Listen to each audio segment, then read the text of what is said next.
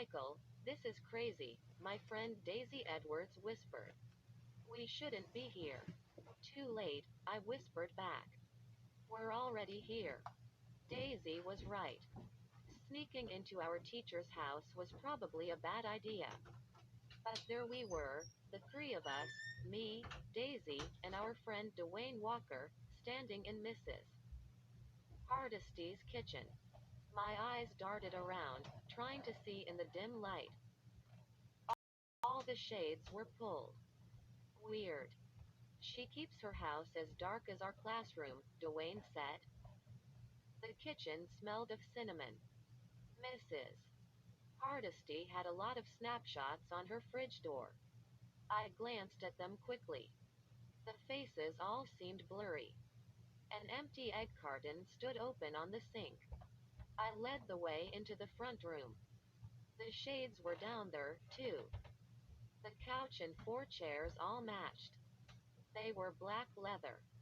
I saw knitting needles sticking out of a ball of wool on a table beside the couch. A tall wooden clock on the mantel ticked loudly. I'm not happy about this, Daisy whispered. What if she comes home and finds us? We're dead. Exclamation mark quote. No worries, I said. She's still at school. Let's dump the cat and get out of here, Dwayne said. He raised the carrier in front of him. I could see the black cat's blue eyes peering out at me. You're probably wondering why we sneaked into Mrs. Hardesty's house with a black cat. Well, our plan was simple. Mrs. H is very superstitious. So, she comes home.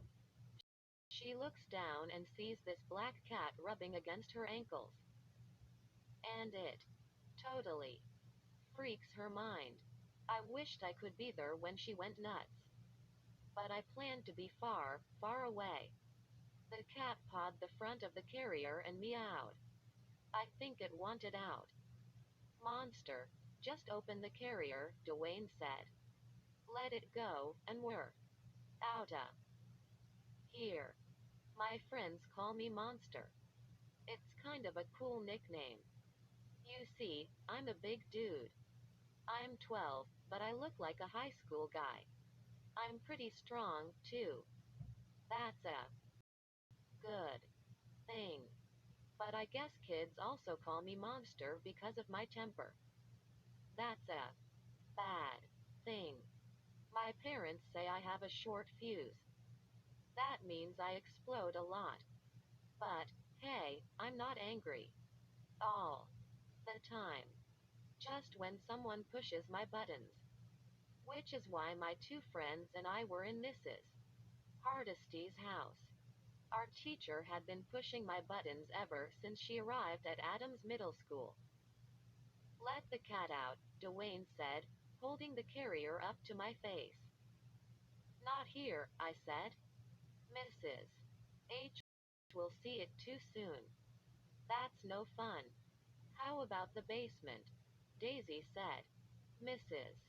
Hardesty opens the basement door, and there's a black cat at the bottom of the stairs, staring up at her. Can you picture it? Awesome, I said. I jabbed my finger into Daisy's forehead. I like the way you think. We searched the hall till we found the basement door. I pulled it open, and we stared down into the darkness. I fumbled for the light switch, and a bulb flashed on overhead. I led the way down the creaky wooden steps. The cat meowed again. Be patient, I said. You'll have a nice, new basement to explore. And Mrs. H will take good care of you. We stepped into a short hallway. The air grew cold and damp. The basement was divided into two rooms. Both doors were shut. Dwayne set the carrier down on the floor. He bent to open its door. That's when we heard the sound. A heavy thump, dot, from one of the rooms. We all froze. Dwayne's hands shot up, away from the carrier. He stared at me, his mouth open. Daisy took a step back. I heard a groan. Another. Thump. My heart did a flip-flop in my chest. There's someone down here, I whispered. We didn't say another word. Dwayne grabbed the carrier by the handle. We spun away from the doors and took off. We scrambled up the stairs. Our sneakers thudded loudly all the way up. I was nearly at the top when I heard a metal clang. Dot. Something hit a stair and bounced down. Something fell out of my pocket. I cried. Was it my cell phone? I couldn't go back for it. We had to get out of there. Someone, or something, was coming after us. 2 weeks earlier. How many of you have heard of the Loch Ness Monster? Mrs. Hardesty asked. Several hands went up. Here she goes again, I whispered to Dwayne. He sat beside me in class. Dwayne rolled his eyes. Always monsters. The other sixth grade class is doing the Civil War, I said. All we talk about is monsters. How weird is that? Dwayne laughed. He's a lanky, good-looking dude. He wears low-riding, baggy jeans and long t-shirts with hip-hop singers across the front. He has big brown eyes and keeps his black hair shaved close to his head. He's a good guy, except his laugh is too loud, which gets me in trouble a lot. I suddenly realized Mrs. Hardesty had her beady little black eagle eyes on me. Is something funny, Michael? She asked. I shrugged. Would you like to share it with the whole class? I shrugged again. Whatever. I should have just said, sorry. Or something. Why do I always look for trouble with her? Maybe because she's always on my case? She stared at me with that cold expression, her face frozen like a statue. Mrs. Hardesty looks a lot like a bird, with tiny round eyes pushed up against a long beaky nose. She has short, feathery, white blonde hair that puffs up around her pale narrow face. Would you care to tell the class what you think the Loch Ness Monster looks like, Michael? Well, it looks a lot like Dwayne, except it's prettier. That got everyone laughing, except for Mrs. Hardesty. She wrinkled her nose and made that sniffing sound she always makes when she's unhappy about something. She held up a large photograph. This is a photo of the Loch Ness Monster, she said. She moved it from side to side, but it was really hard to see in the dim light. She always keeps it dark in the room. Kids are always stumbling over their backpacks. When we take tests, we have to hold the paper up close to our faces to read it. It was a bright, sunny day outside, but the shades were down and the ceiling lights were dim as usual. As you can see, the monster looks a lot like a dinosaur, Mrs. Hardesty continued. A lot of people claim this photo as a fake. People don't want to believe in monsters. I reached into my jeans pocket and pulled out my silver dog whistle. But hundreds of people visit the lake in Scotland every year, Mrs. H said. They want to see the monster for themselves. Kids gasped in surprise as one of the window shades shot up with a loud snap. Dot. Sunlight poured into the room. Mrs. Hardesty shielded her eyes. She edged sideways to the window and tugged the shade back down. The room grew dark again. Mrs. Hardesty picked up her lucky rabbit's foot from the desk. She always squeezes it in her hand when she gets tense. Which means she squeezes it a lot. Many other water monsters have been spotted over the centuries, she said. In ancient times, sailors believed in sea serpents. And snap! The same window shade zipped back up to the top. Mrs. H gasped and dove to the window. She tucked it down and held it there for a few seconds. Then she returned to the front of her desk, rolling the rabbit's foot in her hand. Snap! The shade flipped back up. Everyone laughed. Sunlight poured over the front of the room. I hid the dog whistle under my desk. She hadn't seen me blow it. She had no idea what a mechanical genius Michael Munro is. Yeah, I'm real good with tech stuff. People don't expect it, because I'm Monster, the big hulk of a dude who is always getting into trouble. But I've got a lot of skill with computers and all kinds of tech stuff.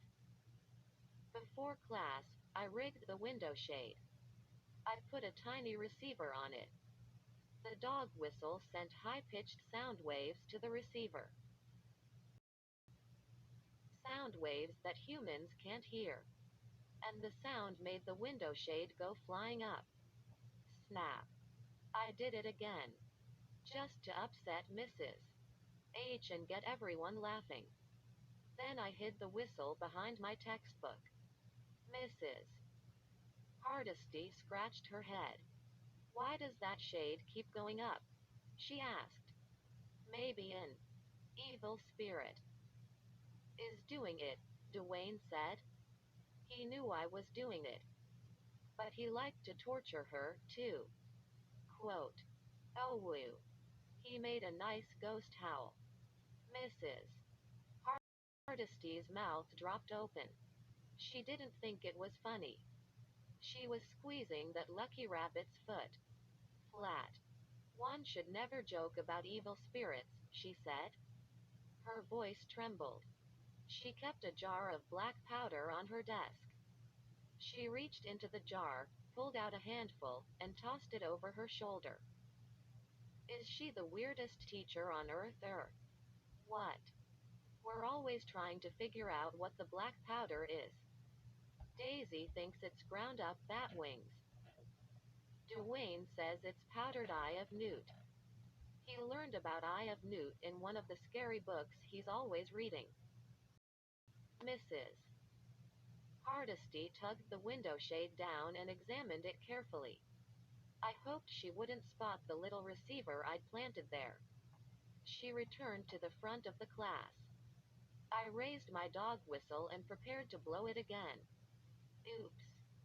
The whistle slipped out of my hand. I made a wild grab for it.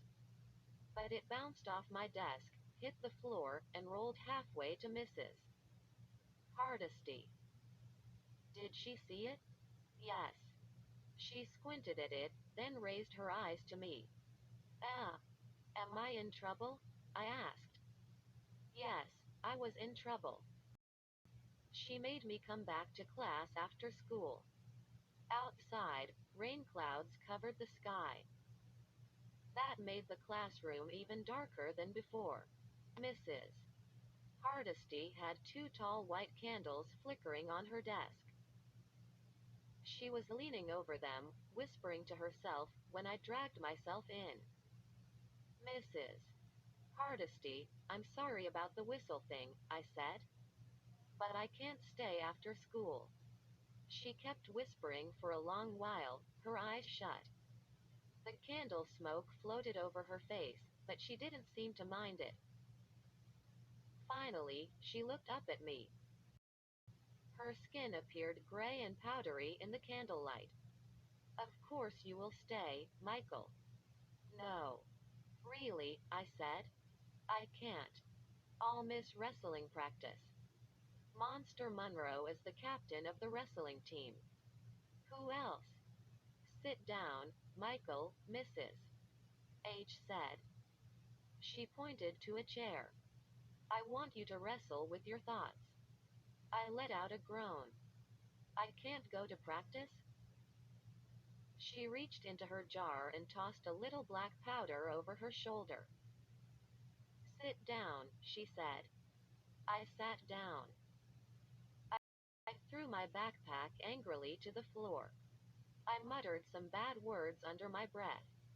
I had that burning feeling in my chest. The feeling I get when someone is making me really mad. Mrs.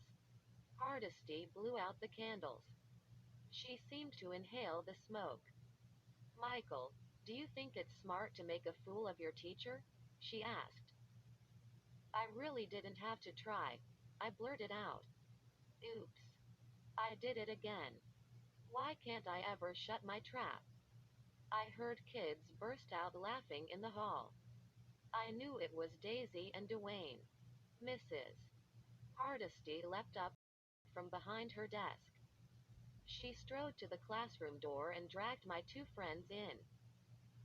Dwayne plopped down next to me, shaking his head. Daisy didn't look too happy, either.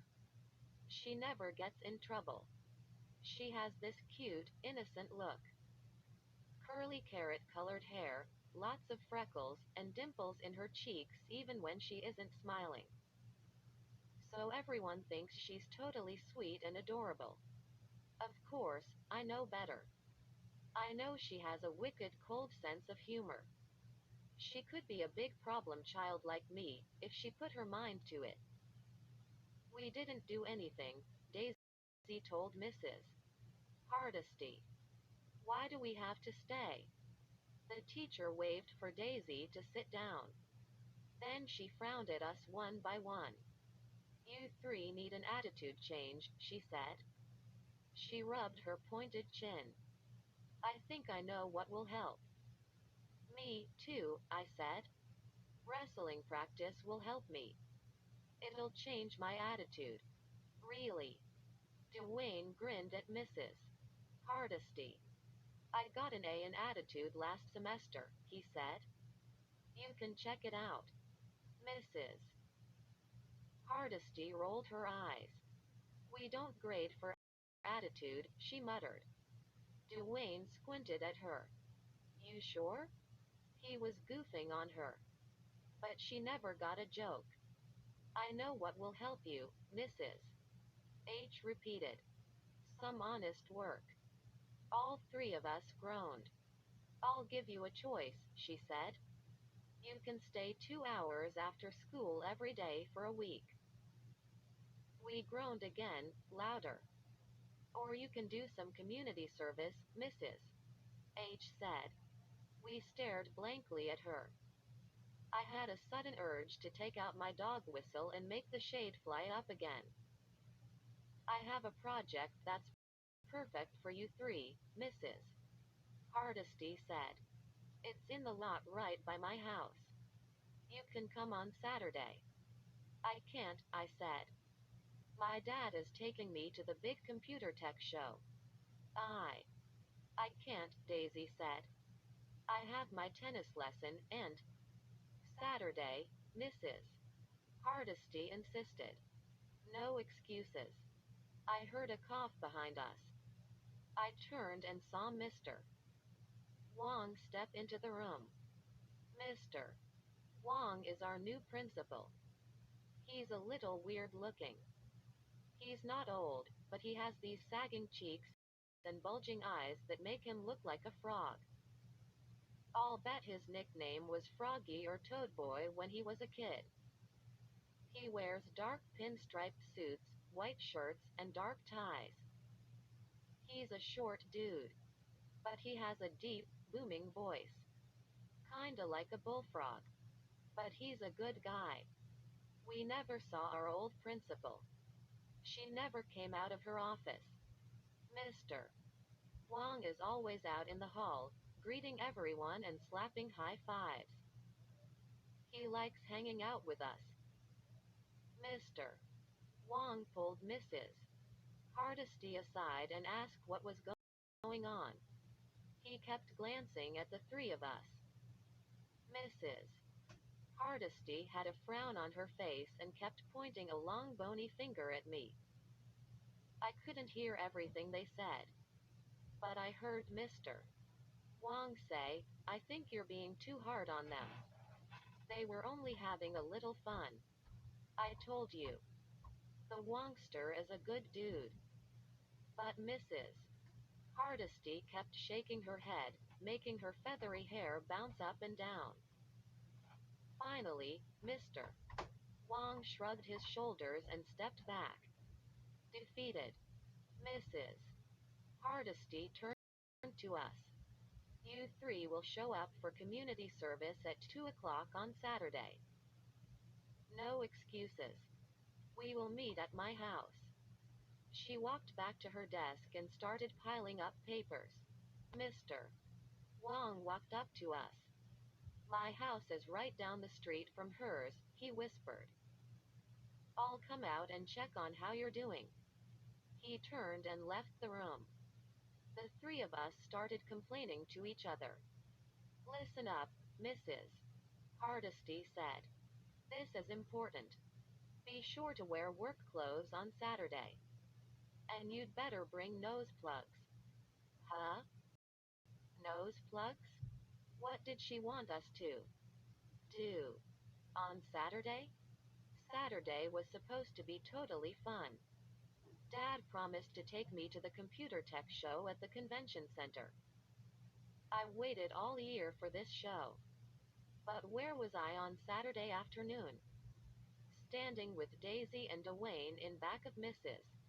Hardesty's house. It was a warm, sunny day with a few white puffy clouds floating in a clear blue sky. But I didn't care. I was really, really angry. I wanted to toss back my head and roar, and then start heaving things through Mrs. Hardesty's window. Instead, I followed my friends as Mrs. H led us to the abandoned lot. The warm air started to smell, a really gross, sick smell. She stopped at a huge dumpster. A garbage dumpster that stunk to high heaven. I need you to go through the garbage, Mrs. H said, and pull out all the cans and bottles that can be recycled. Whoa, Dwayne staggered back. Excuse me? I said to Mrs. H. You want us to climb into the garbage? I thought I made it clear, she replied. Daisy held her nose. She looked a little green. This is your community service, Mrs. Hardesty said. Climb in. Dig through the garbage. Find all the cans, bottles, and jars you can. But it stinks. Dwayne cried. It's putrid. It's sickening. Mrs. Hardesty handed us each a long-handled shovel. Good hunting, she said. But, I sputtered. She trotted back to her house. Daisy, Dwayne, and I stared at each other. Did we have a choice? I didn't think so. A minute later, we were standing up to our knees in wet, putrid, slimy garbage. The gunk soaked the legs of my jeans. The skunky aroma made my throat tighten up. I struggled not to choke. I tried to walk. It was hard to balance. After a step or two, something squished under my sneaker. A dead raccoon. I don't believe this, I screamed. This is totally unfair. I lost it. I began to grab garbage and heave it at the walls of the dumpster. This wild picture flashed into my mind. I saw myself lifting the whole dumpster, like Superman, and emptying the garbage into Mrs. Hardesty's front window. No way. No way. I screamed, heaving garbage all over the place. Daisy grabbed one shoulder. Dwayne grabbed the other. Easy, monster. Take it easy, dude, Dwayne said softly. They were trying to hold me in place. But I lunged forward and broke free. And fell face down into the wet garbage. I felt something ooze over my face. Something very wet and smelly soaked my t-shirt. I sat up on the dumpster floor, sputtering and shaking eggshells and rotten chunks of maggoty meat from my hair. I tried to wipe the green, moldy goop off my face, but it stuck there. Finally, my friends pulled me to my feet. Dwayne handed me my shovel. Feeling better? I laughed. Suddenly, all three of us were laughing. We started to shovel up garbage. We didn't find many bottles or cans. Most people don't throw them in with the garbage. But we kept searching through the yucky muck. Mrs. Hardesty knew there wasn't much here to recycle, I said. She put us in here just to be mean. Aye. Daisy let out a scream. She started beating the garbage frantically with the head of her shovel. There's something alive down there, she wailed. Bam, bam, bam. Yes. She was right. Something down low in the dumpster was making the garbage bubble up. Dwayne and I grabbed Daisy, and we helped lower her from the dumpster. We followed her down to the ground and tossed our shovels away. Hey! I let out a startled cry. Mr. Wong was standing there. Even though it was Saturday, he was dressed in one of his striped suits and a brown necktie. His slicked down black hair gleamed in the sunlight. His froggy eyes were soft and watery. He had a smile on his face. But it disappeared when he saw the three of us covered in wet chunks of garbage. He held his nose for a minute. I didn't blame him. I could smell myself. Believe me, it wasn't pretty. Nice job, guys, he said, still holding his nose. Here. I brought you candy bars. For energy. He handed us each a chocolate bar. Then he pulled out a wad of paper towels from his jacket pocket. Here. You can wipe some of the garbage off. We thanked him. He hurried away, running, not walking. Our smell was making him sick. I used a paper towel to wipe sticky stuff off my forehead. My jeans and t-shirt were soaked through and stained. My back itched. Garbage bugs had climbed under my shirt. Daisy and Dwayne were muttering to each other. I couldn't hear them. My ears were ringing. That happens a lot when I'm really angry. I'm going to take a 2-hour shower, Dwayne said. Daisy pulled a brown hunk of lettuce from her hair. The lettuce was covered with tiny brown worms. The next time my mom asks me to take out the garbage, I'll probably go berserk, she said. I clenched my teeth. I stared at Mrs. Hardesty's house. I'm going to pay her back, I said. This was totally mean and unfair. I'm going to find a way to pay her back. But how? We said goodbye. We headed off in different directions to our houses. I was slinking home through backyards, trying to stay in the shadows. I didn't want anyone to see me or smell me. I saw something move. I stopped. Between two houses, a black cat. It was sitting very still now, staring at me with big blue eyes. More bad luck? No. No way. Suddenly, I knew just how I was going to get my revenge.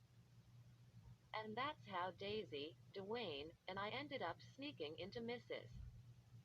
Hardesty's house with the black cat. My two friends didn't really want to do it. Sneaking into a teacher's house is kind of scary. But it didn't take much to convince them. Daisy had shampooed her hair 10 times. But it still had bugs crawling in it. And Dwayne said he had to throw out his jeans and t-shirt. His mother refused to wash anything that's smelly. So we all had a good reason for getting even with Mrs. Hardesty. We knew how superstitious she was. She talked all the time about how black cats really do bring bad luck. She told us that once you have the bad luck, it's hard to shake it off. So what could be better? A black cat suddenly appears in her basement. And she freaks. She totally freaks. The black cat was always around our neighborhood. No one knew who it belonged to. I think it had 109 lives. I saw it wherever I went. So we gathered up the cat and hurried to Mrs. Hardesty's house after school. We knew she was staying late for some parent meetings. We made sure her blue Civic wasn't in the driveway. And none of the neighbors were watching. The back door was unlocked. We walked right into the kitchen, down to the basement. We tried to be as silent as possible. The cat kept pacing back and forth inside the carrier. We planned to be fast. Get in. Free the cat. Get out. But it didn't work that way. We heard thumps and moans and groans coming from one of the rooms. My heart did a flip-flop in my chest. Someone else was down there. We stumbled up the stairs as fast as we could. Something fell out of my jeans pocket, but I didn't go back for it. The cat was meowing like crazy. We made it back upstairs, breathing hard. Were we being chased? I turned and stared down into the dark basement. No. No one on the stairs. I gripped the basement door and leaned against it, waiting for my heart to stop pounding. It's okay, I finally said. We're okay. Daisy glanced around. Let the cat out, she told Dwayne. And let's go. Dwayne set the carrying case on the floor. He reached for the clasp. No. Wait, I said. The attic. Let's take it up to the attic. They both squinted at me. Why? It'll be scarier, I said. Think about it. Mrs. H is sitting in the living room. She hears something creeping down the attic stairs. She opens the attic door, and there is bad luck staring her in the face. I laughed. I could just picture it. Dwayne shook his head. Monster, you are. Too bad. He said. Too stupid, Daisy muttered. I can't believe I'm doing this. If we get caught, she shivered, then hugged herself. We won't get caught, I said. I glanced out the front window. No sign of the teacher's car. You know how long those parent meetings take. We have all afternoon. We had to explore a little to find the attic steps. The door stood at the end of the hall next to Mrs. Hardesty's bedroom. We opened the door. The attic was pitch black. As we climbed, the air grew warmer. It smelled stale, kind of musty. The cat thumped the side of the carrier. It was eager to get out. I stepped into the attic. It was huge. The walls were knotty pine. Two tiny windows faced the front. They let in narrow beams of light. The attic was filled with furniture covered with bedsheets. An old typewriter and a black plastic radio sat on a wooden crate. A long brown leather couch stood sideways in the middle of the floor. The sheet had fallen off one side of it. Something big and tall and almost round stood near us at the top of the stairs. It was totally covered by a sheet. It was at least 6 feet tall. What could it be? Some kind of sculpture? I started to lift the sheet to take a peek. But Daisy pulled me away. No time to sightsee, she whispered. It's hot up here. Let's hurry. Dwayne set the carrier down in front of the long couch. He opened the front. The cat stepped out quickly. It took 3 or 4 steps, then stretched its legs, tilting its head from side to side. It glanced around the long room for a few seconds. Then it just stood there, staring up at us with its blue eyes. Mission accomplished, I said. This is way perfect. I can't wait. That's when I heard the car door slam outside. My mouth dropped open. I saw Daisy's eyes go wide. The three of us froze. So did the cat. I dove to one of the tiny windows and peered down at the driveway. I groaned. Oh, wow. It's Mrs. Hardesty. She's home. Dwayne looked sick. Daisy let out a cry. How do we get out of here? I watched Mrs. H step up to her front door. We're kinda trapped, I said. We heard the front door open and close. We heard Mrs. Hardesty step into the front hall. She coughed, muttered something to herself. I could hear every sound. It was as if I suddenly had super hearing. If she catches us, we're dead meat, Daisy whispered. Dwayne swallowed. Think we'll be suspended from school? She'll probably put us in front of a firing squad, Daisy said. Bad attitude, I said. We'll get out of this. I always try to look on the bright side. Even when I'm doomed. I gazed around the attic. No back door. No escape route. If we started down the stairs now, she'd see us. Could we climb out a window and lower ourselves to the ground? No. The windows were too small. I waved the others behind the long couch.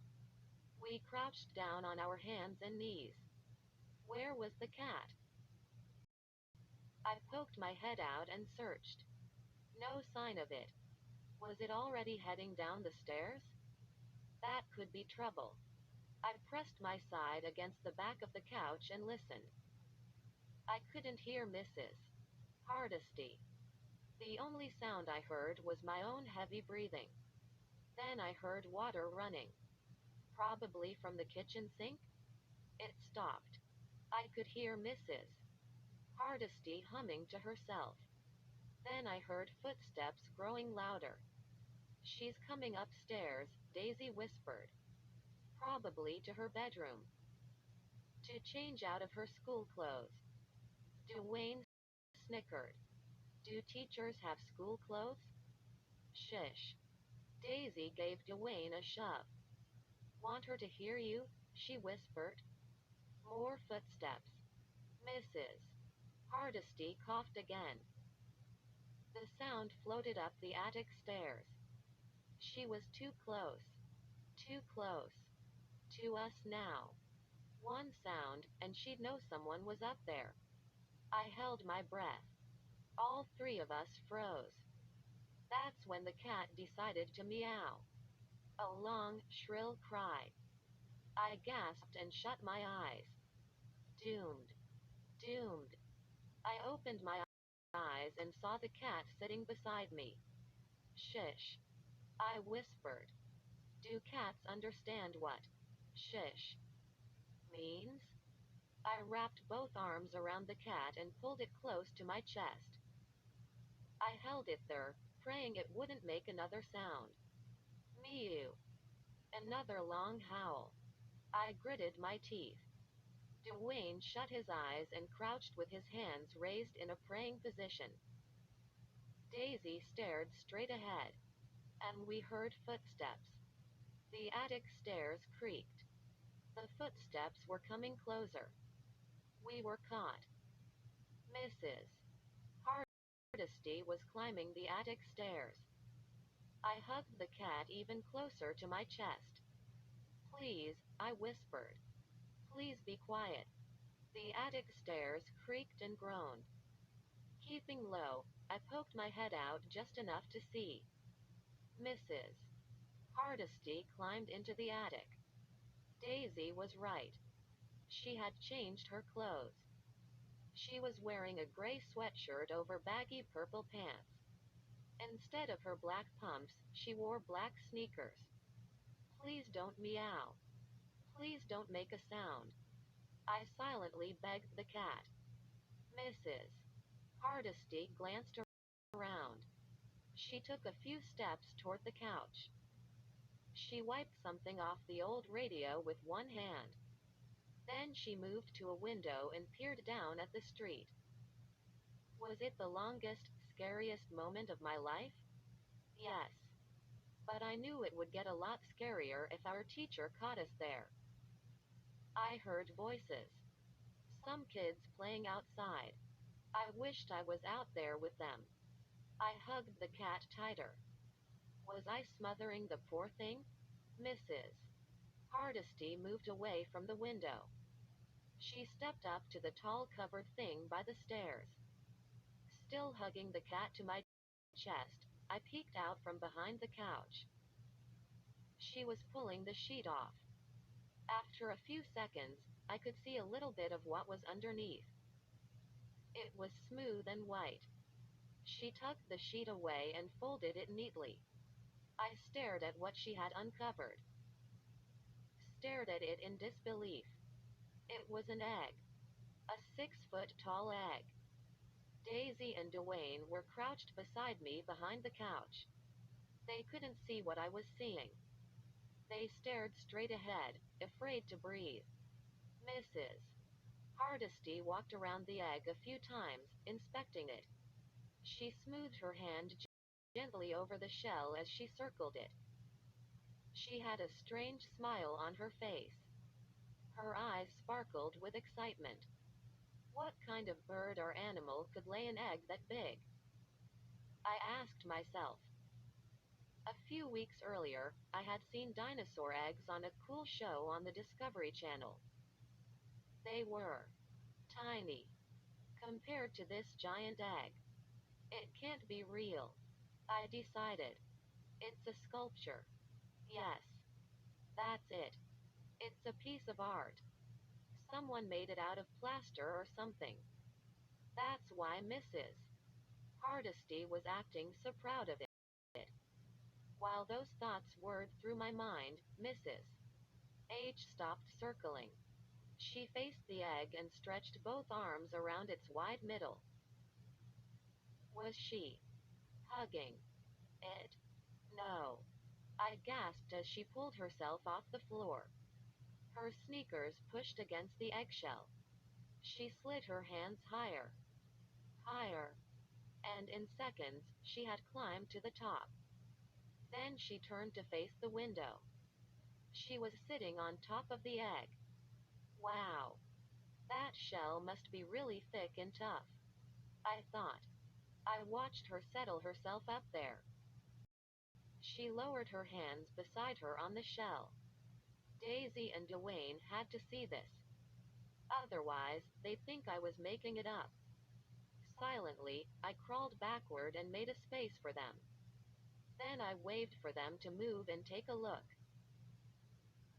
They didn't make a sound. They poked their heads around the side of the couch. I saw their eyes bulge in shock. They both shook their heads, totally bewildered. I pushed them back so I could see again. My head was spinning.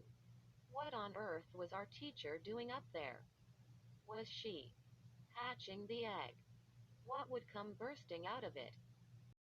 A giant chicken? How weird is this? She stared out the window. Her hands rested on top of the egg. Her sneakers dangled 3 feet off the floor. She seemed very comfortable up there. We have to get out of here. That thought repeated in my brain. But how? I was still holding the cat. I glanced down. It had fallen asleep in my arms. Sweet. The cat was one thing I didn't have to worry about, for now. How long would Mrs. H sit on that egg? Till dinner time? Even later? I settled against the back of the couch. I set the cat down on the floor. Then I crossed my arms and waited. My friends didn't move, either. I think it was the longest we'd ever sat still. The longest day of my life. Time passed so slowly. The afternoon sun turned red as it lowered in the attic windows. I could see the evening sky and a pale, white half moon in the skylight above us. I heard a sound. A soft snore. I peeked around the edge of the couch. Yes, Mrs. H was still sitting on top of the egg, but her head was down and she was snoring softly. She's asleep, I whispered to my friends. They both sat forward. Their eyes went wide. Dwayne stretched his arms over his head. Think we sneak past her? Daisy whispered. It's our only chance, I said. If we wake her up, Dwayne's voice trailed away. I knew it was going to be tough. We had to walk right past the egg to get to the attic stairs. One little sound, one quick move could wake Mrs. Hardesty, and then we'd be caught standing there, seeing her, seeing her hatching a giant egg. What would she do to us? Take off your shoes, I whispered. Don't make a sound. Leaning against the couch back, we tugged off our sneakers. Then, carrying them in front of us, we tiptoed toward the stairs. I led the way, taking one step at a time. The floor squeaked under my foot. I stopped, my eyes on Mrs. Hardesty. She didn't raise her head. I realized I wasn't breathing. I sucked in a deep breath and held it. Then I continued creeping slowly forward, one step at a time. It seemed to take hours. Finally, I was standing in front of the egg. Mrs. Hardesty's knees were inches from my face. Two more steps and I would reach the top of the stairs. One, two, and a hand grabbed me hard by the shoulder. I gasped and froze. I turned my head. Daisy. Sorry, she whispered. I started to trip. Her hand slid from my shoulder. My heart was still doing a 4-minute mile. On top of the egg, Mrs. Hardesty let out a soft murmur. Was she waking up? Leaning on the banister, I flew down the stairs without looking back. I reached the hall, ran past Mrs. Hardesty's bedroom, and kept going. I heard my two friends close behind me. We stopped at the kitchen door and listened. No sounds from upstairs. Maybe Mrs. H was still sleeping. We burst outside into the cool evening air. The sun was nearly down, just a red stripe behind the houses. The trees fluttered in gusts of wind. We didn't say a word. We ran through several backyards, then an empty lot. I stopped running at the traffic light on the corner of my block. I pressed my hands against my knees, waiting to catch my breath. Dwayne kept glancing behind him. The air was cold, but his face was drenched with sweat. What should we do now? He asked. We have to tell someone what we saw, Daisy said. She gripped a streetlight. She looked pale in the white light. All of her freckles had disappeared. Who can we tell? I asked, standing up. I felt a little dizzy. And what could we say? That we saw Mrs. Hardesty hatching a giant egg? Think people would laugh at us? Dwayne asked. Yeah, I think so, I said. We should tell Mr. Wong, Daisy said. He'd listen to us.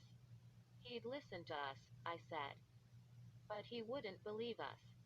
I'm not sure. I believe it. We stared at each other.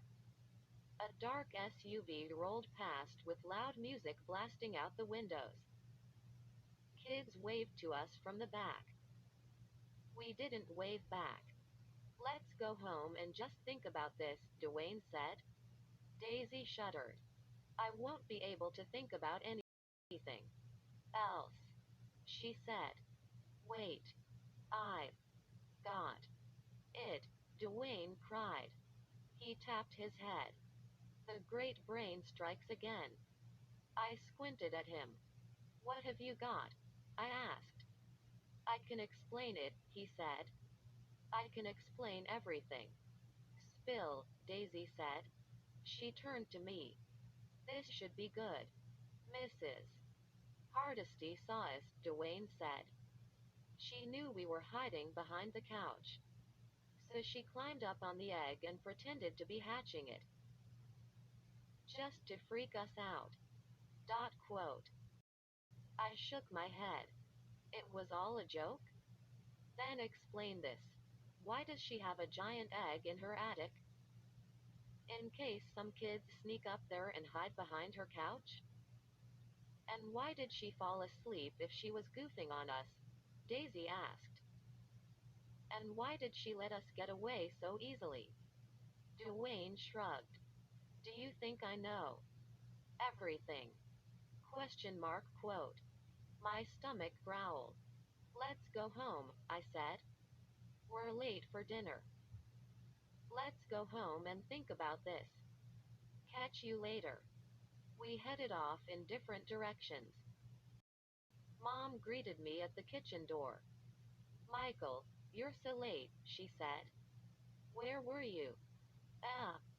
Wrestling practice, I said. I got to school a little late the next morning. I dumped my jacket in my locker and looked for Daisy and Dwayne. No sign of them. I guessed they were already in class. Yo, monster. A guy from the wrestling team flashed me a thumbs up. I turned a corner and bumped into Mr. Wong. He was in his usual pinstriped suit, but today he wore a bright red tie. Very bold. Michael, what's up? He asked, grinning at me. How are things going? Should I tell him? My friends and I saw something way weird, Mr. Wong. We saw Mrs. Hardesty climb up on a giant egg and try to hatch it. No. No way.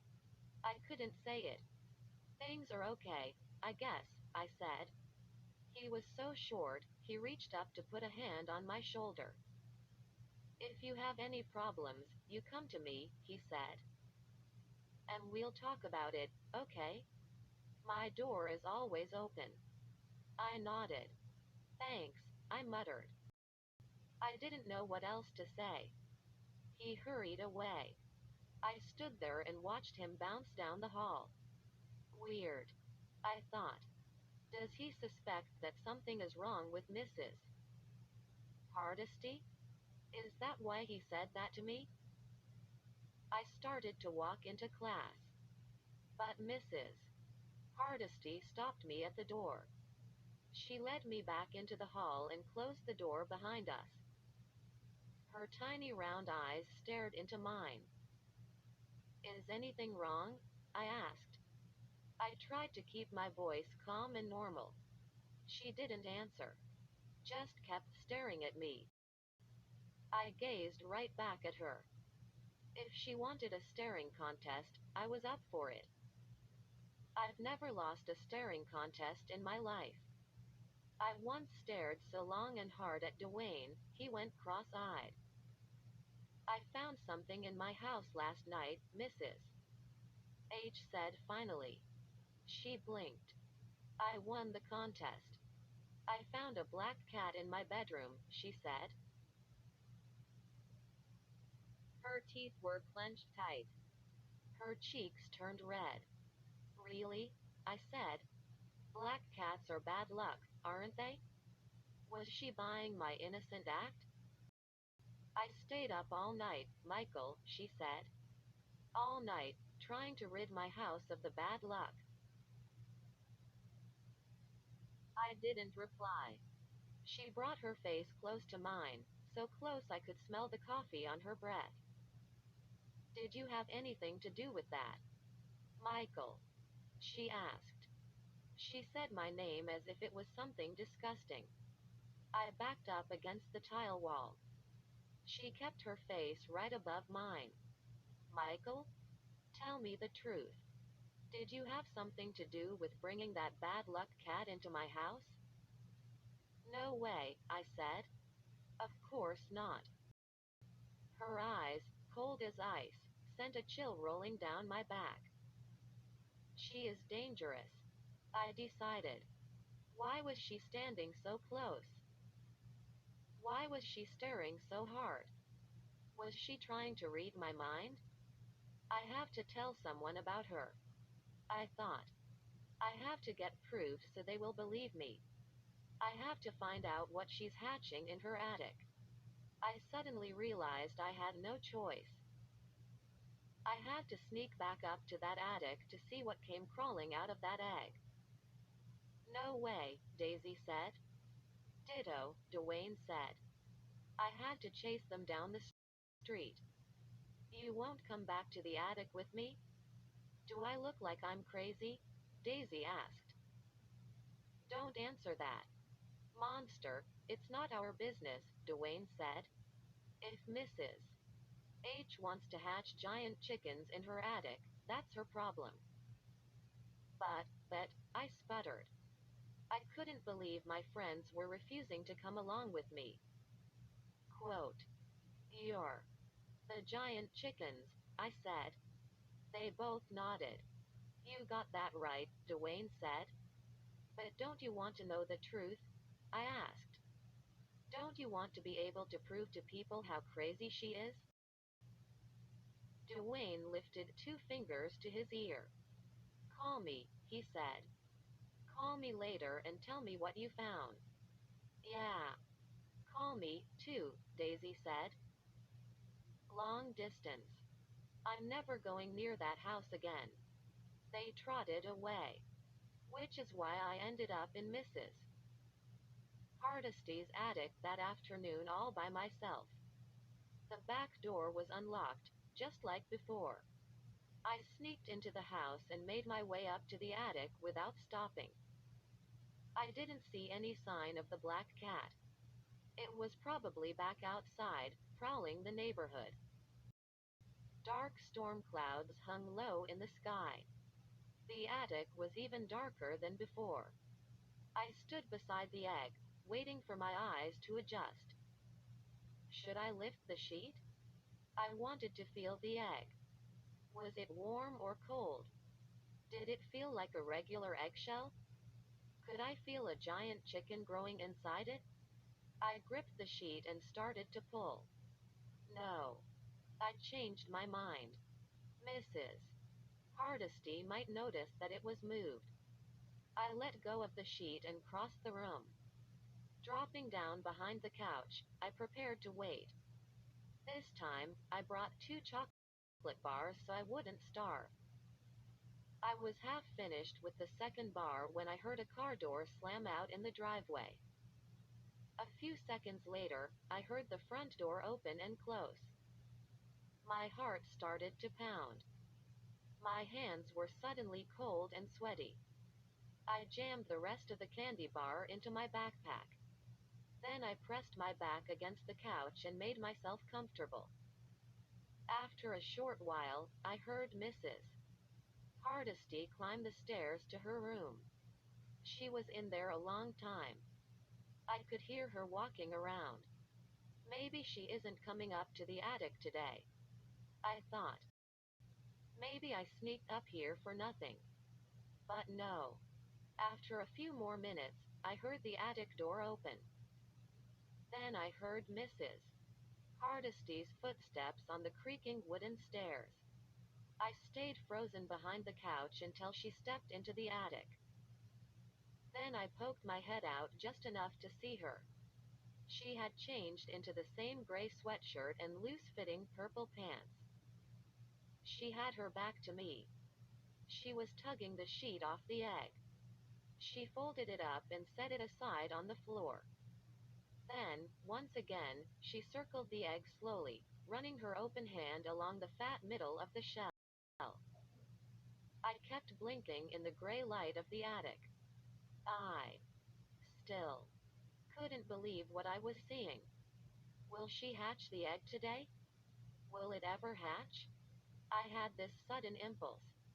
A crazy thought.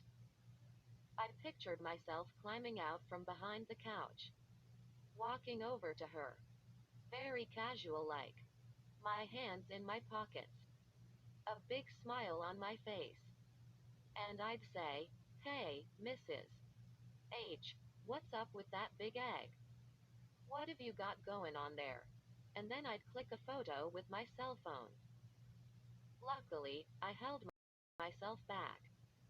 I mean, a dude could get in trouble for sneaking into a teacher's house, especially if the teacher had a big secret to keep.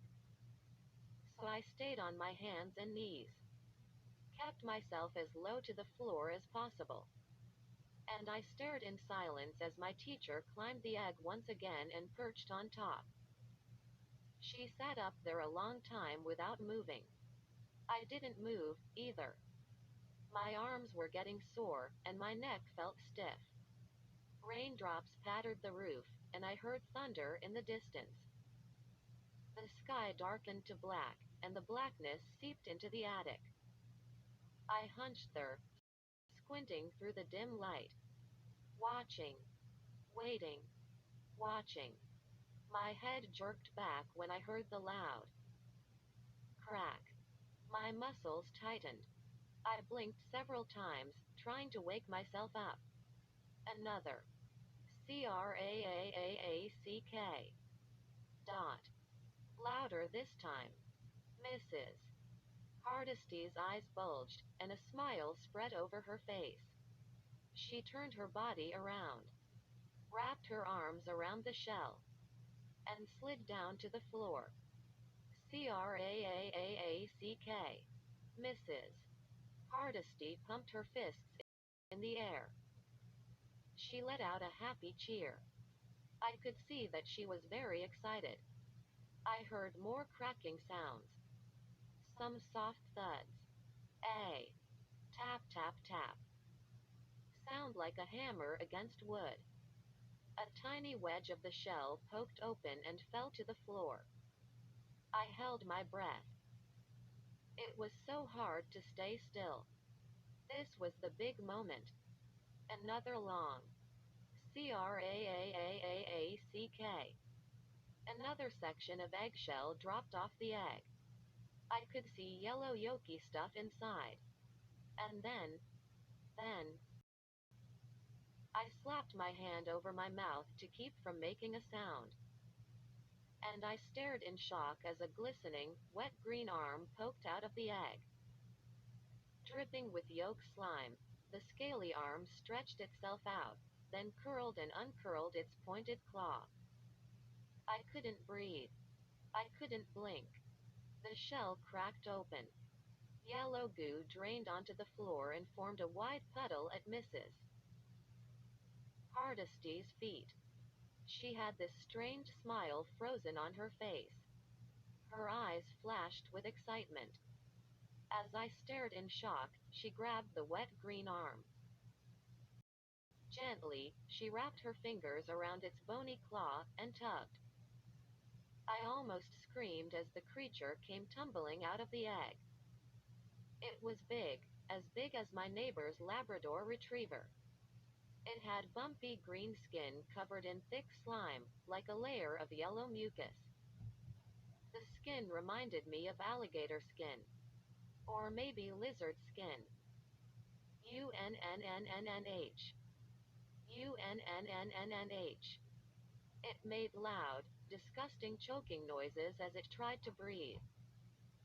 It opened up its long snout and coughed up huge balls of yellow snot. Its round black eyes rolled crazily in its thin lizardy head. UNNNH. UNNNNH. It coughed up more snot balls and sent them plopping at Mrs. Hardesty's feet. The creature stood awkwardly on its hind legs. The legs were short, like alligator legs. But the creature had a long bumpy body. And a large smooth head with a long snout. It stretched its front legs out. It curled and uncurled its claws. Its slime-covered head tilted and turned as it gazed around the attic. Then, with a hoarse cry, it stumbled back into the shell. Mrs. Hardesty reached out both hands and tugged it out onto its feet. The creature opened its long snout and whimpered. Like a baby. This isn't happening. I told myself.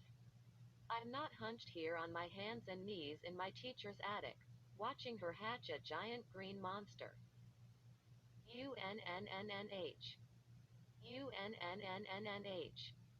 It tossed back its head and uttered more choking sounds. Easy, my little baby, Mrs. Hardesty said softly. Easy. Let Mama help you. She picked up a bath towel and began to wipe the thick mucus off the creature's back. There, little baby. Little baby? She was very gentle with it. It took 4 towels to wipe all the sticky goo off its body. She carefully wiped its legs, its claws, and its tiny black nails. It oohed and cooed as she toweled it down. It snapped its jaws in the air. Testing them out, I guess. I couldn't believe it. It already had teeth. Stand still, my little baby, Mrs. Hardesty whispered. She gently plucked a big piece of eggshell off the monster's back. Then she toweled it some more. She petted its smooth head for a minute or two and talked baby talk to it. I almost hurled when she said, "Okay, little baby, give Mama a kiss." A snaky black tongue slid out of its mouth. Mrs. Hardesty leaned forward and gave the creature a big, wet kiss. Smack, smack. Oh, gross. Could it be any more sick? You're going to be a good boy, Mrs. Hardesty said. She petted its head some more. You love your mama, don't you? You're not like those nasty students. Oh, wow. I didn't want to hear any more of it. I wanted to get out of there. I was desperate to tell everyone what was going on here. My arms and legs were numb from not moving all that time. My back ached. My brain was spinning. I peeked out from behind the couch. Mrs. Hardesty had the monster by the claw. She tugged it forward slowly. She was guiding it down the attic stairs. UNNNNH. It coughed up a snot ball and sent it sailing onto the wall. Its legs moved awkwardly. Its big body bumped the stair railing. Where was she taking it? They were climbing down the stairs one at a time. When her head disappeared from view, I crawled out from my hiding place. Did I dare follow her? I had to. I had to know where she planned to keep the thing. I got to my feet. My legs were totally numb. I stretched, trying to get my blood flowing again. Silently, I tiptoed to the stairs. I held my breath. Moving slowly, carefully, I began to follow them. I've got you, Mrs. Hardesty cried. I gasped and grabbed the banister to keep from falling. It took me several seconds to realize she was talking to the baby monster. Not to me. I forced myself to breathe again. I waited for my heart to stop pounding against my chest. They were out of my sight, already in the second floor hallway. I made my way down the attic stairs and peered into the hall. She was leading it down to the first floor. The monster was walking more steadily now. Mrs. Hardesty gripped its claw in one hand and kept talking gently to it. I couldn't hear what she was saying. I knew it was probably more goo goo baby talk. Yucko. I stayed back, waiting for them to go down the stairs. I pressed myself against the wall and hid in the shadows. Finally, it was safe to move again. By the time I reached the kitchen, Mrs. Hardesty was already taking the monster downstairs to the basement. I stepped into the doorway. The basement stairs were dark. But if she turned around, she'd see me. She didn't turn around.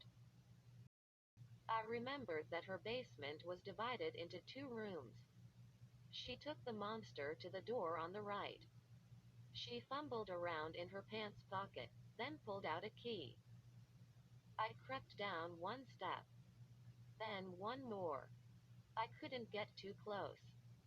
But I had to see what she was doing with the creature. I tried 1 more step. It squeaked loudly under my feet. I froze. Did Mrs. Hardesty hear it? No. She unlocked the door and pulled it open. Oh, wow.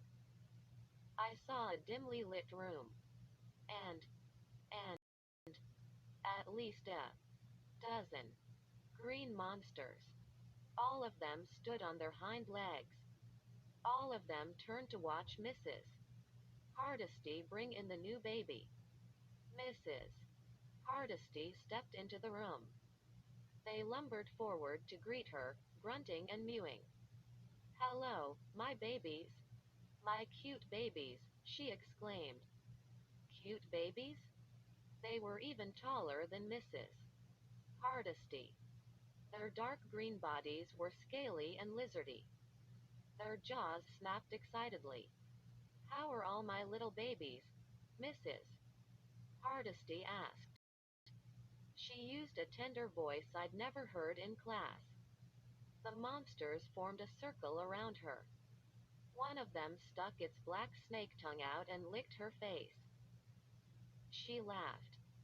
Sweet. Sweet. Then her smile faded. Soon, I will not have to hide you away down here, she told them. Soon, there will be more of us than of them. What was she talking about? More monsters than humans? A chill ran down my back. What was she planning to do with these monsters she was hatching? I made a promise to Commander Xanax, Mrs. Hardesty said. We will succeed in our mission. We will take over this planet. And we will triumph over the weak Earthlings. I shook my head hard. This was too disturbing. It was like I couldn't take it all in. I recognized all the words she said, but they didn't make sense to me. She couldn't be saying what I thought she was saying. Was Mrs. Hardesty an alien? From another planet? Sent here by some alien commander with a name no human could pronounce? And was she planning a war, monsters against humans? No. Please, no. If it was true, I was the only human on Earth who knew about it. The only human on Earth who could stop her. But, whoa. Wait. I'm big and I'm strong, but I'm just a 12-year-old kid. If I was going to stop Mrs. Hardesty and her monster war, I was gonna need help. A lot of help. I stared into the room. The monsters had closed in on Mrs. Hardesty. One of them was licking her face. Another green scaly beast was licking the back of her hand. Two of them had their front legs around her shoulders and were hugging her.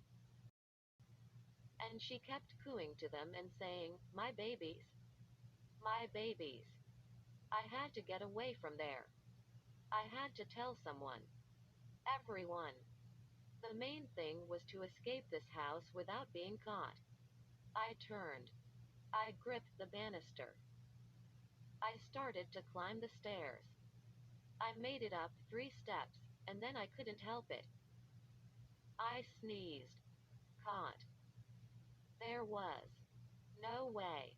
She didn't hear that. It wasn't a quiet sneeze. I never learned how to sneeze quietly. I swallowed hard and held my breath. I stood there with one foot on one step, the other beneath it on a lower step. I froze there, every muscle tensed, and shut my eyes, and waited for her to call me down there. But no. I heard her gooey, sweet voice. Does one of my babies have a cold? I let my breath out slowly. She thought one of the monsters had sneezed. I turned back to the room. Through the open door, I saw Mrs. Hardesty walk to a refrigerator against the back wall. Are my babies hungry? Are you ready for Din Din? This got them all excited. They began huffing and puffing and jumping up and down. Two of them got into a head-butting contest. Each time their heads collided, it made a wet smack. Mrs. Hardesty pulled open the fridge door and leaned inside. She came out with big hunks of red, raw meat. She tossed the meat chunks high in the air. They landed on the floor. The excited monsters dove headfirst for them. They scrambled for the meat, head-butted and shoved and tackled each other out of the way. The smack of their bodies rang out over the thick gobbling and slurping. They sucked the meat chunks into their open mouths and swallowed them whole. Then they tossed back their heads, opened their mouths wide, and let out deafening 2 and 3 minute burps. As the monsters devoured the meat, Mrs. Hardesty stepped to the side. She crossed her arms in front of her and watched. She had an adoring smile pasted on her face. She actually thought these slobbering, burping beasts were cute. A few minutes later, the meat was gone. The last monster finished his roaring burp. The basement room grew quiet. Mrs. Hardesty stepped forward. Okay, my babies, she said. Listen up now. I want you to lay more eggs. The creatures stood at attention, their eyes locked on her. A short, chubby one made a gurgling noise and vomited up his meat onto the floor. He bent down and quickly ate it a second time. Lay more eggs, Mrs. H told them. We will use some of them to hatch more babies. And I will feed some of the eggs to the kids at my school. Then to the whole town! Exclamation mark. And then, monsters rule. Monsters rule. Monsters rule. Quote. Her chant got the monsters all psyched. They nodded their heads up and down. They danced as if getting ready for battle. A few of them did some more head-butting. The commander will be proud, Mrs. Hardesty shouted, pumping a fist in the air. We will take over this puny planet, or my name isn't Hyborg XRX suits. The monsters were pumped. They roared and hopped up and down. Oh, wow, I murmured. Oh, wow. Mrs. Hardesty wasn't really Mrs. Hardesty. She had a weird alien name. Because she was an alien. An alien who came to Earth to get rid of humans and make a home for these ugly monsters. I spun around and ran up the basement stairs as fast as I could. The monsters were making such a racket down there, I knew Mrs. H couldn't hear me. My legs felt rubbery and weak. My heart was thumping in my chest. But I ran out the back door and kept running. I had to tell everyone. I had to warn everyone. We were all in danger.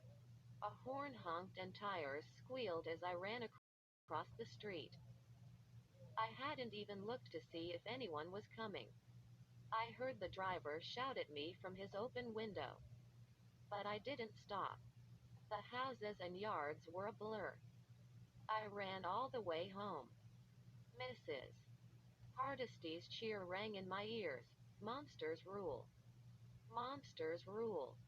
I saw her pumping her fist in the air as the monsters bounced up and down. Monsters rule. Monsters rule. No way. I told myself. I burst in through the back door. Mom and Dad were standing in the kitchen. Dad was chopping onions at the table. His face was red, and tears rolled down his cheeks. Mom was stirring a pot on the stove. They turned when I came roaring in. Michael, where have you been? Dad asked through his tears. I struggled to catch my breath. I was at Mrs. Hardesty's, I choked out. Mom. Dad. She's hatching big green monsters. She keeps them in her basement. She's going to turn everyone in town into monsters. Dad set down the onions. He blinked at me. That's pretty serious, Michael, he said. Let's get the police over there and put an end to this. Dad's onion tears rolled down his cheeks, and he laughed. Mom laughed, too. I stood there still breathing hard, my legs trembling. I gritted my teeth and watched them laugh at me. Michael, we know you don't like your teacher, Mom said finally. And yes, I'll admit she's a little different. Ellipsis. Quote. But there's no point in making up crazy stories about her, Dad said. Mom tapped me on the head with her long wooden spoon. Good imagination, she said. Why don't you sit down at your computer and write up that story? Dad added. Maybe you're going to be a science fiction writer. Quote. Ah. I let out an angry cry. It's not science fiction, I screamed. It's real. Exclamation mark. Quote. I could feel myself start to lose it. I almost grabbed the spoon out of Mom's hand and tossed it out the window. Almost. I caught myself just in time. I balled my hands into tight fists at my sides and stomped out of the kitchen. When those disgusting monsters and Mrs. H and her commander ran the world, it wouldn't be so funny. Would it? I stormed into my room and slammed the door behind me. I tossed my backpack onto the bed and started pacing furiously back and forth. Who would believe me? Would Daisy and Dwayne believe me? Maybe. But who cared? They couldn't help. I needed to find somebody who could. Stop. Mrs. Hardesty. Mr. Wong? Maybe. The town police? Maybe. The National Guard unit my cousin Brad is in? Maybe. But they wouldn't believe me, either. No one would believe me, unless I had proof. I banged my forehead against the wall. I had my cell phone with me in the attic. Why didn't I take pictures? Why? Now I knew what I had to do. I had to go back there and take good, clear pictures of those monsters. Then people would have to believe me. I shuddered. I had no choice. I was the only one in the world who knew about Mrs. Hardesty's plot. I was the only one who could stop her. I sat down at my computer. I aimed Daisy and Dwayne. I asked them to come with me, back to Mrs. H's house. I told them it was a total emergency. They both said no. Dwayne wrote, sounds like a bad plan. No way I. Single quote. Am ever going on her block again. Daisy wrote a very short message. Allergic to giant eggs. Sorry. Okay. Okay. I was on my own. I can do this, I told myself. They don't call me monster for nothing. Saturday morning, I checked out the camera in my cell phone. I snapped some shots of Mom and Dad at breakfast, just to make sure it was working. Then I tucked it carefully into my jeans pocket. Mom and Dad hurried off to play their Saturday morning golf game. I hurried off to save the world. Mrs. Hardesty's blue Civic wasn't in her driveway. Was she away? I circled the house a few times to make sure. No signs of life. Nothing moving. I crept up close to the front and peered into the living room window. I saw a newspaper folded up on the couch. A coffee mug on the table beside it. No Mrs. Hardesty. I crossed my fingers.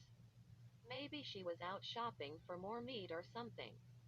I could just slip down to the basement, take a bunch of photos, and leave. Maybe. I crept around to the back. I peeked into the kitchen window. Oh! I uttered a cry and dropped to the ground. A green monster was standing in the kitchen, staring right out at me. I hunched below the window, squeezing myself into a tight ball, and waited for the creature to stick its head out the window, or to come flying out the back door to grab me. But no. After a minute or so, I realized it probably hadn't seen me. So I took a deep breath and pulled myself back up to the window. The monster stood over the stove. It had a long white spatula tucked in one claw. It was stirring something in a big frying pan. Eggs?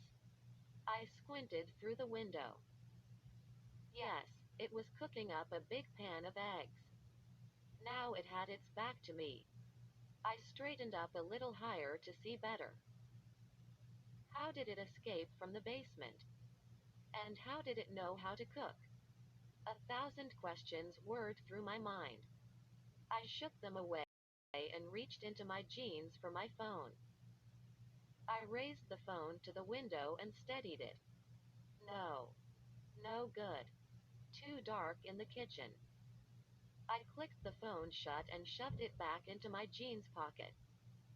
I pressed my nose against the window. I watched the monster stir the eggs with the long spatula, and then the creature stuck out its other claw. It grabbed up a big hunk of egg and slid it into its mouth. It turned to the side. I could see the smile on its snout as it chewed. It chewed the eggs for a short while, then swallowed. And instantly, the monster began to change. Its whole shape wriggled and pulled in. Its green head shrunk and shifted until it became a human head. In seconds, the monster transformed into Mrs. Hardesty. I gasped. I nearly hit my head on the window. Mrs. Hardesty was a monster, too. The eggs changed her back to her human body. If only I had taken a picture. If only Daisy and Dwayne had come with me. I'd have witnesses. I'd have proof. I watched Mrs. Hardesty reach into the pan. She picked up another chunk of scrambled egg. She took a big bite. In seconds, she stood there, a monster again. Another bite of egg. And she transformed back into Mrs. Hardesty. Wow. I couldn't believe what I was seeing.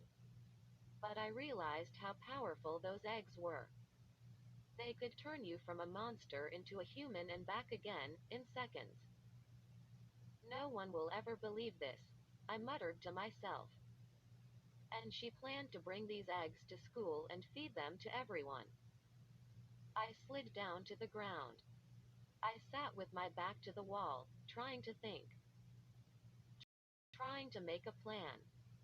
How could I get pictures of this without being caught? Even with the pictures, would anyone believe the power of the eggs? I shook my head, trying to clear my brain. And the back door swung open. Mrs. Hardesty stepped out onto the stoop. Michael, she cried. I thought I saw you. What are you doing here? I struggled to my feet. Ah, well, panic froze my brain. She stared at me, gripping the spatula tightly in one hand. Ah, I needed help, I said finally. With a homework assignment. I I thought maybe you could help me. On a Saturday morning? She asked. It's very early. You're right, I said. What was I thinking? I started to walk away. Come in, Michael, Mrs. Hardesty said. Don't hurry away. You're just in time. I want you to try my special eggs. Huh? I gasped. No way. I almost blurted out. I saw what they do, but I stopped myself at the last second. Come in, Michael. She held the door open. I can't, I said. I'm late for. Ah, I'm late for something. Lame. How lame was that? It will only take a second, Mrs. Hardesty said. It's a new egg recipe. You'll be the first to try it. No, I won't. I saw you try it. I think I might be allergic to eggs, I said. She laughed. Not these eggs. These eggs are special. Then her smile faded. Michael, get in here, she ordered. Before I knew it, I was sitting at her kitchen table. Her dark eyes flashed as she set a big plate of eggs down in front of me. I'm so glad you stopped by, she said. I gulped and gazed down at the eggs. They were fluffy and bright yellow. They didn't smell like eggs. They smelled kind of like hay and fertilizer. You know that smell when you drive past a farm in the summer? I can't, I said. I'm sorry. I had such a huge breakfast. I started to stand up. But Mrs. Hardesty leaned over me, forcing me to sit back down. She took a fork and scooped a chunk of egg.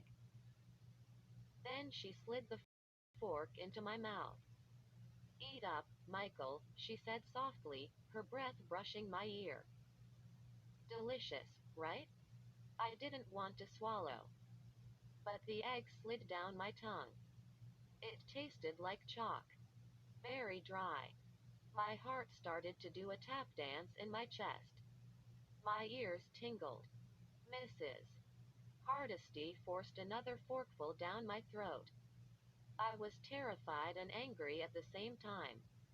She tried to feed me more. I shoved her hand away. The eggs went flying across the table. Too late. Too late. I realized. I already felt strange. My whole body tingled. My skin felt rubbery. I shuddered. You've been a lot of trouble, Michael, Mrs. Hardesty said softly. She backed away. Her face was twisted in excitement. You've been a lot of trouble to me, haven't you? She said. But from now on, I think we're going to get along just fine. No, I tried to cry out. But only a hoarse croak escaped my throat. I felt my arms shrinking, my hands folding into my wrists. I raised them and groaned. My skin was green and covered in bumps. In place of fingers, I had claws. My stomach lurched. Strange sounds burst from my open mouth. I felt my face changing. I reached up and wrapped a claw around my long snout. A long, dry snake tongue whipped out of my mouth. I leapt up from the kitchen table.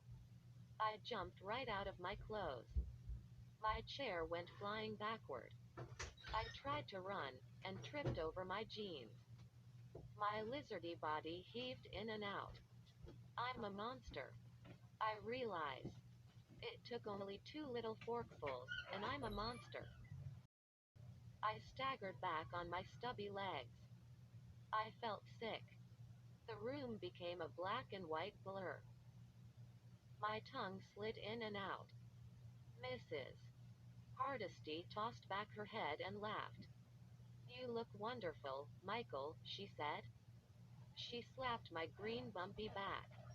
Un. I couldn't make words. You're my little baby now, Mrs. Hardesty said. I'm going to keep you nice and safe with my other little babies. Won't that be fun?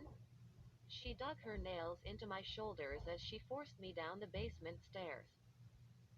Blocking my escape, she unlocked the door and pushed me in with the other monsters.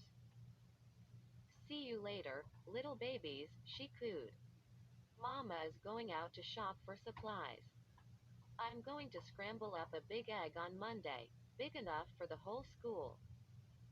She laughed a cold laugh. Who said teachers don't have fun? She slammed the door. I heard the click of the lock. I spun away from the door and glanced around the room. Was there a window I could escape through? Another door? I had to get out of there and warn everyone. She was planning to turn the whole school into monsters on Monday. I shut my eyes, trying to think. Even if I escaped, how could I warn everyone? I couldn't even speak. Besides, who would listen to a lizardy green monster? When I opened my eyes, I had a surprise. The other monsters had lined up. They stood in a straight line, staring at me. Their tongues flicked in and out. They lowered their heads, opened their jaws, and uttered low growls. Not friendly. I didn't need any hints. I could see they weren't happy about me. Dudes, I'm on your side. That's what I wanted to say. Instead, it came out. F-U-R-R-R-R-R-R-F. I started to back toward the door. But they moved quickly. They slid across the floor and formed a circle around me. I raised both front claws. I surrender. It didn't impress them. The circle grew tighter as they closed in on me. Closer. Closer. I was trapped in the middle. Nowhere to run. Their growls grew louder. And what was that? Snapping. Sound? Their jaws moving hungrily. I gritted my teeth. I held my breath. And they pounced. As they dug for me, I dropped to my stomach and hit the floor. To my surprise, I heard the lock click on the other side of the door. And the door swung open. The sudden movement made the monsters pull back. Daisy and Dwayne poked their heads into the room. Michael? Are you in here? Daisy called. We've been looking everywhere. She stopped. They both let out horrified cries when they saw they had stepped into a room full of monsters. I was so happy to see them. My rescuers. I stuck out my arms and went running to hug my friends. A huge mistake. They screamed again. What would you do if you saw a 6-foot tall monster running at you? Dwayne pulled back his arm and gave me a hard punch under my snout. UNNNNNH. The punch sent me flying back. Pain shot down my body. I dropped to my knees. Daisy and Dwayne gaped down at me. I waited for the room to stop spinning. The other monsters were huffing and puffing again, hopping up and down excitedly. It's me. Michael, I shouted to Daisy and Dwayne. But it came out. UNURRRRF. How could I make them understand? How could I show them it was me? I knew I had only a few seconds.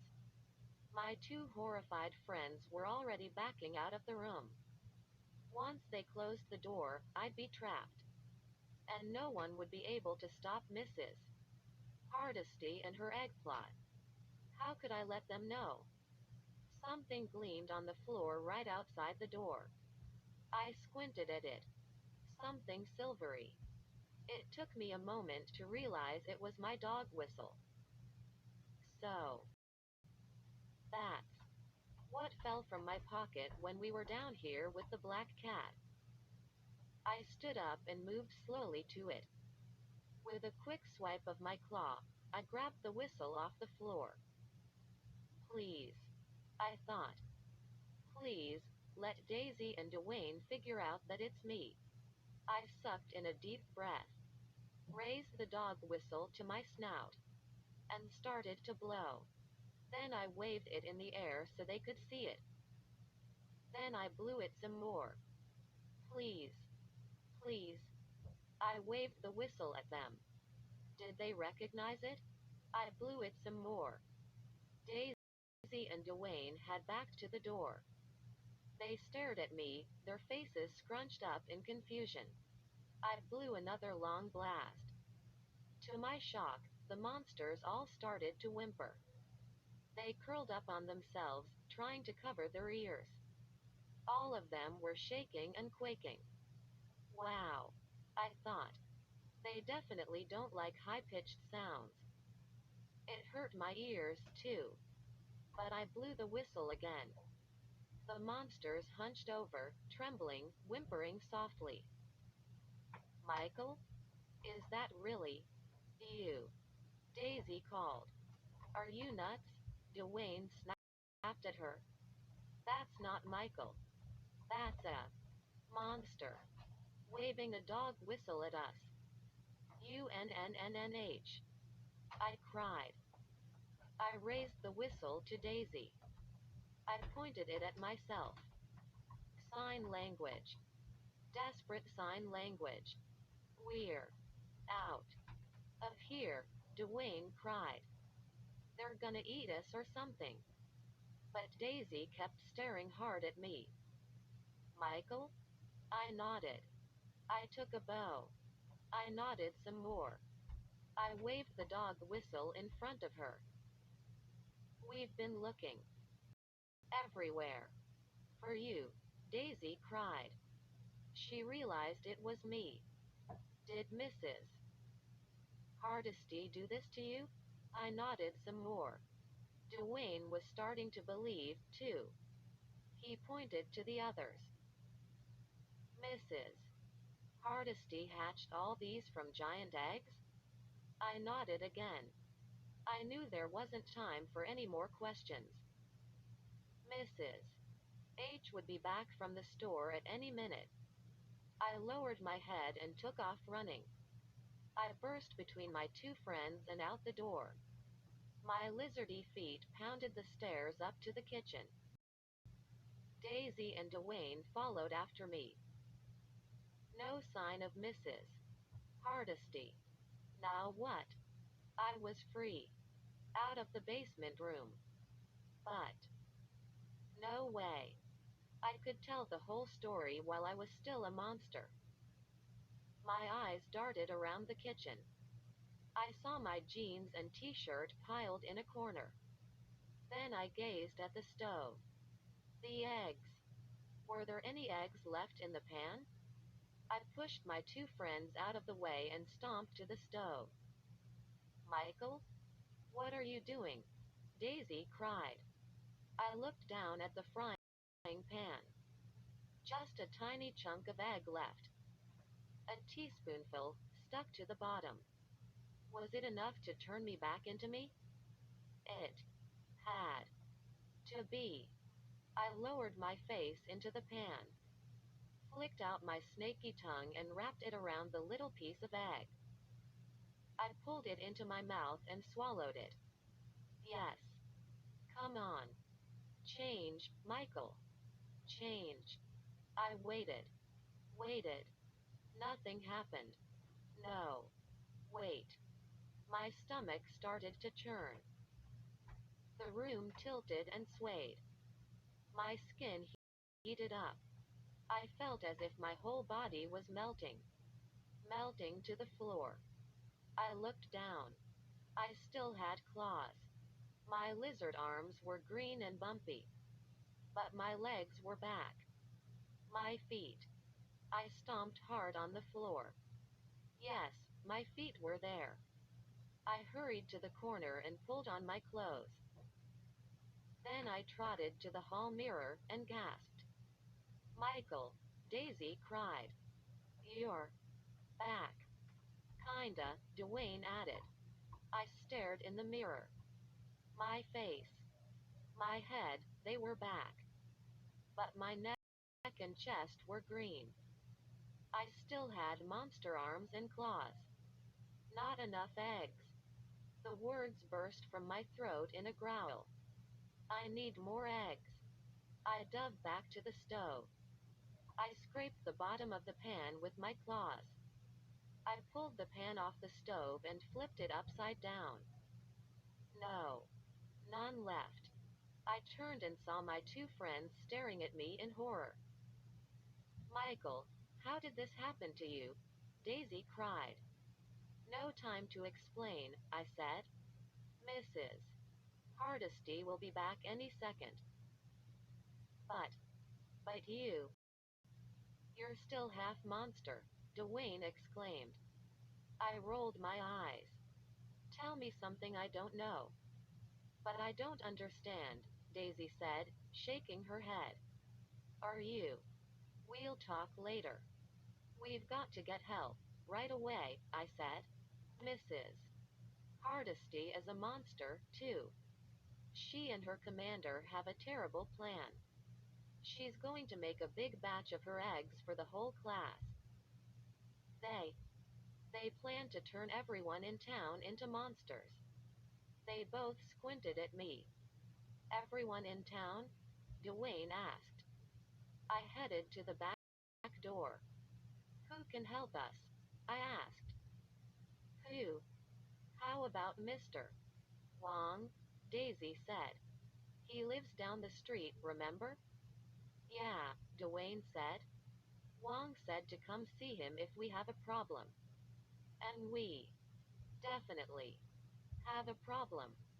Okay. It's a plan, I said. Let's do it. I grabbed the doorknob with one claw and pulled open the kitchen door. Bright sunlight greeted us as we ran out into the backyard. I saw someone's big golden lab sprawled on its back in the driveway. Squirrels darted for the trees when they saw us. We ran to the back of the yard. The big garbage dumpster was still in the lot. Someone had leaned a bike with no tires against it. We crossed the lot and made our way to Mr. Wong's yard. My legs felt trembly and strange. I think they were still part monster legs. Suddenly, I heard low grunts and growls behind us, and the thunder of heavy feet against the ground. Look! Dwayne spun around and pointed. Oh, no! I turned and saw the big green monsters lumbering after us. They moved in twos and threes, stumbling forward on their hind legs, eyes half shut in the bright sunlight. Had they ever seen the sun before? We left the basement door open, Daisy said. They're following us. The monsters began to growl. They bared their teeth as they lumbered after us. Some of them chewed up big clumps of dirt and grass and spit them at us. We can't outrun them, Dwayne murmured. A wet clump of dirt smacked me in the back. I shook it off. Not a problem, I cried. We're almost at Mr. Wong's house. When Mr. Wong sees them, he'll have to believe our story. He'll have to help us. Mr. Wong had a small square house with red brick walls and white shutters on all the windows. A small satellite dish stood behind the garage. A vegetable garden stretched across the back. I almost stumbled over a rake half hidden by the tall grass as I ran around to the front. He had a big screened porch facing the street. It was empty. I climbed the front stoop and rang the bell with one claw. As we waited, the monsters lined up behind us in the grass. They snapped their jaws, preparing to attack. Thick drool ran down their jagged teeth. They pawed the ground impatiently. Then they came at us a step at a time. Closer. Closer. I kept glancing behind me as I rang the bell again and again. The principal didn't answer. He's got to be home, I boomed. This is an emergency. Those monsters are hungry. The monster part of me suddenly took over. I lowered my big shoulder to the door and rammed it with my monster strength. The door cracked open. I led the way inside. Mr. Wong's living room was dark and silent. The curtains were pulled, and the lights were off. I saw a pile of school books on the coffee table. I started to call his name, then stopped. I saw a light in the next room and heard voices. I moved toward it. The room had a big flat screen TV on the wall. An old black and white movie was on. I stepped closer. I saw a dark couch and a big armchair. And then, in the doorway to the TV room, I turned to my friends. I don't think Mr. Wong is going to be any help to us, I whispered. Their faces filled with surprise. Why not? Daisy asked. I moved back so they could see into the corner. And there sat Mr. Wong, right on top of a giant egg. He had his eyes closed. He didn't see us staring at him in shock from the doorway. He had his suit jacket off. His tie was loosened. Perched on top of the egg, he leaned his back against the wall. His hands were clasped in his lap. The egg was twice as big as the one in Mrs. Hardesty's attic. Wow, Dwayne whispered, shaking his head. He's hatching eggs, too. Do you believe it? Let's get out of here, I whispered. Daisy, Dwayne, and I turned to leave. But our path was blocked.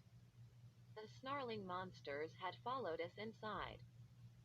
Snapping their jaws, drooling, they pushed into the small living room. They knocked over tables and chairs and tore the carpet with their sharp claws. As I stared in horror, they squeezed closer, forcing us back into the TV room. We're trapped, Daisy whispered. We can't get out. They're going to crush us, Dwayne cried. Crush us and then eat us. I turned back to Mr. Wong. How could he sleep through this? We have no choice. We have to run through the monsters, I said. No other way out. But before we could move, I heard the front door slam. A few seconds later, Mrs. Hardesty stepped into the room. She carried a platter heaped high with scrambled eggs. Mrs. H had a big smile on her face as she entered. But it faded instantly when she saw the room full of monsters. Her mouth dropped open in an O of shock. And she nearly dropped the egg platter. The monsters forgot about us and turned to greet her. Daisy, Dwayne, and I scrunched down and hid behind the monsters. They began jumping up and down with excitement and making shrill crying noises. But she wasn't happy to see them. How did you escape? She cried. Who let you out? And then she shouted to the sleeping principal, Commander Xanax. Wake up.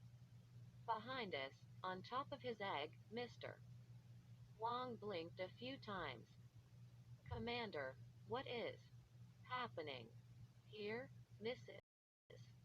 Hardesty shouted. My babies. My babies have escaped. Daisy, Dwayne, and I exchanged glances. Some Mr.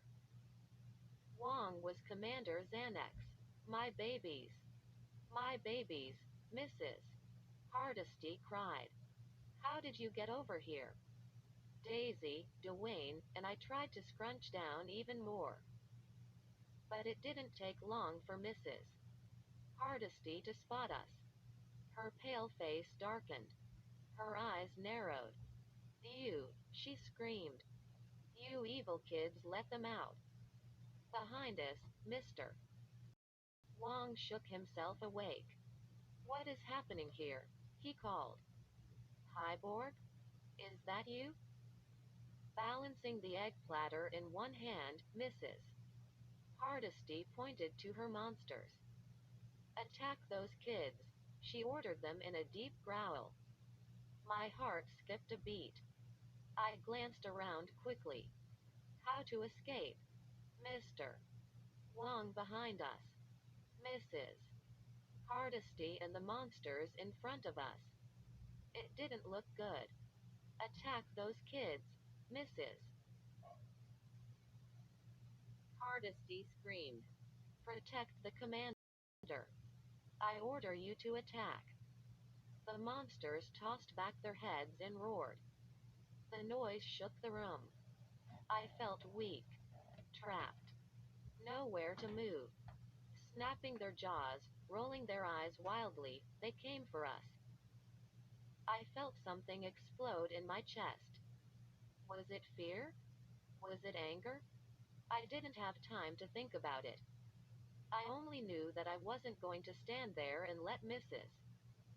Hardesty's monsters attack us. I was still only half human. And as the monsters lumbered forward, I let the beast in me take over. They call me monster, I cried. And I am a monster. With an animal cry, I spun around and slammed my claws into the giant eggshell. Mr. Wong uttered a startled shout. His arms flew up as the eggshell cracked.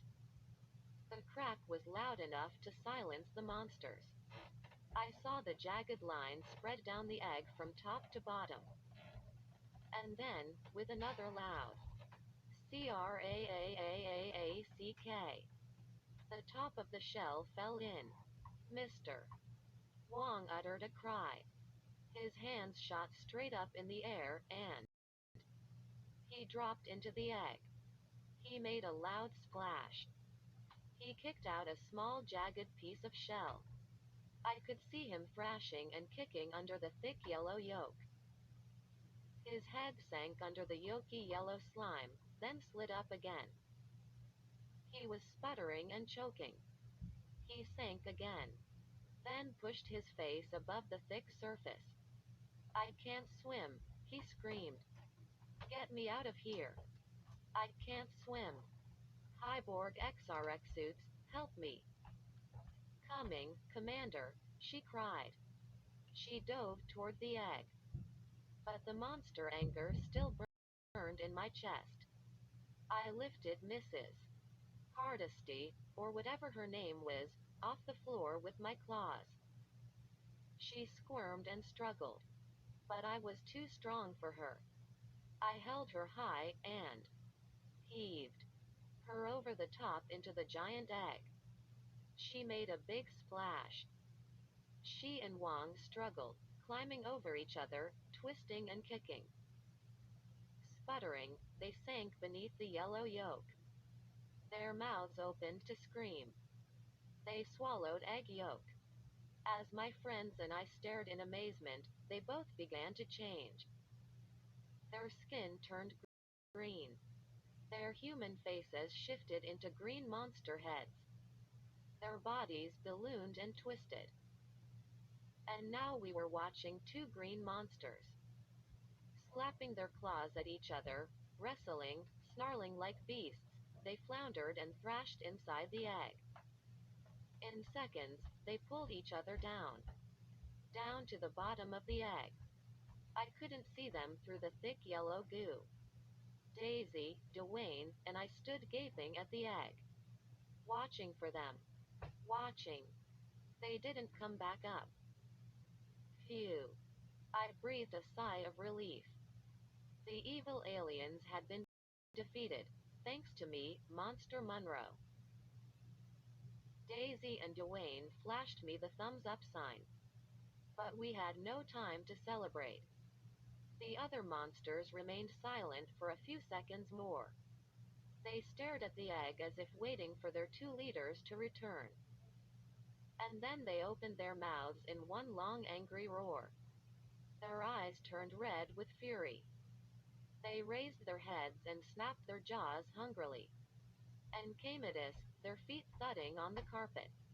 I swallowed hard, watching them attack. And thought, I can't fight them all, can I? I planted my feet and raised my claws in front of me. I gritted my teeth and prepared for a battle. No need. The attacking monsters had no interest in my friends and me. They dove headfirst at the platter of eggs on the floor. Snarling, slapping each other away, fighting, slurping loudly, they gobbled up the eggs. Daisy, Dwayne, and I didn't move. I kept my claws raised. I held my breath. I watched the monsters devour the eggs. Seconds later, their bodies began to change. Their green skin faded to a lighter shade. They turned yellow, and their skin began to bubble. They're turning too. Liquid.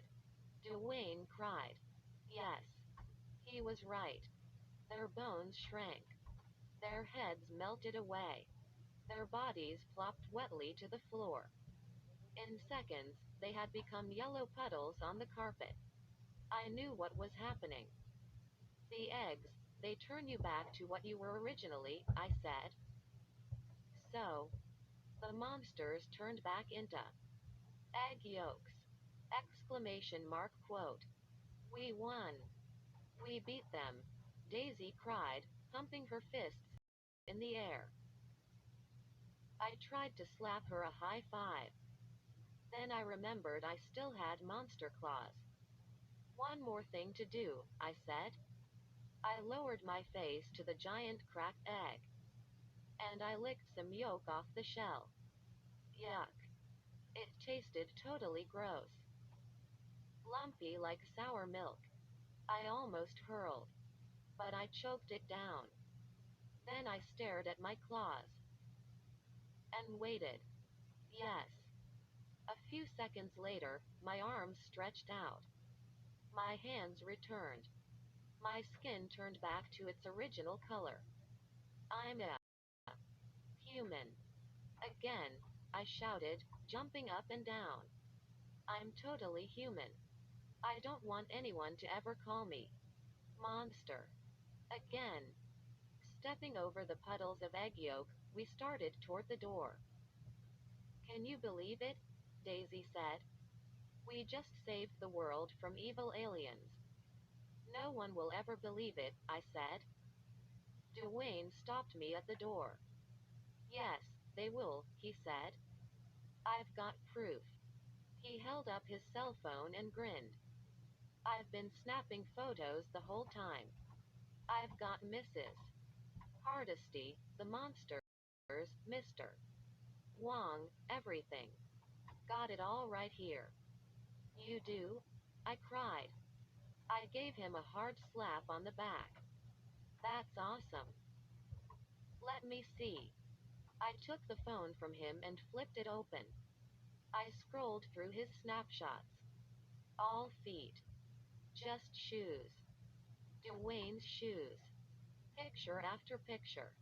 I handed the phone back to him. Dwayne, did you ever take pictures before with this phone? I asked. No. It's a new phone. He glanced through the snapshots. Then he shook his head sadly. Guess we don't have proof. Michael, I've never seen you eat like that, Mom exclaimed at dinner. Be careful. Don't eat the placemat. Dad laughed. Guess you worked up an appetite, huh? He said. Did you have a busy day? Yeah. Kinda busy, I said. Of course, I didn't tell them about Commander Xanax or Hyborg XRX suits, or their monsters, or saving the whole planet from evil aliens. I had no proof. What's for dessert? I asked. Mom sliced large pieces of cake for the three of us. I grabbed my fork and started to shovel it into my mouth. I'd never been so starving in my life. And this cake tasted awesome. The three of us ate in silence for a while. Isn't it good? Mom said. Mrs. Hardesty brought it over yesterday. Huh. I tried to talk, but I had a mouthful of cake.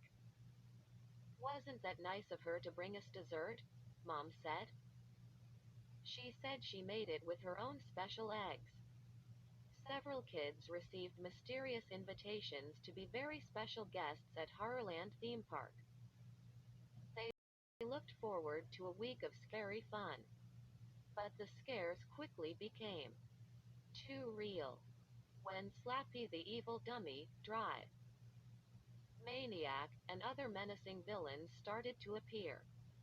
Two very special guests, Brittany Crosby and Molly Malloy, disappeared in a cafe with a mirrored wall. The others have been trying desperately to find them. The park guides, called horrors, have been no help at all. Except for one horror, named Byron. He warned the kids they were all in danger. He said he'd help them escape from Horrorland. He gave them tokens, which turned out to be tracking devices. Was he trying to protect them? Most of the kids didn't like the idea of being spied on. They gave away their tokens. Byron told them to meet him at the Bat Barn and he'd explain what was going on. But he didn't show up, and the kids were attacked by bats. The Bat Barn was supposed to be a fun attraction. But these bats were real. Michael Monroe arrived the day before. And now he finds himself in a terrifying battle in the Bat Barn with the other very special guests. He continues the story. Red-eyed bats shrieked as they darted and swooped over us. I ducked as a bat whistled past my head, then soared up to the rafters of the barn. Kids screamed and covered their faces. I swung both arms hard and swatted a bat off a girl's shoulder. The bats are real, someone screamed. It's supposed to be a joke, a boy cried.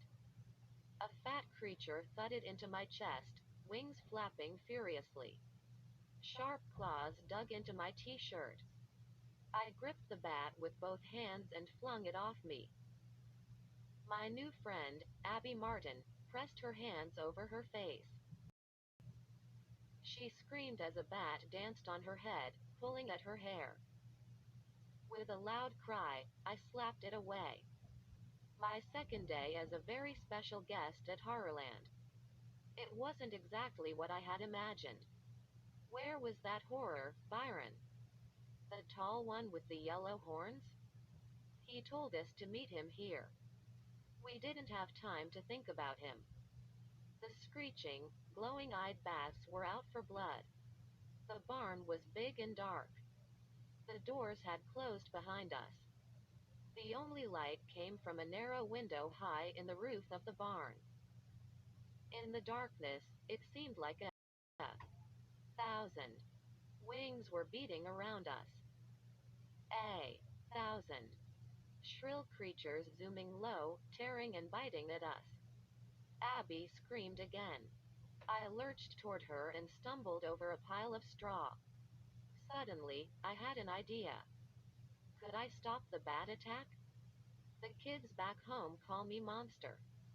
Believe me, I know a lot about monsters, because I was one. My parents and I would still be monsters. But I led them to Mr. Wong's house. Talk about luck. There was enough of the disgusting egg yolk left to turn us back to humans. It's a long story. But ever since, I always carry my lucky dog whistle with me. I pulled it out of my jeans pocket and raised it to my mouth. Would it be lucky? Now. Yes. Seconds later, the shrill bat cries stopped. A strange hush fell over the barn. The bats appeared to freeze in midair. They stopped their furious flapping. They glided up to the rafters. They didn't come back down. The other kids were blinking, shaking, and shivering, gazing around in confusion. Carly, Beth, and Sabrina dropped to their knees in the straw. Robbie spun around in a circle, hands raised. The bats were gone, but he was still fighting them off. Hey, Michael, Matt strode up to me. How did you do that? How did you stop the bats? I raised my dog whistle. Had this in my jeans, I said. Thought I'd give it a try. I guess the sound hurt them or confused them or something. Good work, Michael, Abby said. Her hands trembled as she tugged at her long black hair, trying to smooth it down. She slapped me a high five. That was scary. Billy Deep and his sister, Sheena, stared at the rafters. They're still up there, Sheena murmured. Think they'll attack again? We're outta here, Matt said. He pushed past me and led the way to the barn doors. He shoved one open. Late afternoon sunlight poured in. We followed him to a small grassy field beside the barn. Sabrina gazed around. Where is Byron? She asked. He was supposed to meet us here. Must have gotten hung up, Robbie said. What if it was an ambush? I said. I tapped the dog whistle against my palm. My skin still tingled from the touch of the bat claws. What if this dude Byron planned the whole thing? I asked. You mean he told us to come here knowing the bats would attack? Abby asked. No way, Matt replied, shaking his head. Byron is our only friend here. Matt's right, Billy said. He's the only horror who told us the truth. Byron warned us we were all invited here for a reason. He told us we were all in danger. But Byron is the one who gave us those tokens, right? I said. And they turned out to be tracking devices. He wanted to spy on us. I pointed to the bat barn. And now he sent us here to be creamed by screaming bats. Don't accuse Byron, Matt said, narrowing his eyes at me. I started to lose it. Sorry if Byron is your hero. But I'll accuse whoever I want, I snapped. Matt clenched his hands into fists. He was a big dude, almost as big as me. You just got here, Michael, he said, sneering. You don't know enough to start mouthing off. I should have just shut up. But that would be a first. I know enough to fight back when I'm in trouble, I said. I don't just stand around like you, shaking like a wimp, waiting for someone to come help me. Stop it, you two, Sabrina cried. We don't have time. Too late. Matt rushed at me. I timed it just right and gave him a hard bump with my chest. His eyes went wide with surprise. He stumbled back and landed on his butt in a wide patch of mud. With a furious cry, he leapt to his feet, grabbed me by the shoulders, pulled me down into the mud, and we started wrestling. Stop it. Stop it. Sabrina grabbed my shoulders and tried to pull me off Matt. But she wasn't strong enough. I grabbed Matt's head and pushed his face into the mud. He came up sputtering. What are you fighting for? Abby cried. We're in danger. We have to stay on the same side. Matt spit a mouthful of mud in my face. I pushed his shoulders down and pinned him to the ground. Stop. Stop the fight. I heard two voices I didn't recognize. I raised my head, turned, and saw two black and orange uniformed monster police running toward us, swinging wooden clubs. Dudes, run! Billy screamed. I jumped to my feet and helped pull Matt up from the mud. Why were we fighting? I couldn't remember. As they stampeded toward us, the monster police waved their sticks and screamed at us to stop. I knew they wouldn't hurt us. I mean, we were guests at the park, right?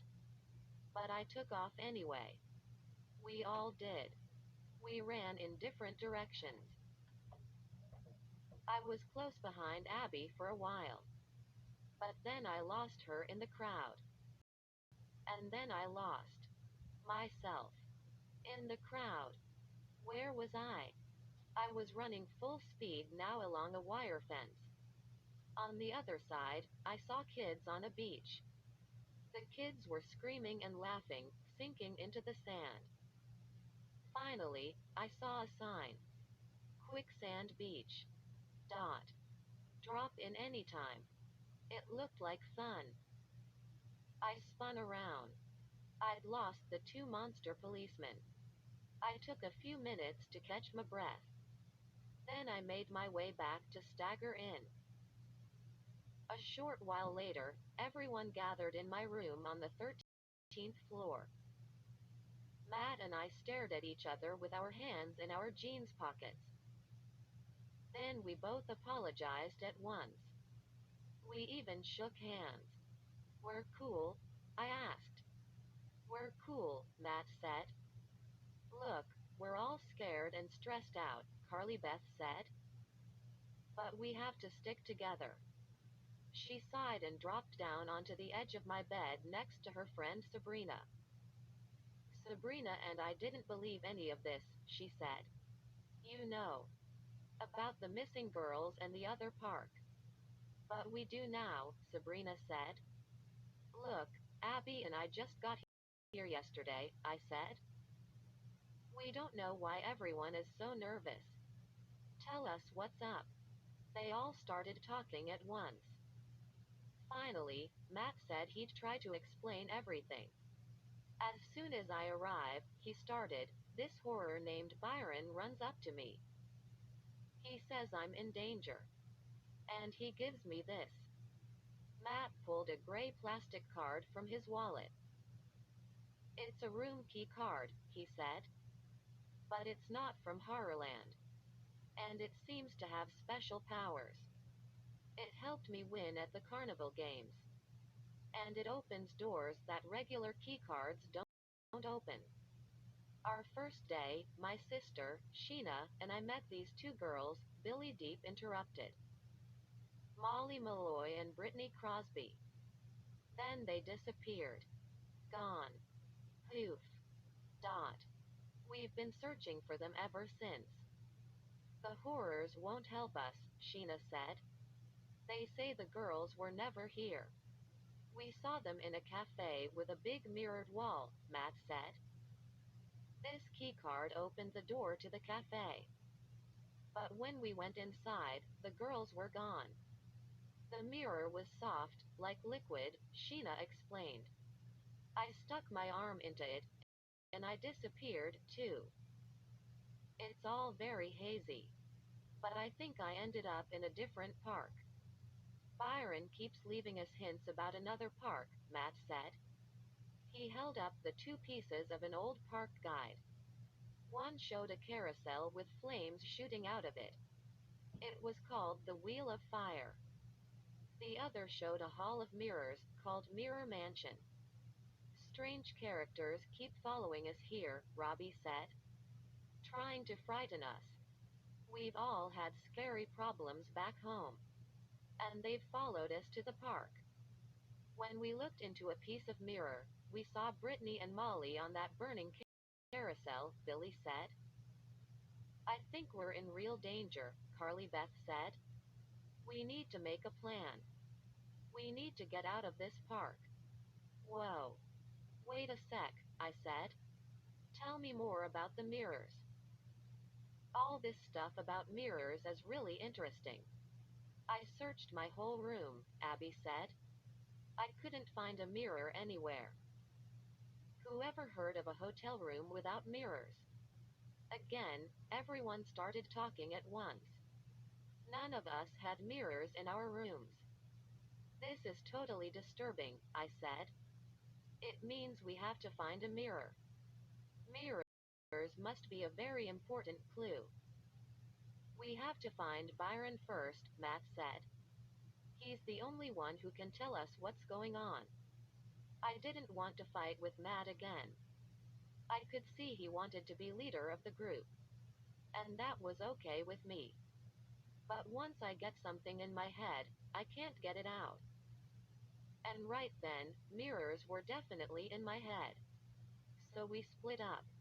They all went out to search for Byron. And I went on a hunt for a mirror. We planned to meet in Matt's room in 2 hours. I searched every inch of my room first. The other kids were right. No mirror. Nothing even shiny enough to be used as a mirror. I was dying to know why. What if I just ask someone for a mirror? I thought. It seemed like a good plan. I took the dark, creaky elevator down to the hotel lobby. The elevator had thick cobwebs hanging from its roof. Eerie organ music played all the way down. But I wasn't in the mood for that kind of scary fun. I was on a mission.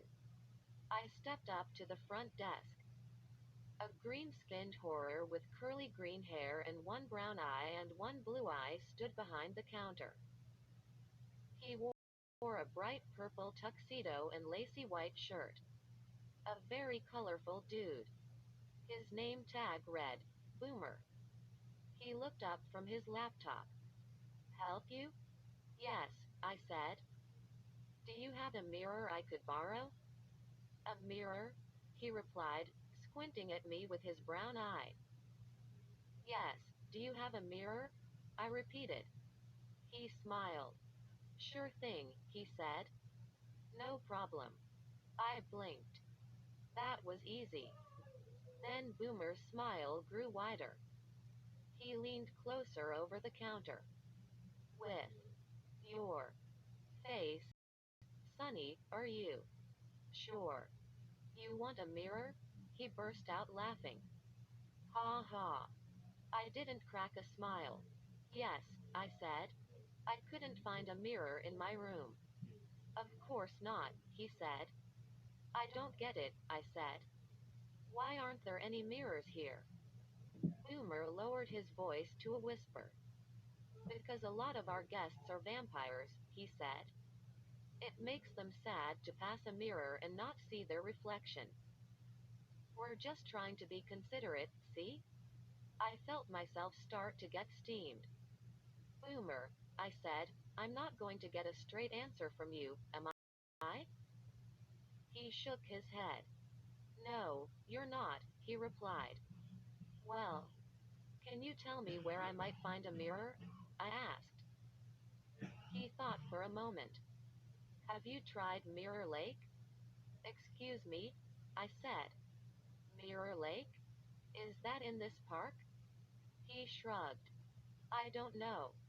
I just made it up. He laughed again. Ha ha. The dude was a riot. Thanks a bunch, I said. I turned and walked out of the hotel. I knew I'd find a mirror. Somewhere. In Horrorland. I tried the shops first. Clothing stores always have mirrors. I walked into a shop called Forget It. Dot. They had t-shirts and caps made of genuine werewolf fur. I tried on a cap. It was way itchy. I asked the sales clerk behind the counter for a mirror so I could see how the cap looked. Sorry, kid, he said. No mirrors here. We're very superstitious. What if we broke one? 7 years bad luck. That made me think of Mrs. Hardesty, or whatever her real name was. She was superstitious, too. I tried the mask store across the road. No mirrors. I tried 3 more shops. No mirrors anywhere. This was definitely a mystery that needed to be solved. I began stopping people who passed by. Do you have a mirror I could borrow? It's really important. Most of them thought I was crazy. Or they thought it was some kind of Horrorland joke. They just kept walking. I was ready to give up. The sun was sinking behind the trees of Wolfsbane Forest. I felt tired and hungry. And angry that I couldn't find such a simple thing as a mirror. I guess my nickname, Monster, is a good one. When things don't go my way, I can feel my anger start to boil up. I turned back toward the hotel. My brain was spinning with the story of the 2 girls who disappeared in the cafe with the soft, liquid mirror. Then a small black and white sign caught my eye. It was on the wall of a low white building, set back from the street. The building had a narrow white door and no windows. The sign read, Off Limits. Dot. Staff only. Dot. Do not enter. I read the sign 3 times. Then I stepped up to the narrow door. Was the door locked? Normally, I would have obeyed the sign. But right now I was feeling angry and frustrated. I don't like mysteries. I wanted to solve this one quickly. I turned the knob. The door opened easily. Did someone forget to lock it? I stepped inside and closed it behind me. I was in a tiny square hallway. In front of me, a concrete stairway leading steeply down. A sign above the stairway read, Do not enter. I peered down the stairs. Too dark to see anything down there. Silence. No sounds floating up. Maybe they hide all the mirrors here. I told myself.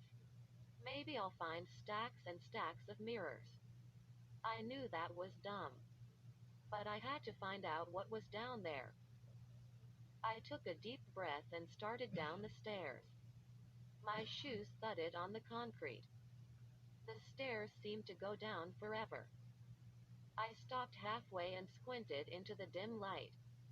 I still couldn't see anything. Just a high concrete wall. No people. No horrors. No sounds. I climbed the rest of the way down. Gazing all around, I found myself in an enormous cavern. It seemed to stretch for miles. It was silent there. I could hear my footsteps echo off the concrete walls. I came to a dark tunnel entrance in the wall. Glancing around, I saw dozens of tunnels heading off in all directions.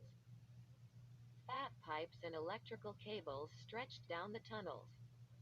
From deep in the tunnel, I could hear the hum of machinery. I jumped when I heard a shrill beep, beep, beep. Spinning around, I saw a row of robots shuffling out of one tunnel. Dozens of them. They looked like shiny metal wheelbarrows with heads and arms. A wheel in front and 2 short legs in back.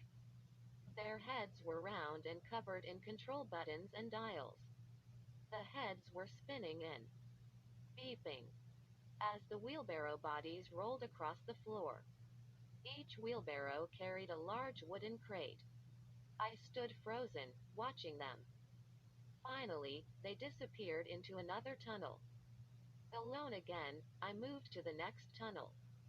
I could see 2 rows of computer screens and keyboards all down the tunnel. The controls are here underground. I realize. Everything that runs the park. The tunnels must stretch from one end of Horrorland to the other. It's all electronic. Computerized. No people. I realize. Wrong. I gasped as a powerful hand grabbed me tightly by the shoulder and spun me around. My mouth dropped open but no sound came out. I stared up at a giant horror.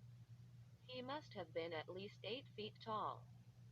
He had long black horns standing straight up from the thick brown fur of his head. He wore a black and orange monster police uniform, tight over his massive chest. He gripped my shoulders and didn't let go, and stared down at me with cold black eyes. "Kid," he boomed, "you've made a bad mistake. I don't scare easy. After all, I faced real monsters back home, and I defeated them all. But this dude was a giant. I, I know I made a mistake," I stammered. "Think fast, Michael. I thought this was the doom slide," I said. "Some kids pointed me here. They said this was the doom slide ride." He didn't let go of my shoulders. He leaned over me. His breath smelled of onions. "Kid, can you read?" he asked. I nodded. "Yeah. Oh, you mean those signs?" "Right. The do not enter signs," he said. "You read them?" "I thought they were a joke," I said. "You know, part of the doom slide. Like, to scare kids. Like everything else here." His deep black eyes burned into mine. He was trying to decide if he should believe me or not.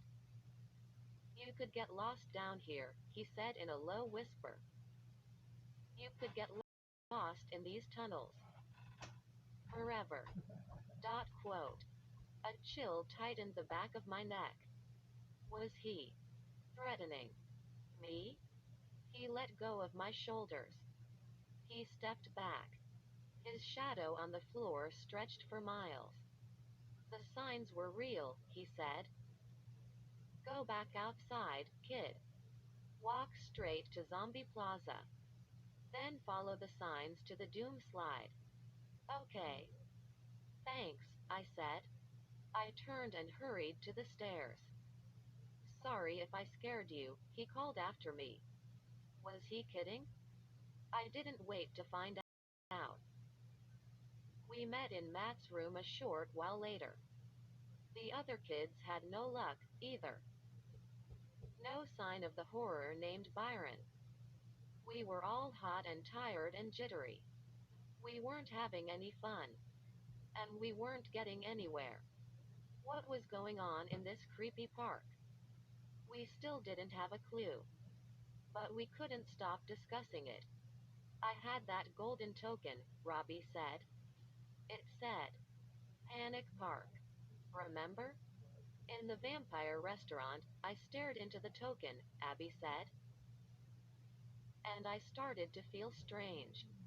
Like it was pulling me into it." "Abby, could you see your reflection in it?" I asked. "Was it like a mirror?" Abby nodded yes. "What happened to it?" I asked. "A waitress took it," Robbie said. "She thought it was her tip." "Okay. But this is cool," I said, suddenly excited.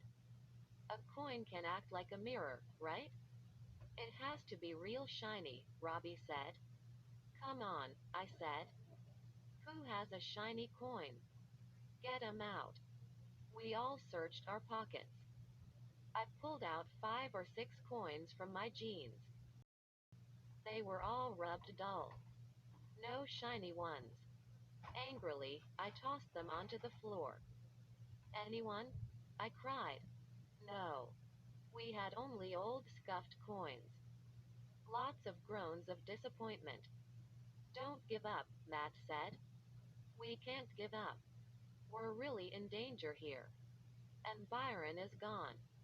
There's no one to help us." "I'll be right back," I said. I hurried to my room and grabbed my laptop. I carried it back to Matt's room. "Let's search the internet for the words." Panic Park. I said. Let's find out everything we can about it. I started to boot up the computer. You can't, Matt said. There's no internet. Our cell phones don't work, either, Billy said. There's no way to get online, Sheena said. I guess they don't use computers here. Are you joking? I cried. The whole place is run by computers. I've seen them. I tapped away, but I couldn't get online. No wireless connection. No connection of any kind. But it didn't matter. I suddenly knew what we had to do. I had a plan. A dangerous plan. Follow me, I said. I led them to the white building with the "Do not enter" sign. It was a warm, sunny day. The park was jammed with people. We passed long lines of kids waiting to get into the werewolf petting zoo and the haunted theater. People were even crowding around the cart that sold larva-flavored ice cream. We passed several horrors, but they didn't pay any attention to us. I stopped at the front door of the building. It's all underground, I explained. Lots of tunnels going everywhere. We can hide down there. Then I can finally get online. No problem. Carly Beth and Sabrina glanced around nervously. Are you sure about this? Sabrina asked. Those warning signs look serious. No big deal, I said. We're special guests. If we get caught, they'll just send us back to our rooms. Right? A few kids muttered, right. The others weren't so sure.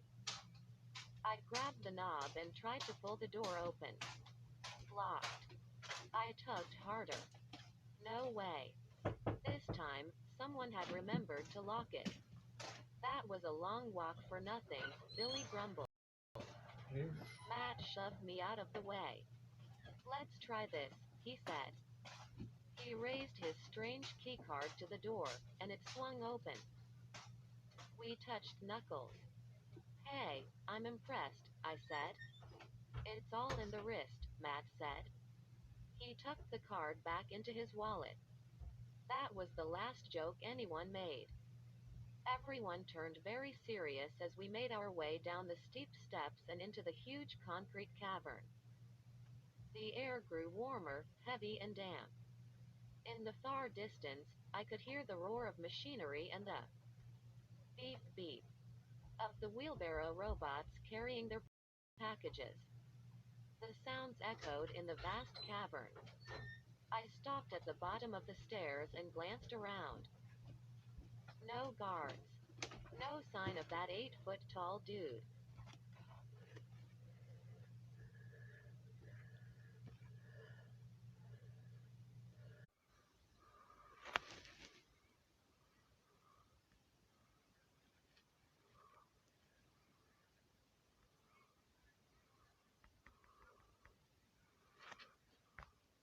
Follow me, I whispered. We kept close to the wall and edged our way to the first tunnel. I squinted into the dim light. The tunnel was jammed with old signs and stage props and furniture. Is that guillotine real? Billy asked, pointing. Hope not, I said. But we can hide behind it. I led them into the tunnel. We hunched down behind the guillotine. I kept peering around, tense, expecting a guard to come jumping out at us. I sat on the floor with my back against the tunnel wall. I propped my laptop on my lap and started typing. Yes, I cried. I knew it. There's a wireless connection down here. Carly Beth leaned over my shoulder. Type in Horrorland, she said. We've got to find out what's going on here. A few seconds later, I found a long article about Horrorland. I started reading it to the others. Horrorland theme park was built in the mid-1970s. It was the brainchild of a man named Kit Katzman. Katzman was a huge horror fan his entire life. He populated the park with strange-looking workers named horrors. At first, Katzman thought they were wearing costumes and masks. Later, he wasn't so sure. Matt grabbed my shoulder. "This stuff isn't helping us," he said. "Look up. Panic Park. See what it says." I did a search for Panic Park. I clicked on several links. But for some reason, they had been deleted or shut down. Finally, I found an article titled "Vanished Amusement Parks." I started to read it to everyone. Panic Park was built in the 1950s by an odd, private man named Karloff Menace. It was a park designed for people who liked the worlds of horror, fantasy, and the bizarre. Matt shook his head. "Scroll down," he said. "We don't care about the 1950s. What about today?" Quote. Wait, I cried. "This is good. Listen to this. It's about that carousel ride.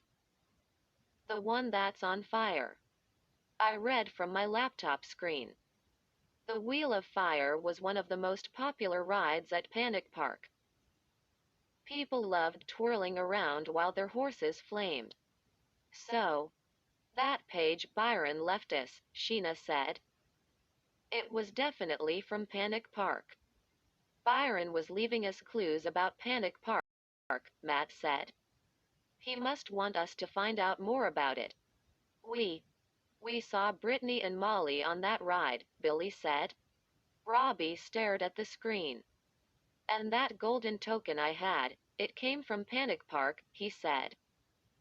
"Let's see what else we can find out about Panic Park," I said. I leaned close to the screen and clicked on a few more links. "Wait. Check this out," I said. "It's a blog. By a boy and a girl. Luke and Lizzie somebody. They say they spent some time in Horrorland. But, whoa. I don't believe this. They are warning us. In their blog. They." My voice was drowned out by a high, shrill siren. So loud I pressed my hands over my ears. And then we heard a voice booming through the sound system: "Intruders. Intruders. Lockdown. Intruders." We jumped to our feet. A chill shot down my back. I could hear shouts. Heavy, running footsteps in all directions. "How did they find us?" Matt whispered. "I know," Carly Beth said. "Sabrina and I made a terrible mistake. We never should have kept the tracking tokens Byron gave us." The two girls tossed their tokens far into the tunnel. "They're hiding in Tunnel B4, a deep voice boomed. The alarm siren rose and fell. The thundering footsteps grew louder. "Let's go," I cried. We ran deeper into the tunnel. Was there a way to escape? We didn't know. We ran from the footsteps and the loud, angry voices. The tunnel twisted and turned. The light grew dimmer. We ducked beneath cables and wires and tangles of cords. "Tunnel B4, the loudspeaker echoed behind us. "Intruders. Tunnel B4. Breathing hard, we stopped at a narrow door. It had the word lab painted on the front. Matt raised his keycard to the door, and it swung open. "Maybe we can hide in here," he said. He and I led the way in.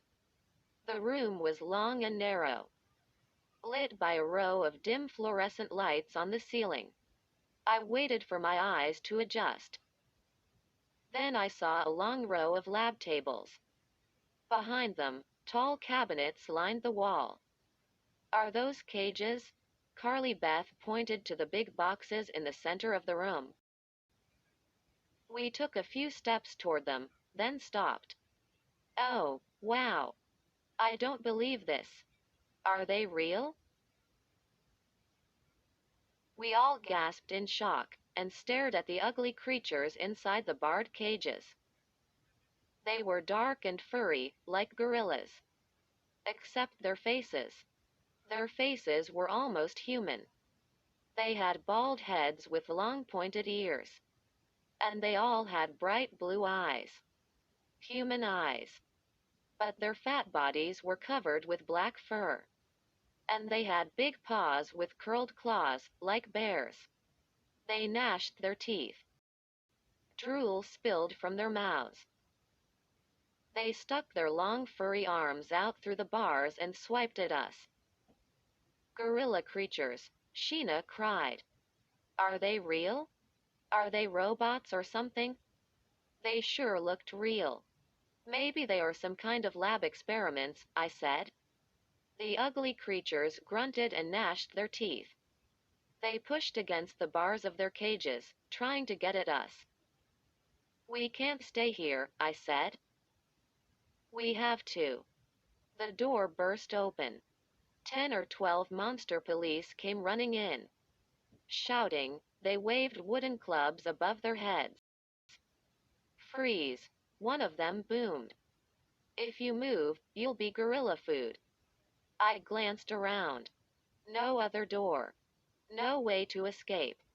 The monster police formed a tight line. No way we could make a mad dash for the door. They backed us up against the cages. The gorilla creatures swiped the air, trying frantically to grab us. They roared and slammed their cages. My mind spun.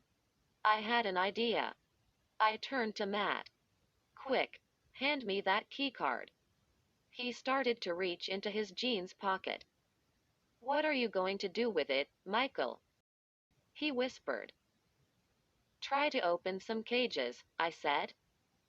Let a few monsters out. You know. Distract the MPs. While they're chasing the gorillas, maybe we can get away. Matt blew a long breath through his lips. We both knew it was a crazy idea. But sometimes crazy ideas are the best ideas. He pulled the keycard from his pocket. I grabbed for it. No, I yelled as it fell out of my hand. I watched in horror as the card hit the floor and slid under one of the cages. We're doomed, I thought. But Matt dove to the cage and dropped to his knees. He bent down low and slid one hand under the bottom of the cage. And then we all cried out as one of the gorilla creatures reached out of the cage. It grabbed Matt with both paws, hit him off the floor. Matt let out a scream. The gorilla creature pulled him up, then crushed him against the cage bars. It was trying to pull him into its cage. Matt thrashed his arms and legs. But the beast had a powerful grip. Matt couldn't break free. He screamed again as the gorilla slammed him against the bars. I dove to the ground, reached under the cage, slid my fingers around the keycard. Then I raised it and waved it in front of the lock. Would it work? Yes. The cage door swung open. It took the creature a few seconds to realize the door was open. Then it dropped Matt to the floor and came lumbering out of the cage on two legs. Stop right there, an MP boomed. What are you doing? Are you crazy? Matt looked dazed. But he scrambled back to the other kids while I dove for the next cage. I held up the keycard. The cage door swung open, and another gorilla beast eagerly staggered out. The two creatures stared at each other. They both growled. I let out a third gorilla. It stumbled out of its cage, drooling and rolling its blue human eyes. The MPs were screaming at us, waving their clubs. The three creatures stood between the cages, eyeing each other. And then, with a deafening roar, they leapt at each other. As I watched in amazement, they began to wrestle. They pounded each other with their big paws, scratched at each other's faces, rolled on the floor, snarling and groaning. The MPs rushed to break up the fight. That left the door unguarded. In seconds, we all tore through it. Back into the tunnel. We turned and ran. No MPs out there. We could hear the monstrous fight grow louder in the lab behind us. We ran deeper into the tunnel. We didn't talk. We didn't stop running. Above us, we saw signs. Doom Slide. Ellipsis. A Nile Eater. Ellipsis. Quicksand Beach. Ellipsis. We were running underneath those attractions. At each sign, a ladder led up to the top of the tunnel. I stopped at a sign that read, "Goodbye Land." My legs ached from running. I had a sharp pain in my side. If I remember the map, Goodbye Land is at the back of the park, I choked out. Maybe there's an exit up there. Maybe we can escape Horrorland. I grabbed the sides of the ladder and climbed to the top. A door in the ceiling opened easily. I could see the sky above me. I scrambled out, onto grass, and held the door open for the others. "We're out," Carly Beth cried, pumping her fists in the air. "We got away from those MPs," Robbie said. He slapped me on the back. "That was awesome, Michael. Letting those beasts out of their cages, that was genius!" Exclamation mark quote. I raised my face to the sun. The warmth felt really good. My heart was still pounding from our narrow escape. "Those gorilla creatures were real," I said. "They weren't pretend." "How did they get down there?" Sheena asked, shaking her head. "Why do they keep them underground?" "What is going on here?" "Let's just get out of the park," I said. "We can try to figure it out later." "Do you really think there's an exit in Goodbye Land?" Billy asked. "Only one way to find out," I said. Goodbye Land stood behind a tall hedge. The hedge rose up way over our heads. No way to climb it. I trotted along in its shadow, looking for an opening. Finally, I saw a tiny space. I scrunched up my body, turned sideways, and pushed myself through the hedge. Brushing prickly needles off me, I gazed around. I was in a wide grassy park. A patch of tall trees threw a long shadow over the grass. No people anywhere in sight. No horrors or MPs. A wide empty park. I turned back to the hedge. Where were the others? "Hey!" I opened my mouth to call to them. But a hand wrapped around my mouth from behind. Then another hand wrapped around my waist and dragged me into the trees. The hands let go. I spun around and stared at two gigantic horrors. I let out an angry roar. Dot. The monster in me took over. I balled my hands into tight fists. I got ready to attack them both. "What's the big idea?" I screamed. "What do you think you're doing?" Question mark. "My friends and I are very special guests here. Have you all gone crazy?" Question mark quote. They both motioned for me to calm down. I read the name tags on the front of their purple uniforms. One was named Benson. The other was Clem. "Easy, kid," Benson said. "No one is going to hurt you." "Were you trying to leave?" "You were, weren't you?" Clem said. We can't let you leave the park. You and your friends have to stay here. Why? I yelled. This is a free country. I can go anywhere I want. You and your friends think you figured everything out, Benson said. But you don't know what you're doing. I know what I'm doing, I shot back. I'm going to get my friends out of danger. Look, kid, Benson said. We've had a few small problems here. I'll admit it. A few things went wrong. But we need you to stay here, his partner said. Take it easy. Enjoy the park, Michael. And stop being such a troublemaker. No way, I cried. If you think I'm a troublemaker, too bad. Someone is out to get us here. Someone is trying to hurt us. And I'm going to get out of this park and take my friends with me. Then we're going to tell the whole world what goes on here. They narrowed their eyes to slits. Their expressions turned angry. They took a few steps toward me. I raised my fists and prepared to fight them. But a third horror suddenly appeared. I'll handle this, he boomed. He waved Benson and Clem away. You can go. I've got this kid. This new horror was tall and athletic looking. He had short yellow horns on top of wavy green hair.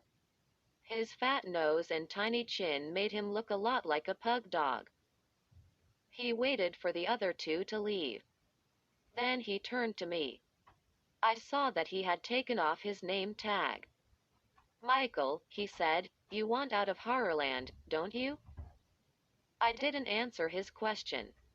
Instead, I took a few steps back. Who are you? I demanded. Why did you take off your name tag? What are you planning to do to me? I'm going to help you, he said softly. He pulled a small square mirror from his pocket. You want to go, Michael. So I'm going to help you go.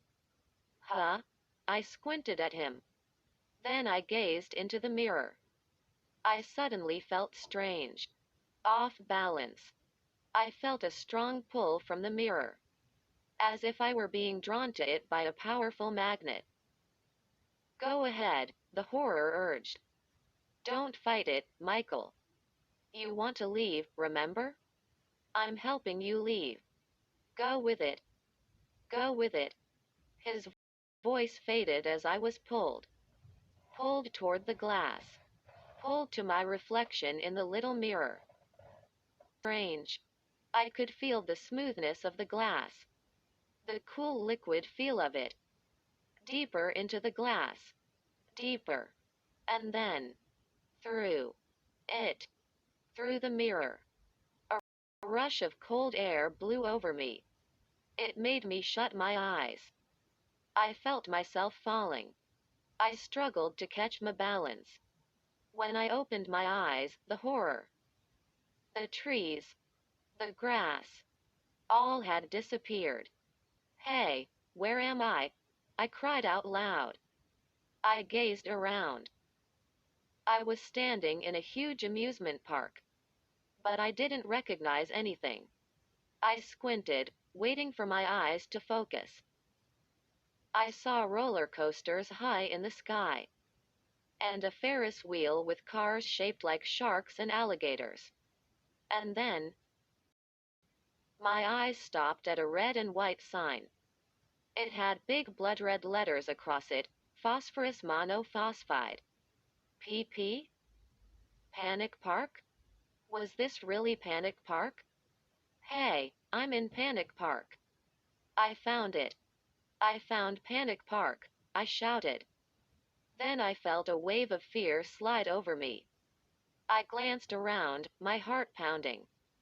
But where is Panic Park? I wondered. And how do I get back to my friends?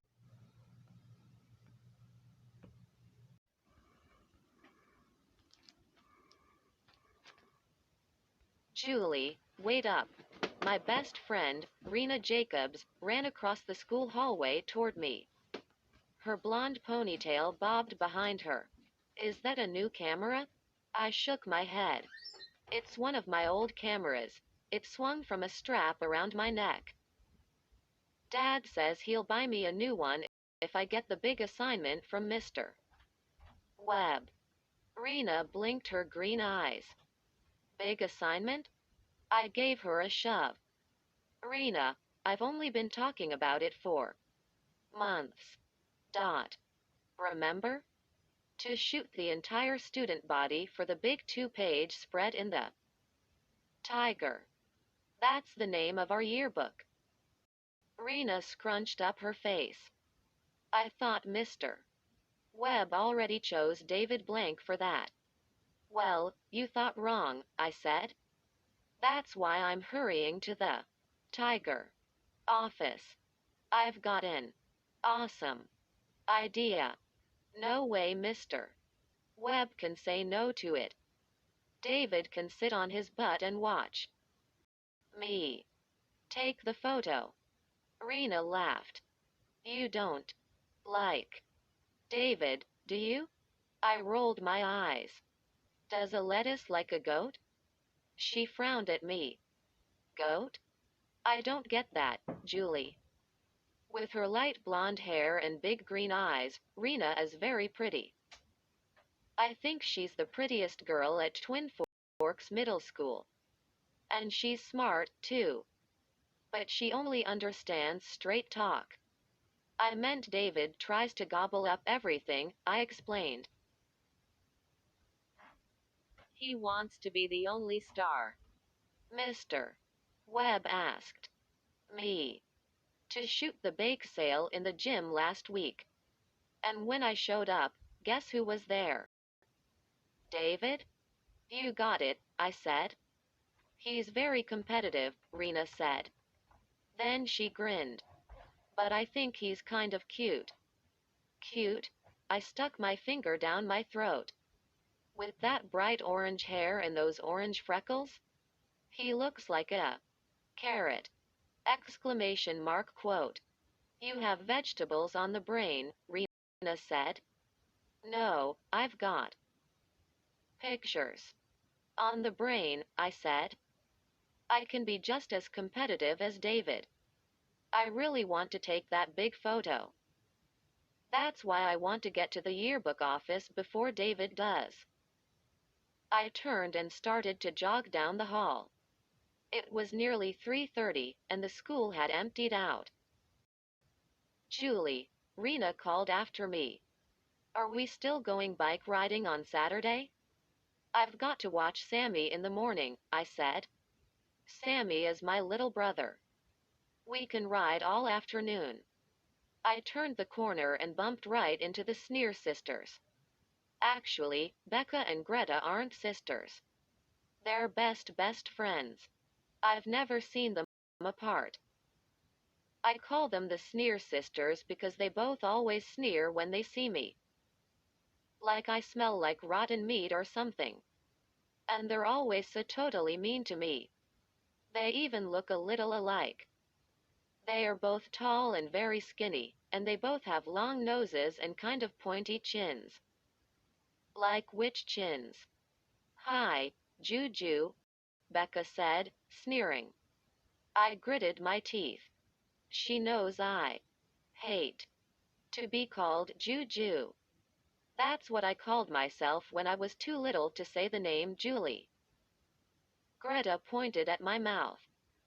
Juju, you have something on your front teeth, she said. I rubbed my teeth with my pointer finger. Is it gone? I asked her. Greta nodded. Yeah. It was your finger. They both slapped high fives and cackled like that was the funniest joke in history. Where did you get that joke? I said. First grade or second. I pushed past them and hurried down the hall. My camera bounced in front of me as I jogged. The yearbook office was the last door on the left. I grabbed the knob, twisted it, and burst inside. And then I gasped as I was blinded by an explosion of white. Okay. It wasn't an explosion. A few seconds later, I started to see again. And David Blank slowly came into focus. He was standing next to Mr. Webb.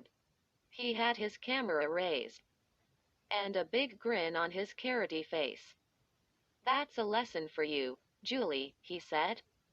That's how you take someone by surprise. An awesome, candid shot. David, you nearly blinded me. I cried. I still had white flashes in my eyes. David stared at the view screen on the back of his camera. The look on your face, he cried. He shared it with Mr. Webb. Like something in a horror movie. Quote, "You're a horror movie," I shot back angrily. I was so disappointed that David was there. I elbowed him out of the way and tried to squeeze next to Mr. Webb. "You're leaving, right?" I said to David. He shrugged. "I'm just hanging out," he said. Mr. Webb and I were talking about some yearbook ideas. Mr. Webb took off his glasses and rubbed his eyes. He is very tall and lanky. He's so skinny, the bones stick out of his wrists. He has a very narrow face, and his black hair is cut very short. Some kids have a nickname for him. They call him the Needle because he really does look like one. He has a soft voice. He always seems to stop and think for a long time before he answers a question. And he's always taking off his glasses and putting them back on. A nervous habit, I guess. I've never had him as a teacher. But I think he's a good yearbook advisor. He's very fair. And he's always ready to listen to new ideas. My dad got me a new lens for my Pentax, David said. I've got 10 times zoom on this camera. And 20 times zoom on my other camera.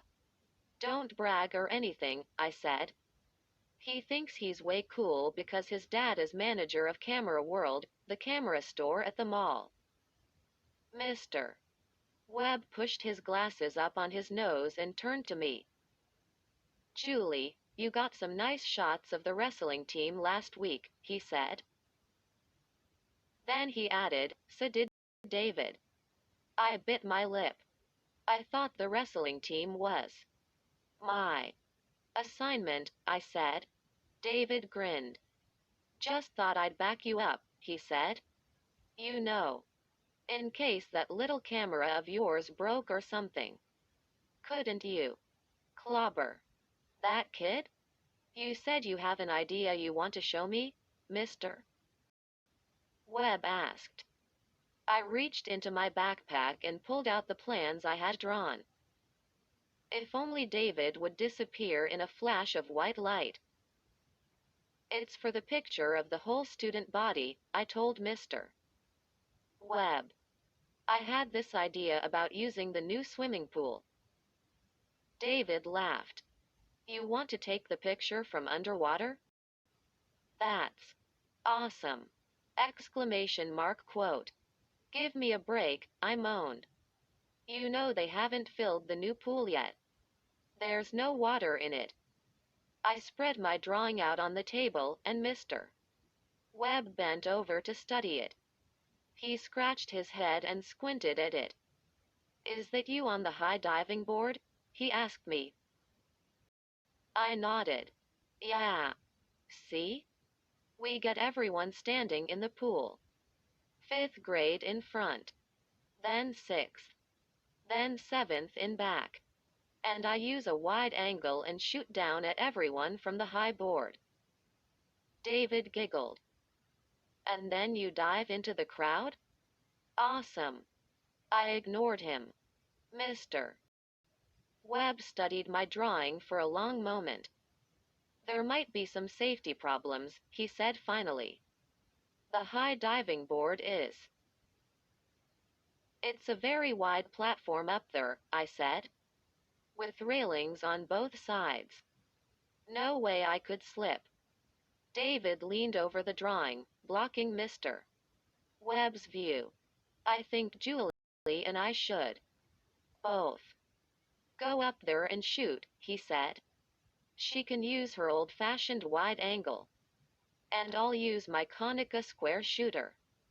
I wanted to pound him into the ground. David is such a total pig. The platform isn't that wide, I told Mr. Webb. There's only room for one person up there. And since it's my idea, I know, David said. Let's make it a contest. Between Julie and me. I swallowed. A contest? Whoever has the most pictures accepted for the yearbook wins, David said. The winner gets to take the big picture from the high board. Mr. Webb thought about it. Then a thin smile crossed his needle face. Well, I guess that would be a fair way to decide, he said. Okay, you have 1 week. Fair? It wasn't fair at all. The pool was my idea. But how could I back down? David had a big grin on his face. I wanted to wipe it off. But I couldn't let him think I was upset. Instead, I said, okay. Done deal. We'll have a contest. I folded up my plan and shoved it back into my backpack. Then I waved goodbye to the two of them and left the room. As I walked home, I couldn't think about anything else. I really wanted to win. I really wanted to be the one up on that high board with everyone in school looking up at me. How was I to know that before too long I'd be falling to my doom? Saturday afternoon, the sun beamed down from a clear blue sky. It was the first warm day of spring.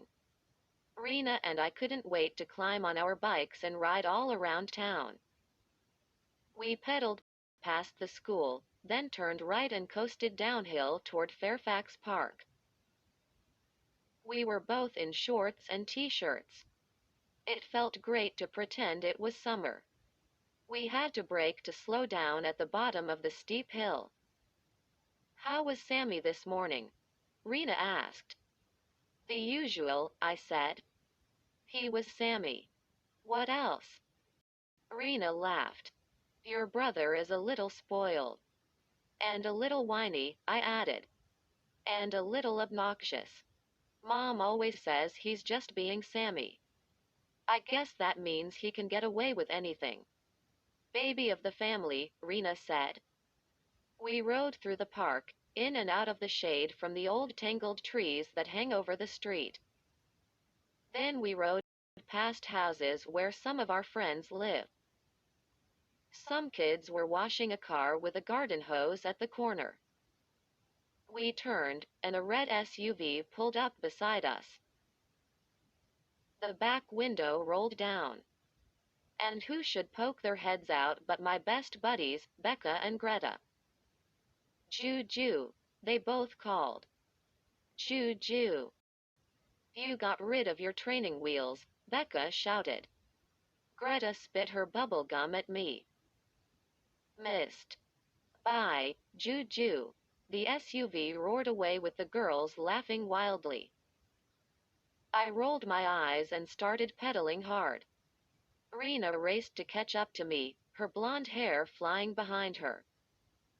What did you ever do to them? She asked. I know what it is, I said. Remember my birthday party last fall? The bowling party? I remember, Rena said. I dropped the ball on my foot. Well, my mom said I could only invite 5 kids, I said. And you know Becca and Greta were never in my top 5. They're closer to my bottom 5. Rena laughed. So you didn't invite them? I nodded. Right.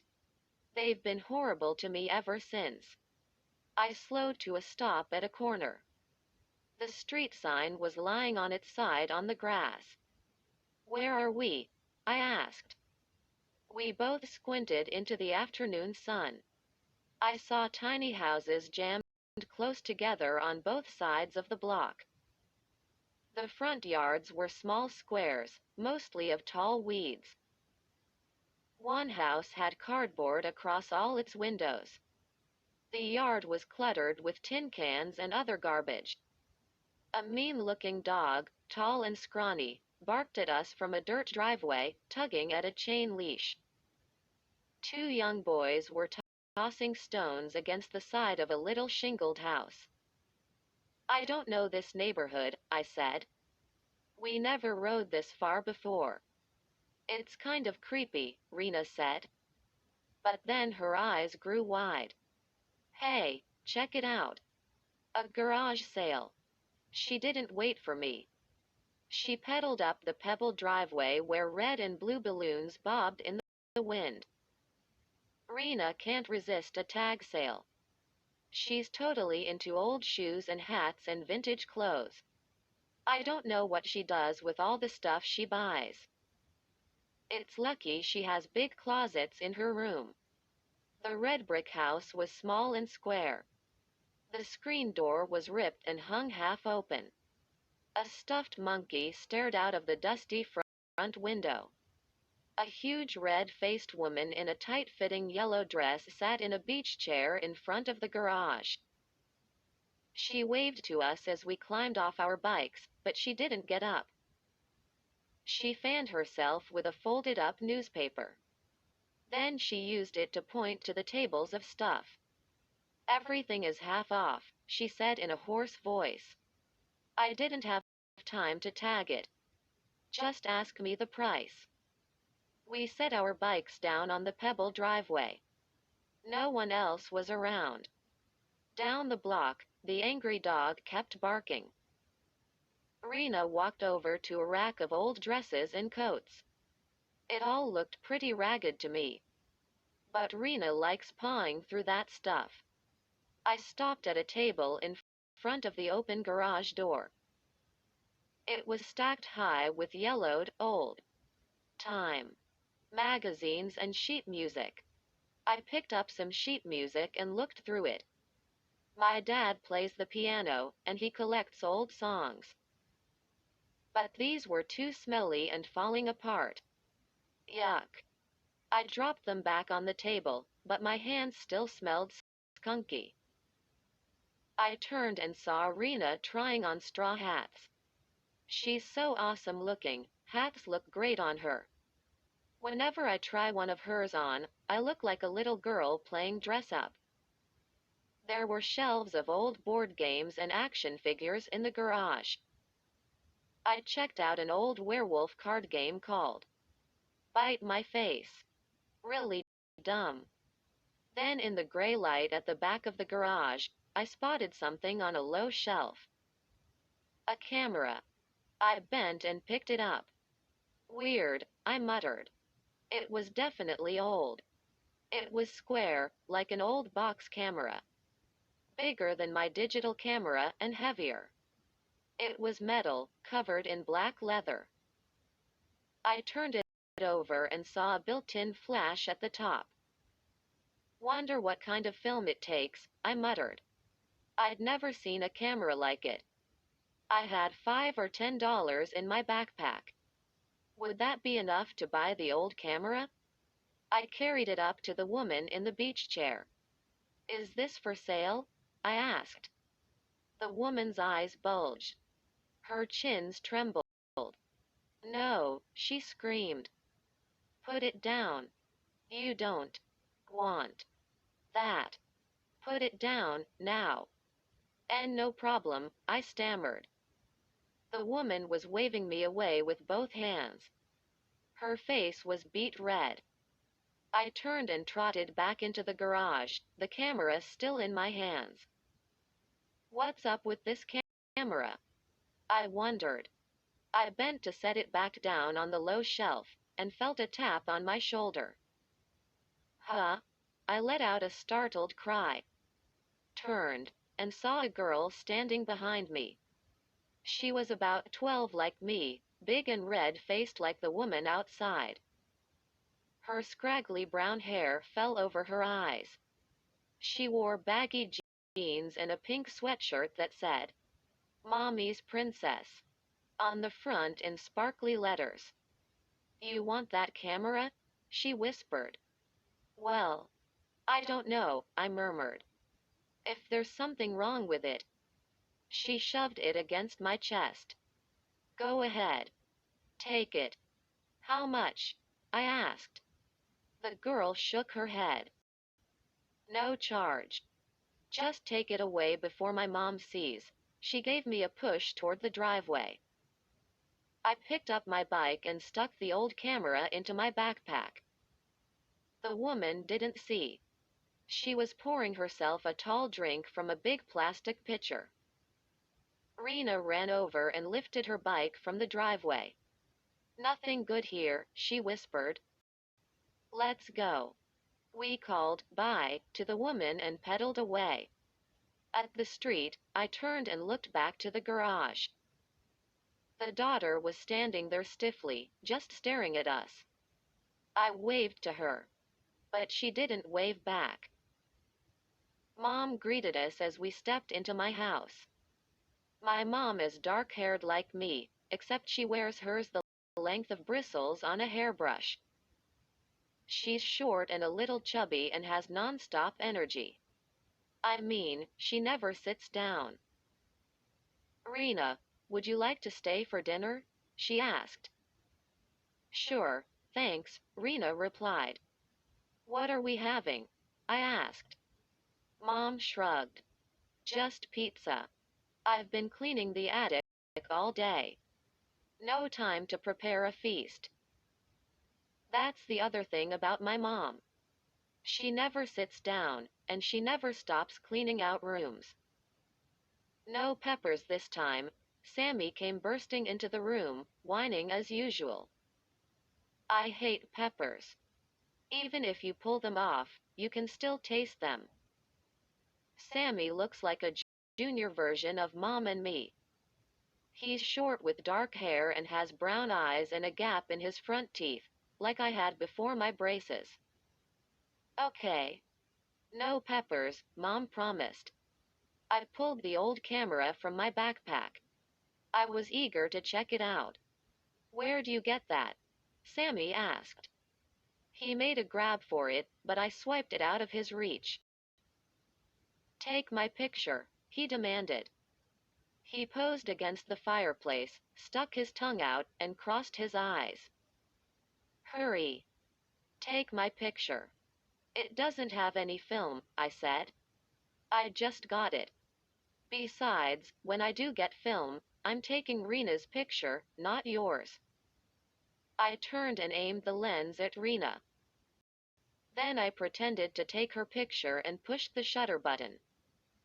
The flash went off, a bright white. I heard a metal hum, and a square of paper came sliding out of the front of the camera. "What's that?" Sammy cried. "You broke it." "Ha ha.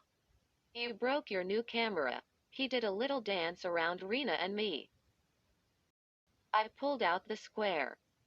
It was cardboard and had a smooth, glossy front. "Julie didn't break it," Mom said. "Haven't you ever seen one of these? It's a self-developing camera." What?" Sammy said. "Watch. The picture slides out. Then it will slowly develop," Mom said. "These used to be popular before digital cameras." We all stared at the little square in my hand. It began to darken. Then colors appeared. Slowly, the picture developed, and we could see Rena. "Nice colors," I said. "Very soft. This is awesome." "Oh, wow," Rena groaned. "It's a nice shot, but I have red eye." I studied the photo. Yes, Rena looked great. I don't think she can take a bad picture. But her eyes were glowing bright red. Sammy laughed at Rena. You look like a freak. Then he grabbed for the camera again. Let me take a picture. I spun away from him. It isn't a toy, Sammy. I tugged Rena to the stairs. Come to my room. Bet I can get rid of the red eye. On the computer? Rena asked. I nodded. Yes. I'll scan the picture into my computer and fix the red eye. We hurried up to my room and closed the door so Sammy wouldn't follow us. I scanned the picture into the computer. I have a professional program called PhotoMaster, plus I'm learning how to use. I gazed at the picture on the screen and began to adjust it. Weird, I muttered. What's up? Rena asked. She put her hands on my shoulders and leaned over me. I can't darken your eyes, I said. I should be able to fade the red glow. But it won't adjust at all. Oh, help. Oh. My eyes, Rena shrieked. I gasped and spun around. Rena raised her hands to her eyes and started to scream at the top of her lungs. My eyes. Help me. My eyes. I let out another gasp and jumped up from the chair. What's wrong? Question mark quote. Rena pressed her hands over her eyes. Help me. Julie, my eyes are burning. Oh, help me. I grabbed her hands gently and tugged them down. When I saw her eyes, my breath caught in my throat. Her eyes were glowing red like fire. Help me, she moaned. Oh, it hurts.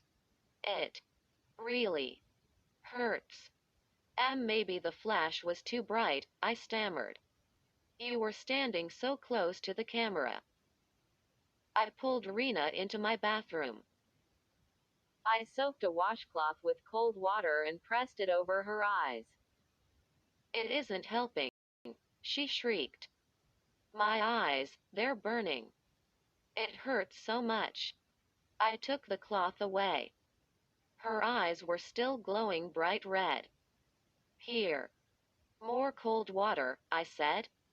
I placed the washcloth back on her face. Then I pulled her downstairs to Mom. Her eyes are burning. They're all red, I told her. Let me see. Mom pulled the cloth away. She blinked a few times when she saw the red glow. Something irritated them badly, she said. Do you have allergies? Rena shook her head. Her whole body was trembling. No. No allergies. Please, help me. I have some eye drops in my room, Mom said. Julie, they're on my dresser. We tried the eye drops. They didn't help at all. Call Rena's parents, Mom said. Maybe they can get her to an eye doctor. I've never seen anything like this. Mrs. Jacobs arrived a few minutes later. We helped Rena into the car. Call me later, I said. When the burning stops, I watched them drive away. I had a tight feeling in my stomach. I couldn't get Rena's frightened screams out of my ears. In my bedroom, I picked up the snapshot.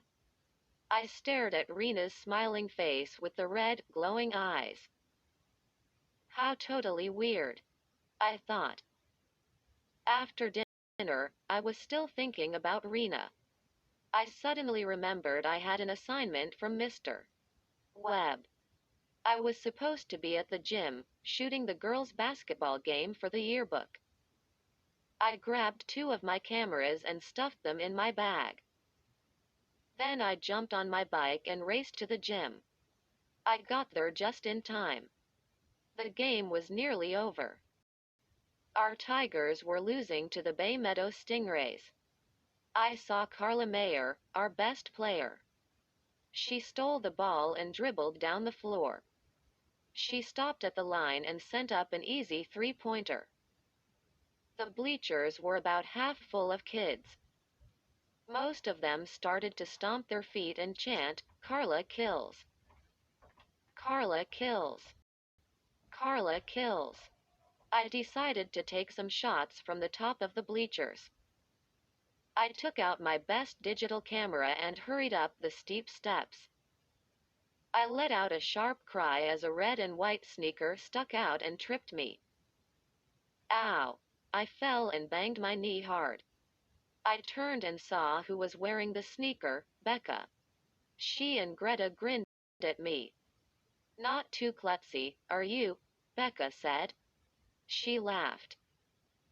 "Juju, too bad." "Did you fall on your camera?" Greta shouted over the noise of the crowd. I should have ignored them. Instead, I said, "Becca, don't you have awfully big feet for a girl?"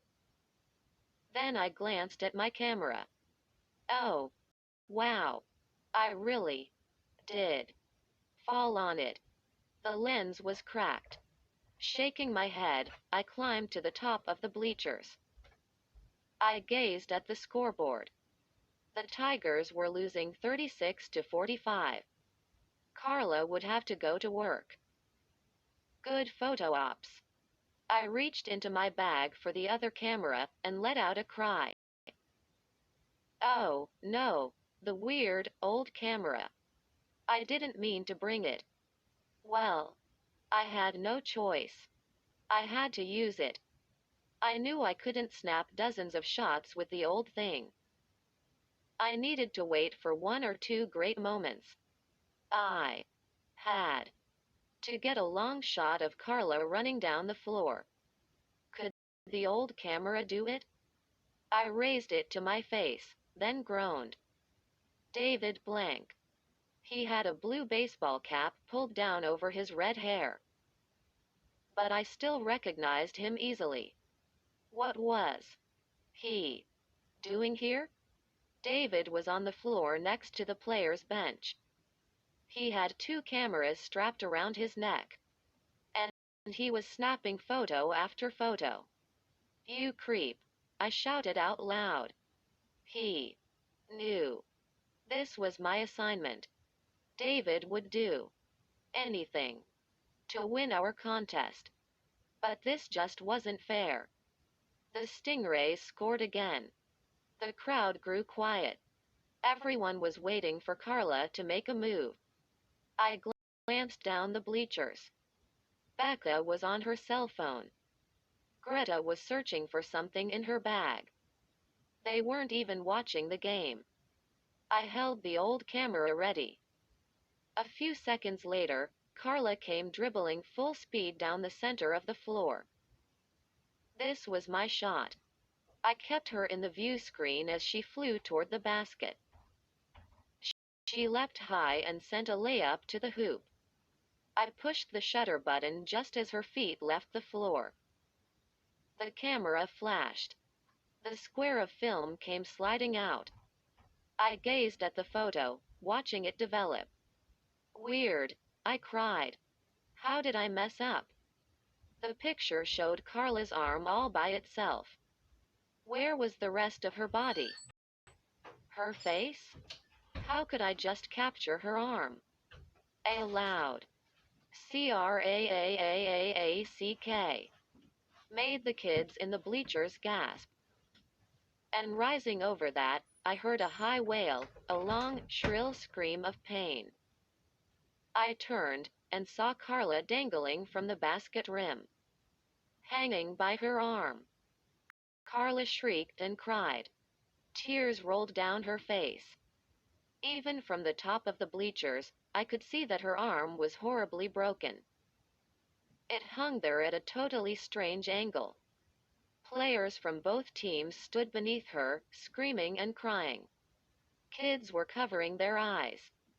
The coaches hurried to lower her to the floor. The referee kept blowing her whistle, again and again, like a siren. Wailing in agony, Carla lay sprawled on her back on the gym floor, the bones of her arm poking out through her skin. Gasping for breath, I realized I had the snapshot clenched tightly in my hand. I raised it to my face and stared at it. Stared at Carla's arm, all by itself.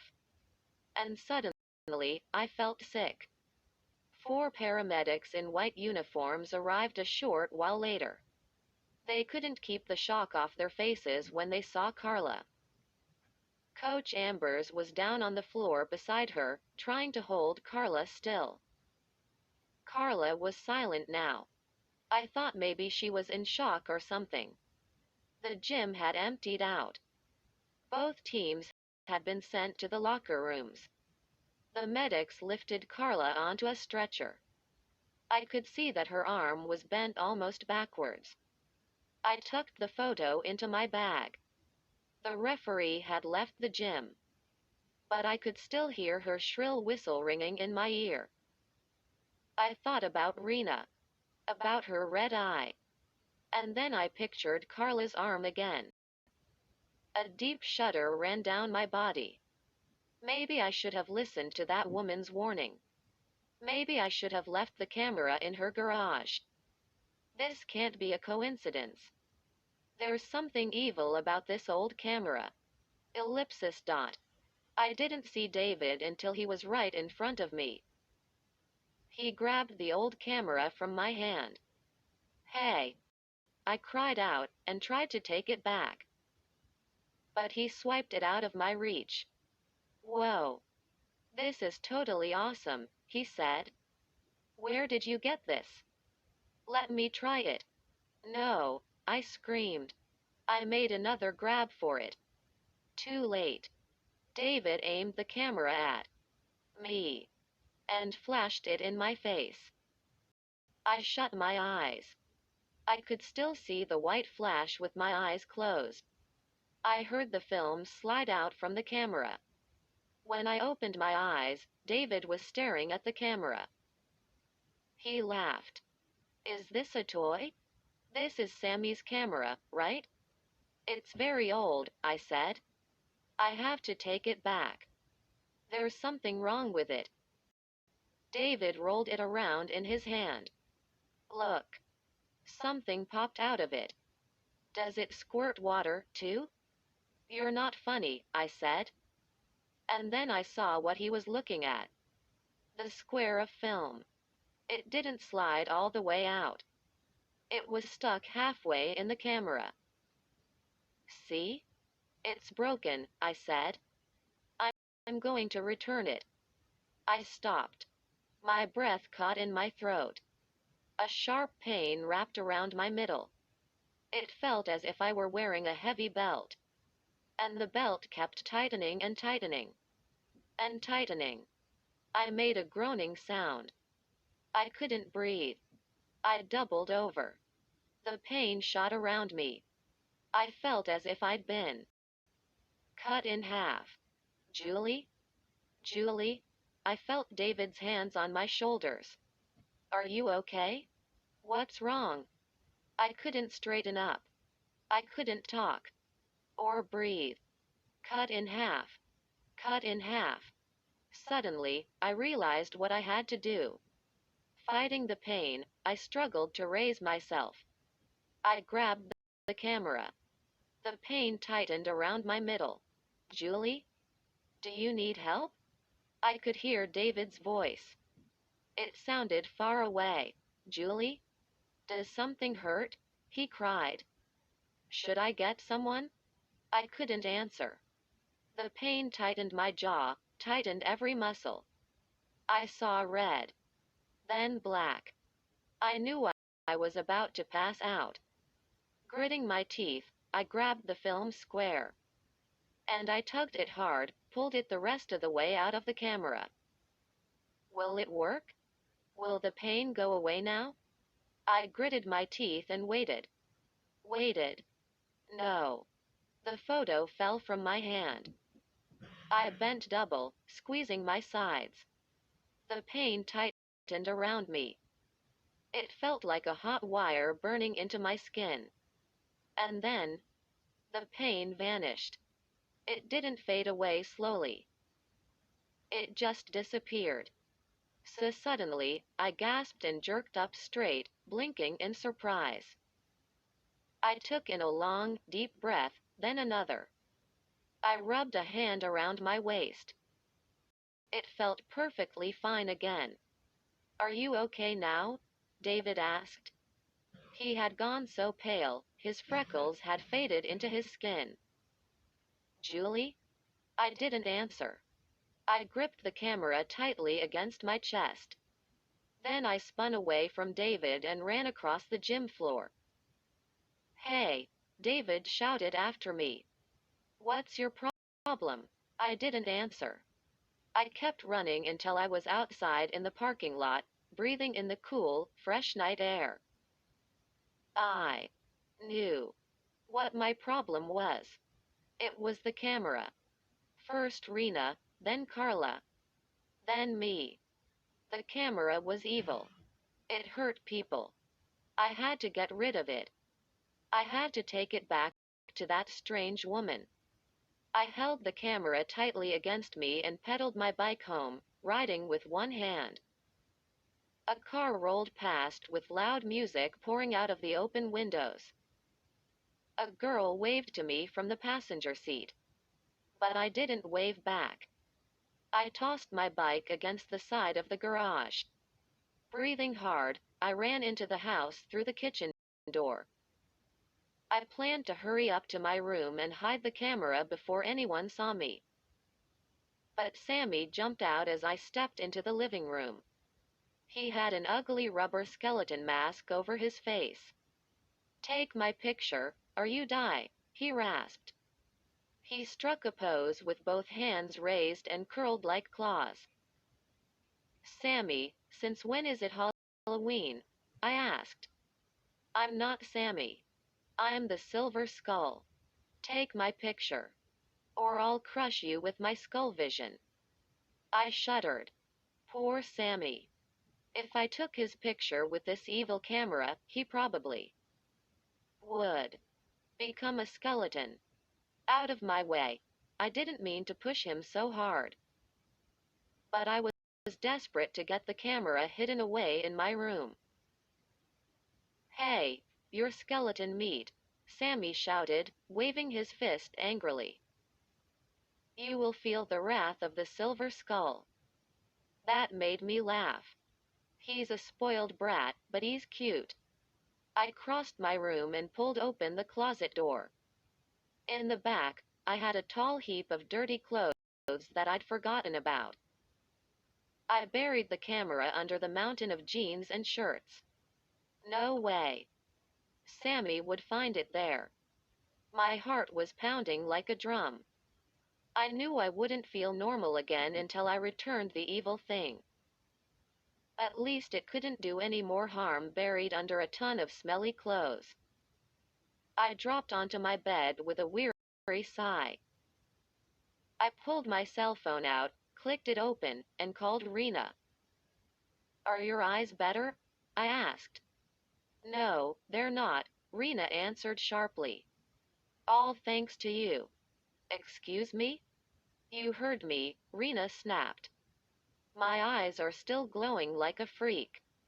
And still burning." "Oh, I'm so sorry," I moaned. "I can't read. I can't watch TV. I can't do my homework," Rena shouted. "And I can't go to school because I can't let anyone see me like this." "Rena, I'm really sorry," I repeated. "Sorry?" Rena cried. "Sorry?" "Julie, that woman warned you not to take the camera. But you think you know it all. You think you can do whatever you want. Well, look what you did to me." "Rena, please," I begged. "The doctor never saw anything like this," Rena screamed. You ruined my life, Julie." "But, why are you talking to me like this?" I cried. "We're friends and No, we're not, Rena replied. We're not friends anymore. No way. I couldn't believe she said that. I realized my whole body was trembling. I could barely hold the phone to my ear. I could hear her sobbing into the phone. Rena, listen to me, I pleaded. I'm taking the camera back to that house tomorrow. Will you come with me? We can ask that woman about your eyes. Julie, get lost, Rena said in a low, cold voice. And she clicked off her phone. The next day, school dragged on forever. I kept thinking about the camera hidden away in my closet. And I really missed Rena. Her telling me to get lost tied my stomach in knots every time I thought about it. After school, I ran all the way home. I wanted to get there before Sammy. I dove into my closet and tossed the dirty clothes aside. Then I grabbed the camera and headed to the garage to get my bike. Wouldn't you know it? Flat tire. I didn't care. The camera was going to be returned today if I had to crawl. I stuffed it into my backpack and started to walk. A cool wind blew in my face. It made the tall trees in the front yard sway and creak. The sun kept disappearing behind dark clouds. I was pretty sure I remembered how to get there. I walked past my school. Some boys from my class were tossing frisbees on the front lawn. Past the school, I turned and walked down the steep hill toward Fairfax Park. A few kids I didn't recognize were taking turns skateboarding down the hill. I wished I was having fun, too. I felt a couple of cold raindrops on my forehead as I stepped into the park. The dark clouds spread across the sky. The wind grew colder. Turn around. A voice in my head whispered. Julie, go home. No, I said out loud. I kept walking. The trees swayed and whispered as I made my way through the park. The wind swirled, but the rain held off. I hurried through the park. Then walked through a neighborhood of small, square houses. Was I on the right street? Yes. I could see the woman's red brick house halfway down the next block. I waited for a yellow school bus to pass. Then I started to cross the street. I took a few steps and stopped when I heard a cough behind me. I spun around. No one there. Weird. I crossed the rest of the way. I started to walk faster since I could see the house. Almost there. But I stopped again when I heard the scrape of footsteps. Soft thuds on the sidewalk. Again, I turned. The street was lined with slender young trees. Did someone slip behind one of them? I turned and took a few more steps. I was almost to the woman's driveway. I heard more soft footsteps behind me. A chill shot down my back. I'm being followed. Rain started to fall. I spun around. My eyes darted from tree to tree. Who's there? I called. My voice sounded muffled by the rain. No answer. I know you're there, I shouted. Who is it? No reply. I shivered. I lowered my head against the rain and ran up the pebbled driveway. The garage door was closed. Someone had scrawled a big red X on the front. I turned and saw the stuffed monkey staring out the front window. Behind the stuffed animal, the house was dark.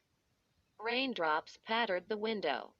They sounded like soft drumbeats. I glanced behind me. I didn't see anyone. But I knew someone was there, watching me. It wasn't my imagination. With another shiver, I rang the doorbell.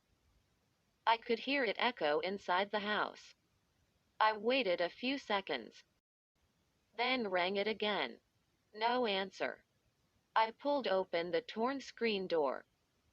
Then I raised my fist and knocked hard on the front door. The door swung open. I peeked inside. "Hello?" I shouted. "Anyone home? Hello?" Silence.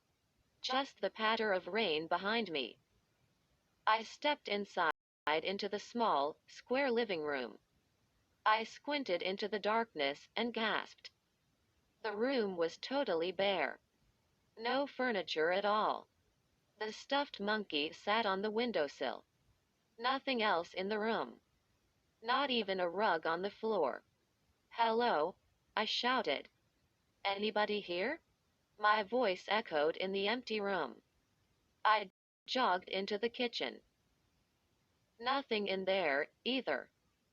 A single pot stood on the stove, its insides burned black. Even the sink faucet had been taken away. With a sigh, I leaned against the wall. Rainwater dripped down my forehead. I brushed it off with the back of one hand. They moved away.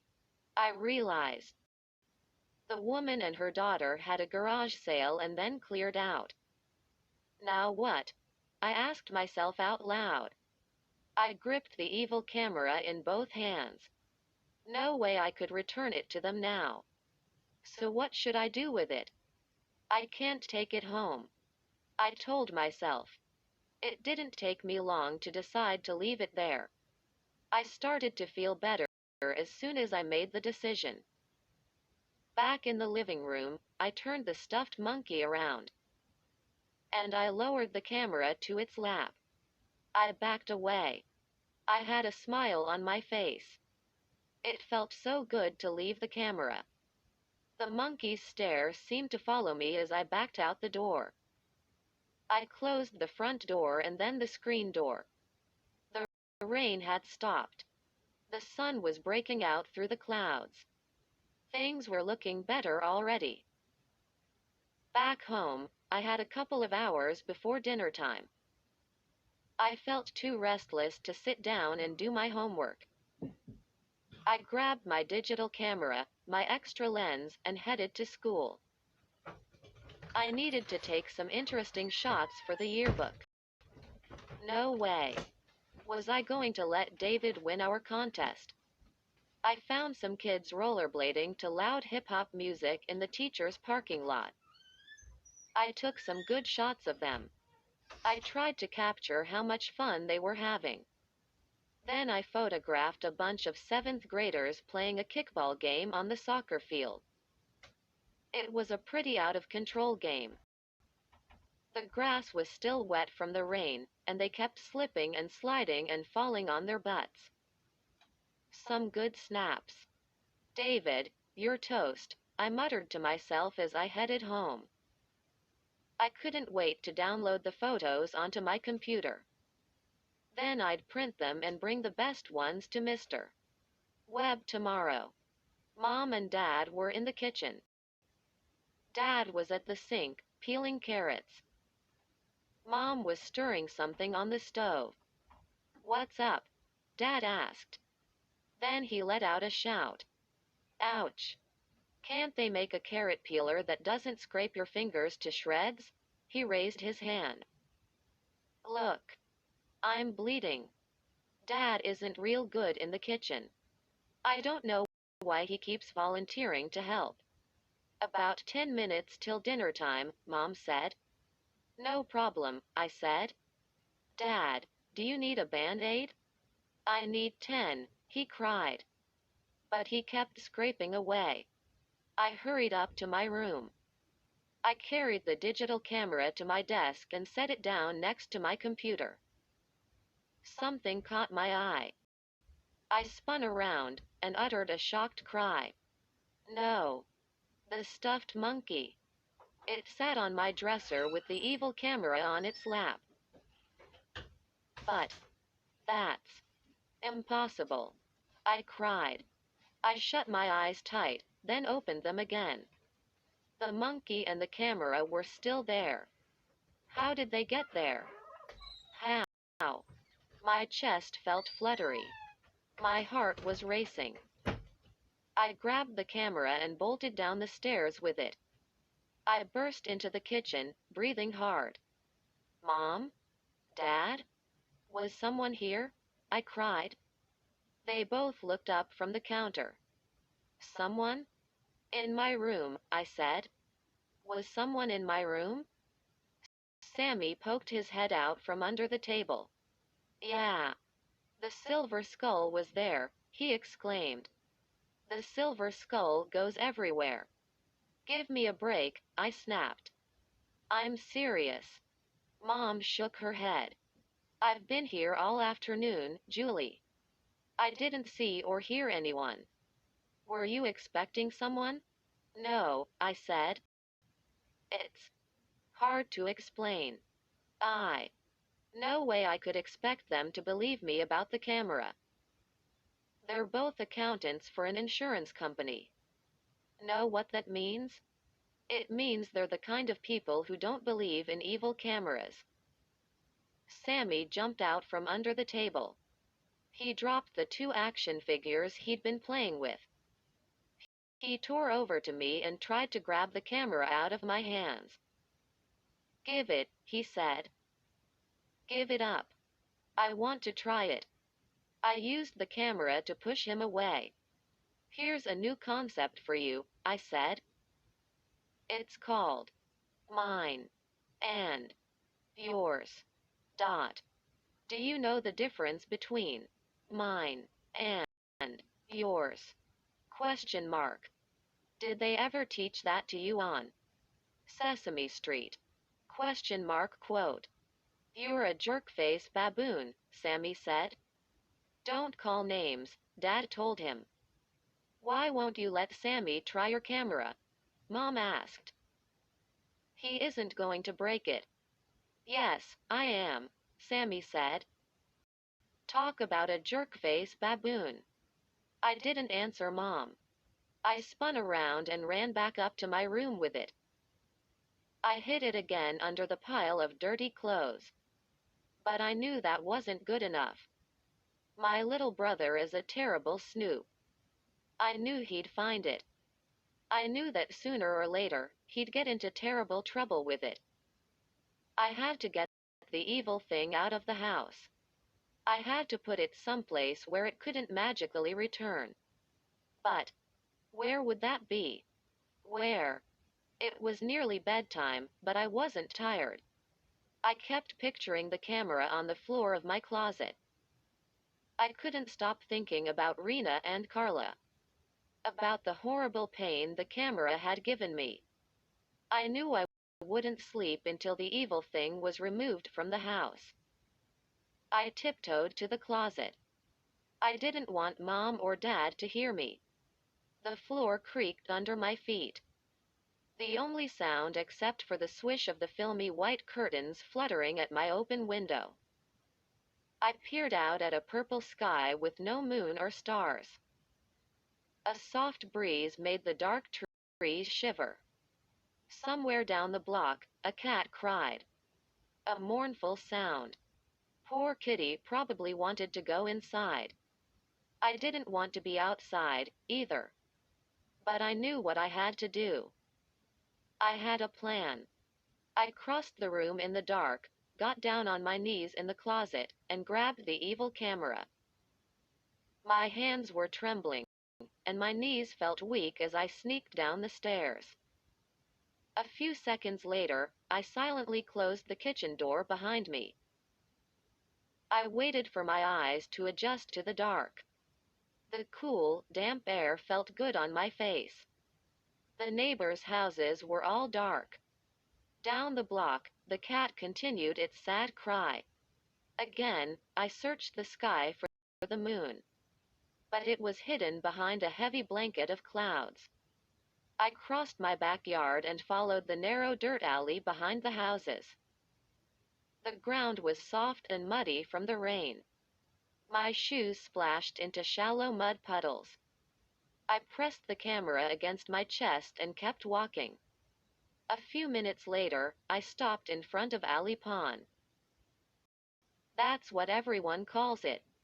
It doesn't really have a name. It's a small, round pond at the end of the alley. Some kids say it used to be a fish pond. Not anymore. It's a big, round hole filled with muddy water. I raised the camera and prepared to toss it into the pond. But I stopped when I heard a sound. A scraping sound. From behind a thorny hedge at the side of the alley. I spun around quickly. Did I hear breathing from behind the hedge? Or just the wind? A chill tightened the back of my neck. Again, I had the feeling that someone was there. Someone was watching me. Hello? I called out in a whisper. Who's there? No answer. Another chill shook my body. I could feel all my muscles tighten. Was someone watching me? I was really afraid now. But I had to finish my mission. I raised my arm again and heaved the old camera into the pond. It made a big, thudding splash. Then it sank below the muddy surface instantly. I stared at the pond for a few seconds. It didn't float back up. I glanced one more time at the low hedge. No one there. Silence. Was it my imagination? I ran back to the house, splashing up mud with my sneakers. I silently let myself into the kitchen, then crept back upstairs. I stopped halfway down the hall. I saw yellow light seeping from my half-closed bedroom door. There was someone in my room. My heart thudded in my chest. I tiptoed to the door. Slowly, carefully, I tilted my head forward to peek into my room. Sammy, I gasped. Sammy spun around at the sound of my voice.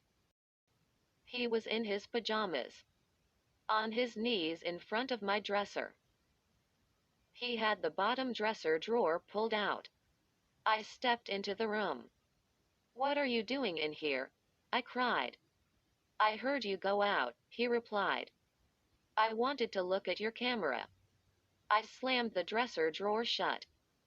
Then I pulled him to his feet. You little sneak, I muttered. I gave him a push to the door. I just wanted to try it, he whined. Forget about that camera, I said. It's gone, Sammy. It's gone forever. I gave him another push. He tried to kick me, but his bare foot caught on the edge of the carpet.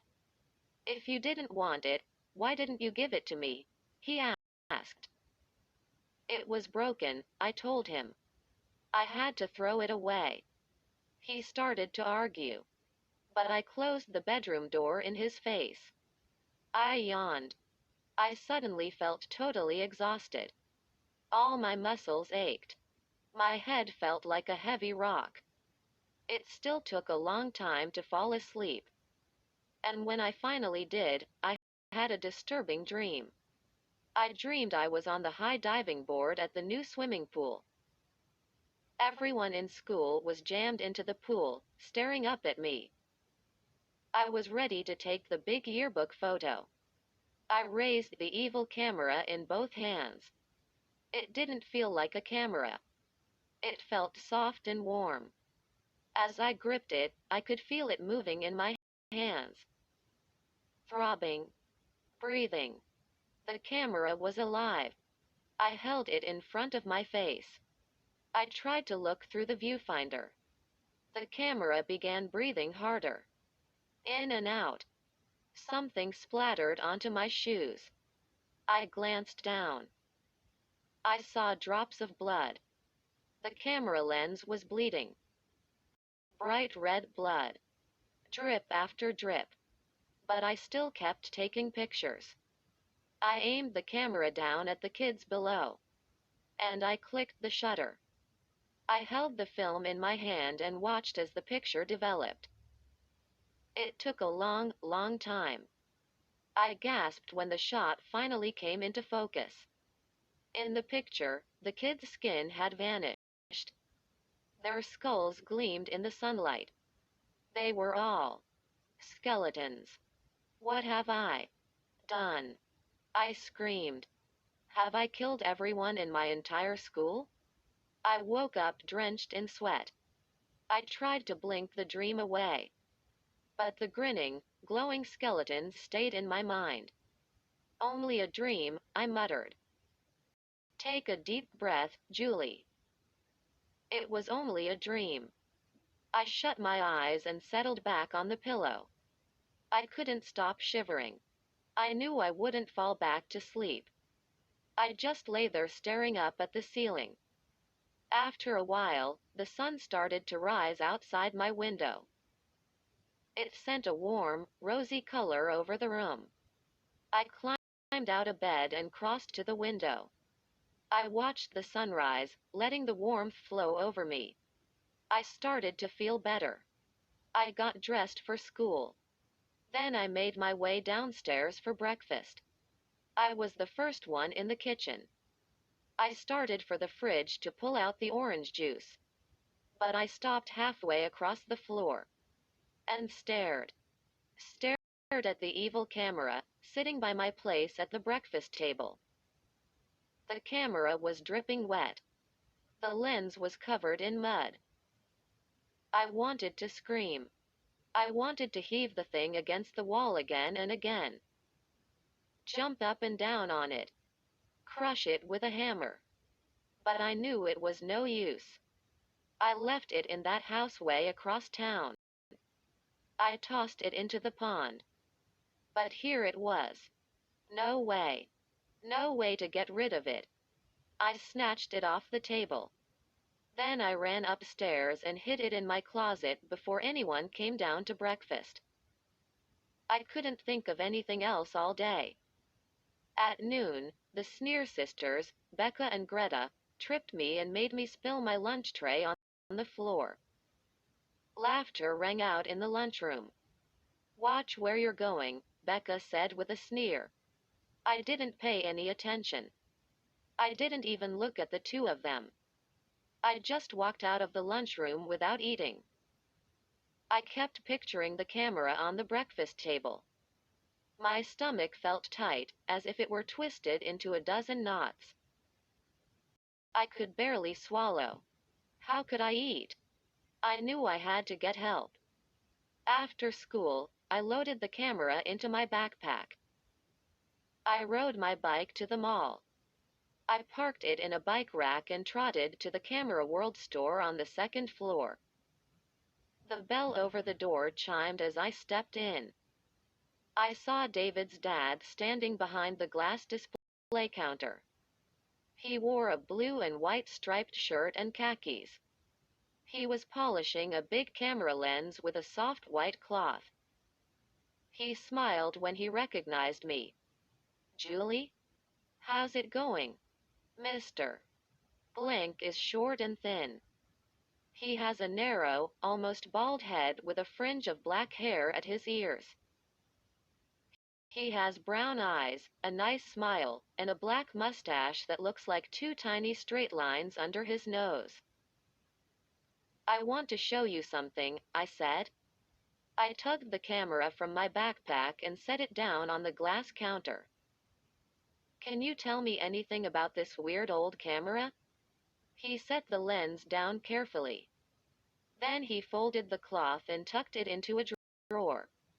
Let me see this thing, he said. He picked it up in one hand and twirled it slowly in front of his face. Weird old camera is right, he muttered. Where did you get it, Julie? Did you find it on eBay? Garage sale, I said. I don't think I've seen one like it before, he said. He turned it over and studied the bottom. No brand name, he said. No ID numbers anywhere. He looked through the viewfinder. Then he studied the lens. It's self-developing, he said. That's very unusual in a camera this old. It's a very unusual camera, I said. Mr. Blank stroked his mustache. I have some books and old catalogs in the office, he said. Let's look it up. I followed him into the little office in back. It was the size of a broom closet. It had a desk with a computer on it, a chair, and stacks of camera books and magazines. Mr. Blank pulled some fat old books from the bottom of a pile and started thumbing through them. No name on the camera makes it a lot harder to find, he said. He cracked open another old book and began sifting through it. I'm an expert on old cameras, he said. People say I have a photographic memory. Ha ha. That's a bad joke, isn't it? But I've never seen. Oh, wait. He squinted at a photo on the page of the old book. I think maybe his eyes darted back and forth as he read the tiny type. Finally, he gazed up at me. Julie, I think you found something very rare, he said. He raised the camera and compared it to the photo. Yes. Yes. What is it? I asked. It says that only one of these cameras was ever built, Mr. Blank said. It was actually made for a horror movie that was being filmed in the 1950s. I swallowed. A horror movie? He nodded. The camera was made for a movie called Say Cheese and Die Screaming. He read the tiny text again. But the movie was never finished. There were a lot of strange accidents on the set, and they had to close down the production. I felt a chill. Bad things? Mr. Blank shrugged. That's all it says. The movie was never finished. And the camera disappeared. He closed the book. Lucky you, he said. I think you found a piece of movie history. He started to hand the camera back to me. No. Please, I stammered. I backed away. Can you keep it? He blinked. Excuse me? This camera is probably valuable, Julie. There's something very wrong with it, I said. My voice came out high and shrill. I don't want it. Please. It can be repaired, he said. No, it can't, I cried. There's a curse on it or something. The camera is evil. Please, Mr. Blank, take it. Keep it safe. Keep it away from people. He squinted at me. I don't believe in curses or magic, he said. That's crazy. Please, just take it, I said. I turned to go. Maybe I could give you store credit, he said. You could pick something out in return. No thanks, I said. I couldn't stay there another second. I just wanted to get away from the camera. I bolted out of the office and out the front door. The bell over the door clanged loudly. I ran into the mall. Nearly knocked over a woman pushing a double baby stroller. Sorry, I called, and kept running.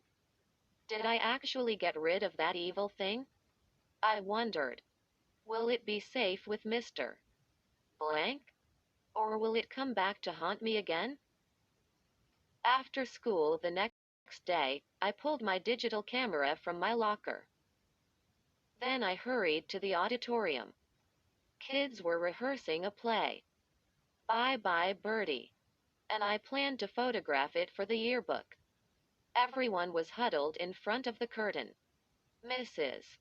Harper sat at the piano at the side of the stage.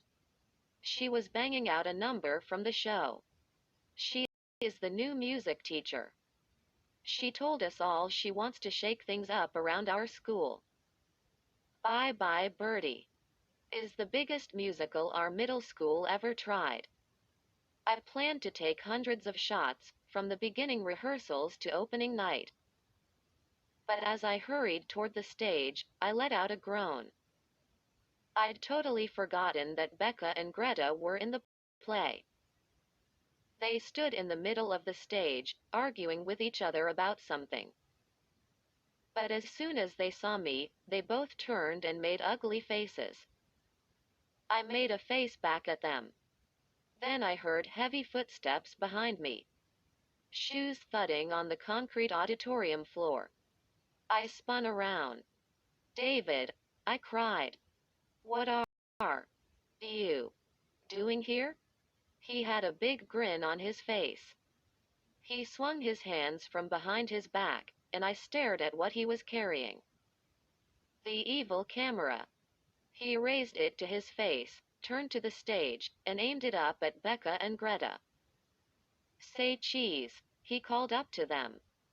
I froze in horror. He raised his thumb to push the shutter button. No, I screamed. I stuck my hand in front of the lens. David lowered the camera.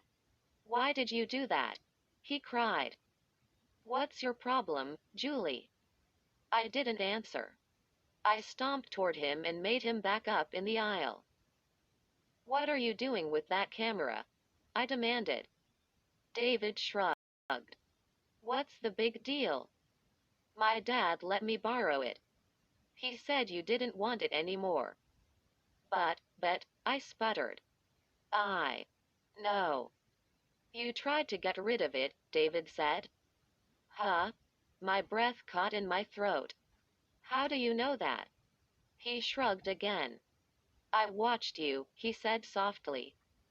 A strange smile spread over his face. I followed you, Julie. You what? I cried. Who do you think was spying on you? David said, still grinning. I stayed up day and night.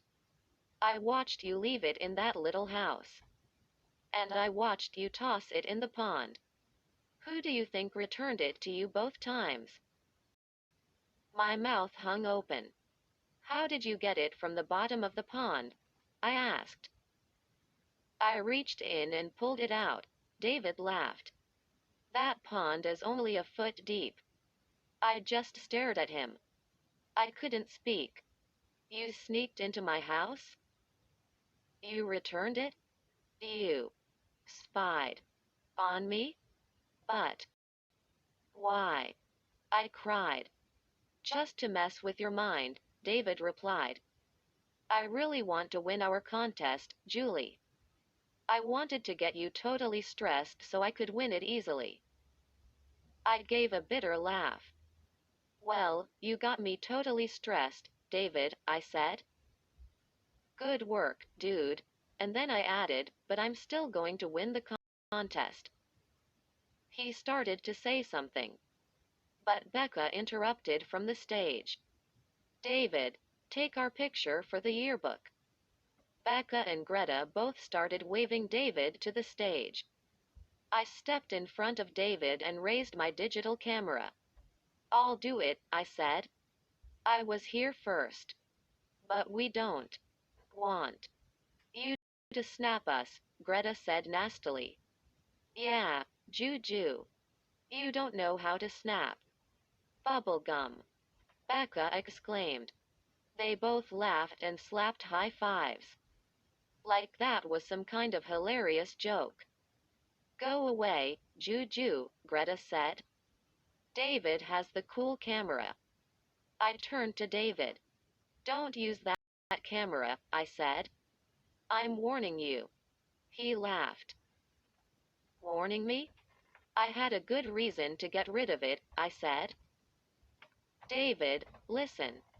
But he raised the camera in both hands and aimed it at the two girls.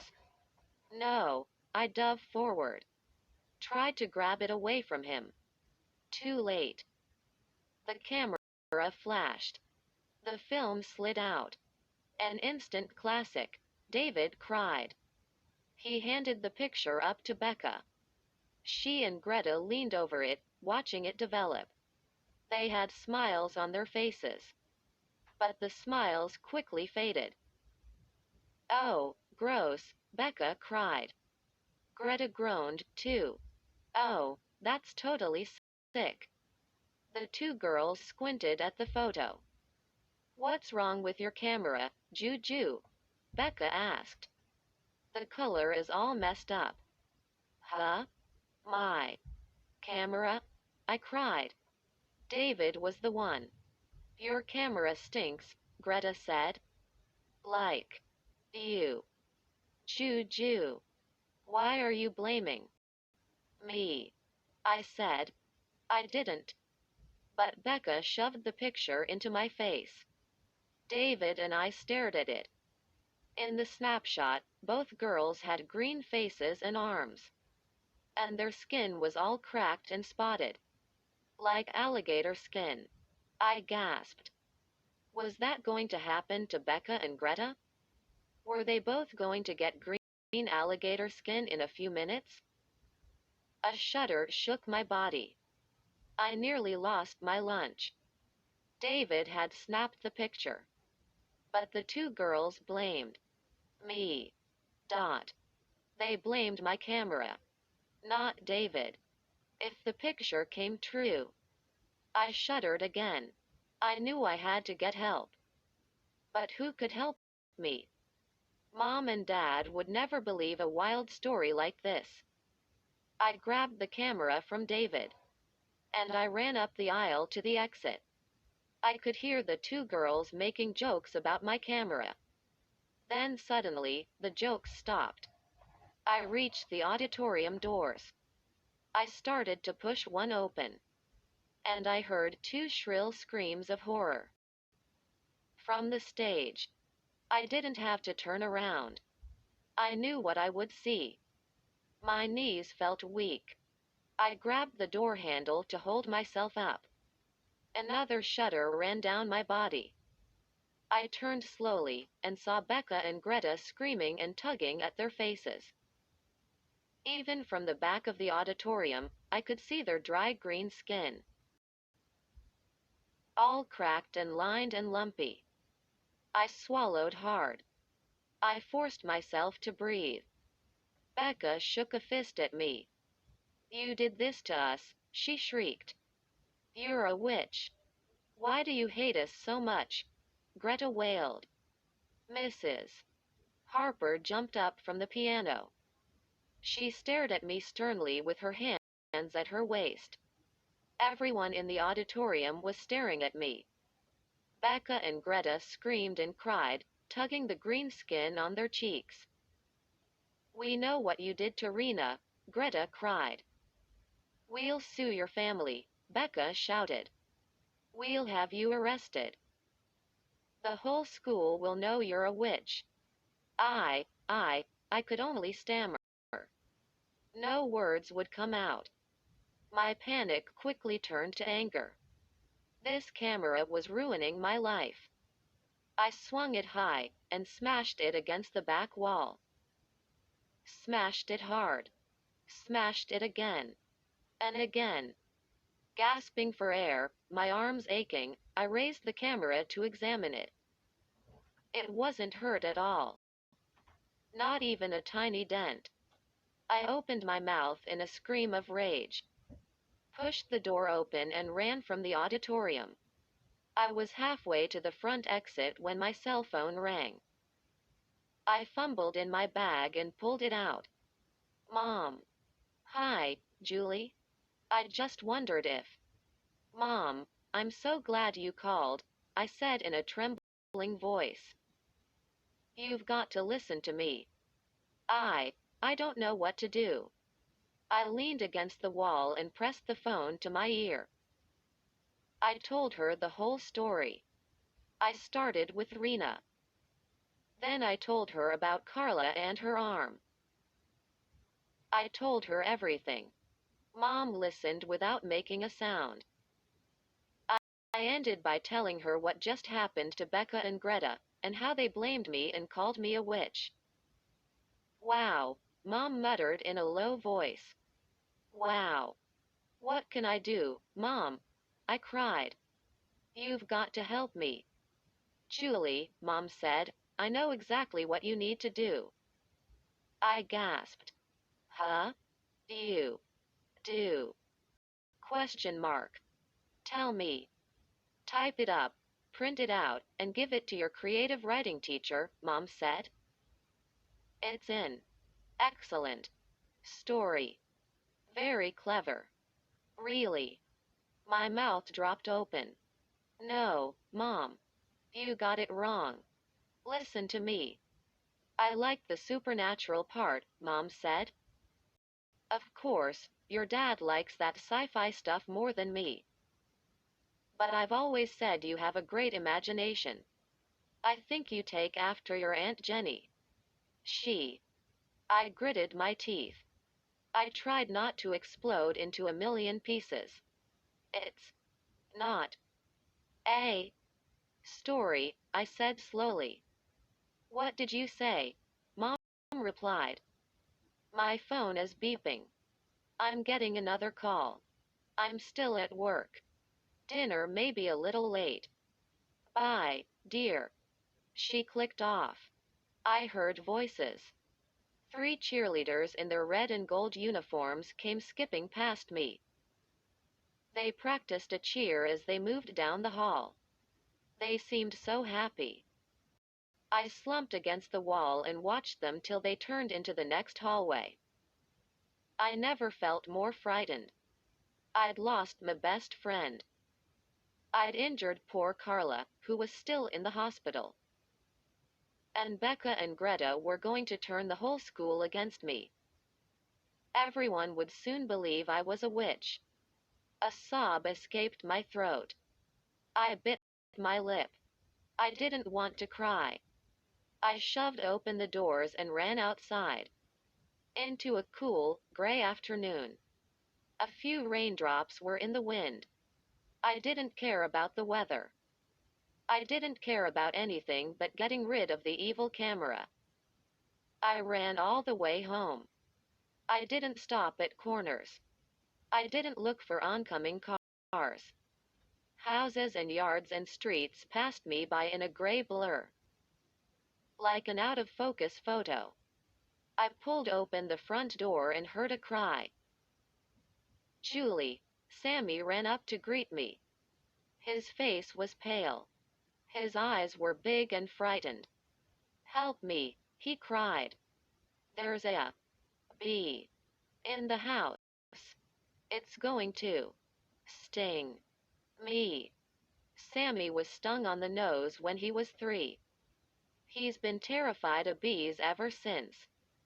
He grabbed my hands and squeezed them. Kill it. Kill it. Sammy, are you home all by yourself? I asked. Mrs. Kellens was here, but she had to run back to her house for a few minutes. I heard a loud buzz. Sammy wasn't making it up. A fat yellow bumblebee swooped low over his head. He screamed, "Kill it! Kill it!" I swung my hand and tried to slap it away. The camera slipped out of my hand and hit the floor. The bee soared high, then shot back, making a straight line for my face. I swatted at it with both hands. It made an angry buzzing sound and retreated to the window curtains.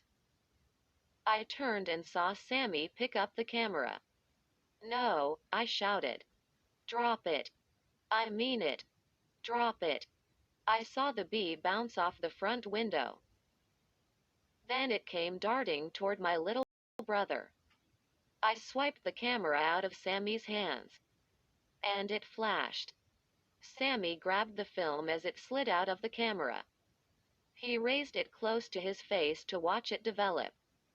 "Give me that," I cried. I grabbed for it. But he swung it out of my reach. I had a sick feeling.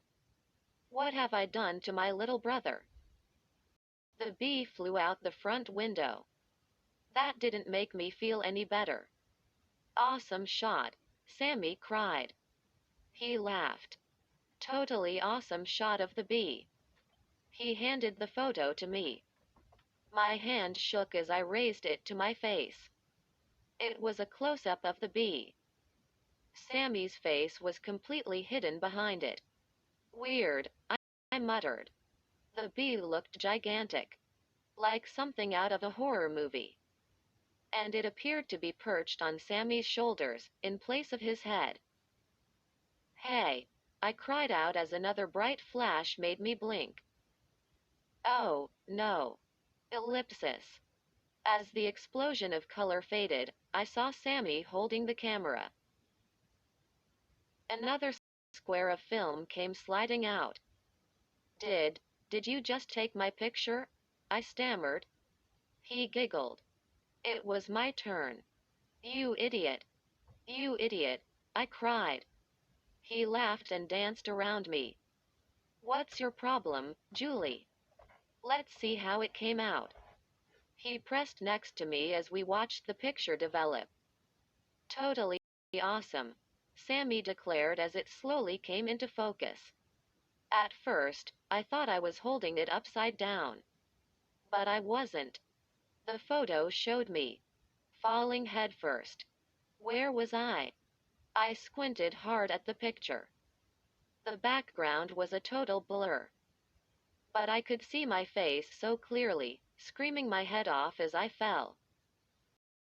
Panic swept over me. No, no, no, I shouted. I grabbed the photo and ripped it to tiny shreds. I tossed the shreds to the floor. I grabbed the camera away from my brother. And then I opened my mouth in a shriek of horror. Sammy. His face, it was hidden. Hidden behind thick, yellow, spiky hair. Bee hair. Two skinny antennae poked up from the top of his furry head. They twitched back and forth. Sammy raised both hands and frantically tore at the wiry hair that covered his face. Sammy. Can you talk? I screamed. Can you see me? Can you talk? Quote. Bees. The next morning, Mr. Webb called to congratulate me. He said I won the photo contest against David. I would be taking the big yearbook picture from the high diving board. I barely replied.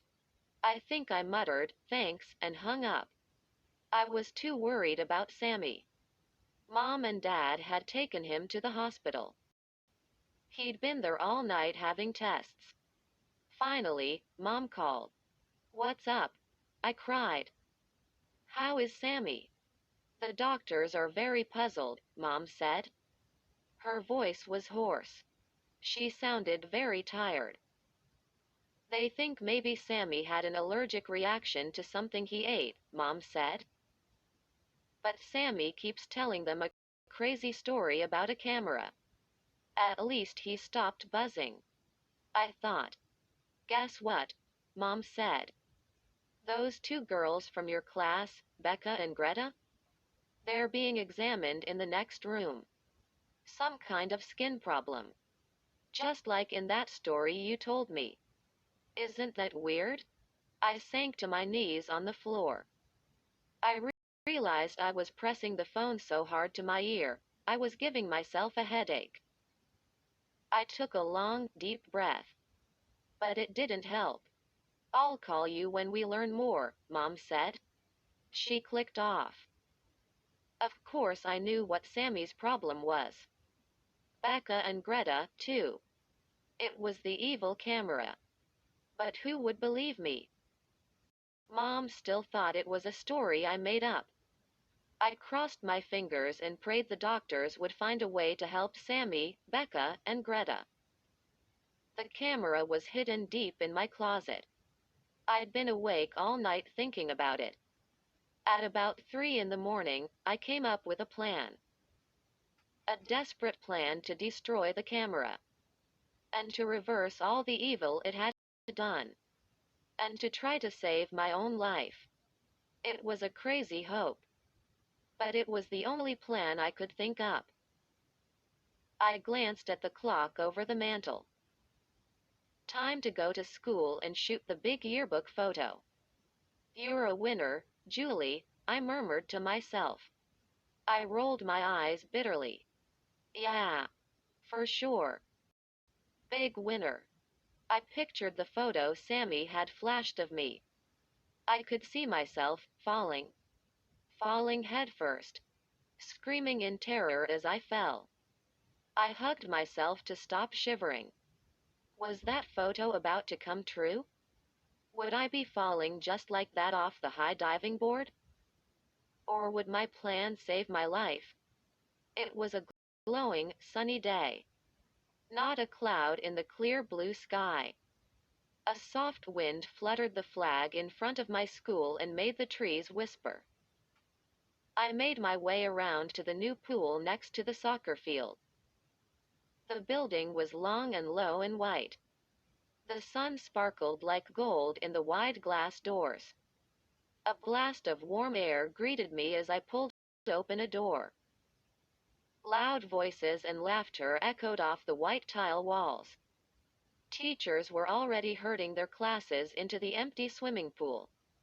Kids were laughing and goofing on each other, having fun. I sighed. I knew today wasn't a fun day for me. I gazed up at the high diving board.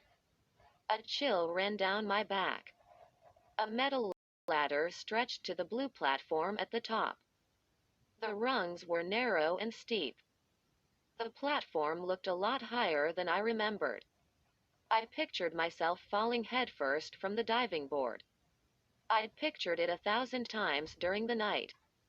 But now it seemed a lot more real. I stood there frozen, two cameras strapped around my neck. Kids' voices rang out from the pool. Everybody start swimming. Is this a race? Hey, Tanya, did you wear it? Did you wear your string bikini? Don't we need a lifeguard? I let out a cry as someone grabbed my hand. Mr. Webb. Hi. Everyone is ready for you, Julie, he said. I just want to say congratulations again on winning the contest. I know you're going to do an excellent job up there. We both raised our eyes to the high board. If he only knew he is sending me up there to my doom. Mr. Webb smiled at me and motioned me to the ladder. Then he flashed me a thumbs up. Break a leg. Oh, wow. Break a leg? I could break every bone in my body. I turned and walked quickly to the ladder. Some kids in my class shouted to me from the pool. Julie, are you going to dive? I'll catch you. Take my picture now. In case you don't make it to the top. Ha ha. David stepped out from behind the ladder. He had 3 cameras strapped around his neck. He stared at me hard. His face was tight with worry. Julie, are you sure you want me to do this? He asked. I nodded. I told you last night, David. I just discovered I'm totally terrified of heights. But you worked so hard to win our contest, he said. No biggie, I said. I gave him a little push toward the ladder. Go. Do it. Take the picture, David. Have fun. I stepped back and watched. David grabbed the railing and began to climb the ladder. The kids in the pool pointed and shouted as David started his climb. His shoes clanged on the metal rungs of the ladder. Each thud rang in my ears. Mr. Webb came running over to me. He grabbed my shoulder. Julie, what's going on? He demanded. Why is David doing this instead of you? I sighed. It's a very long story, Mr. Webb. Mr. Webb wanted to ask me more questions. But I turned to watch David. He was halfway to the top, climbing slowly and steadily. David will be safe up there, I told myself. The evil camera didn't take a picture of him falling. So he won't fall.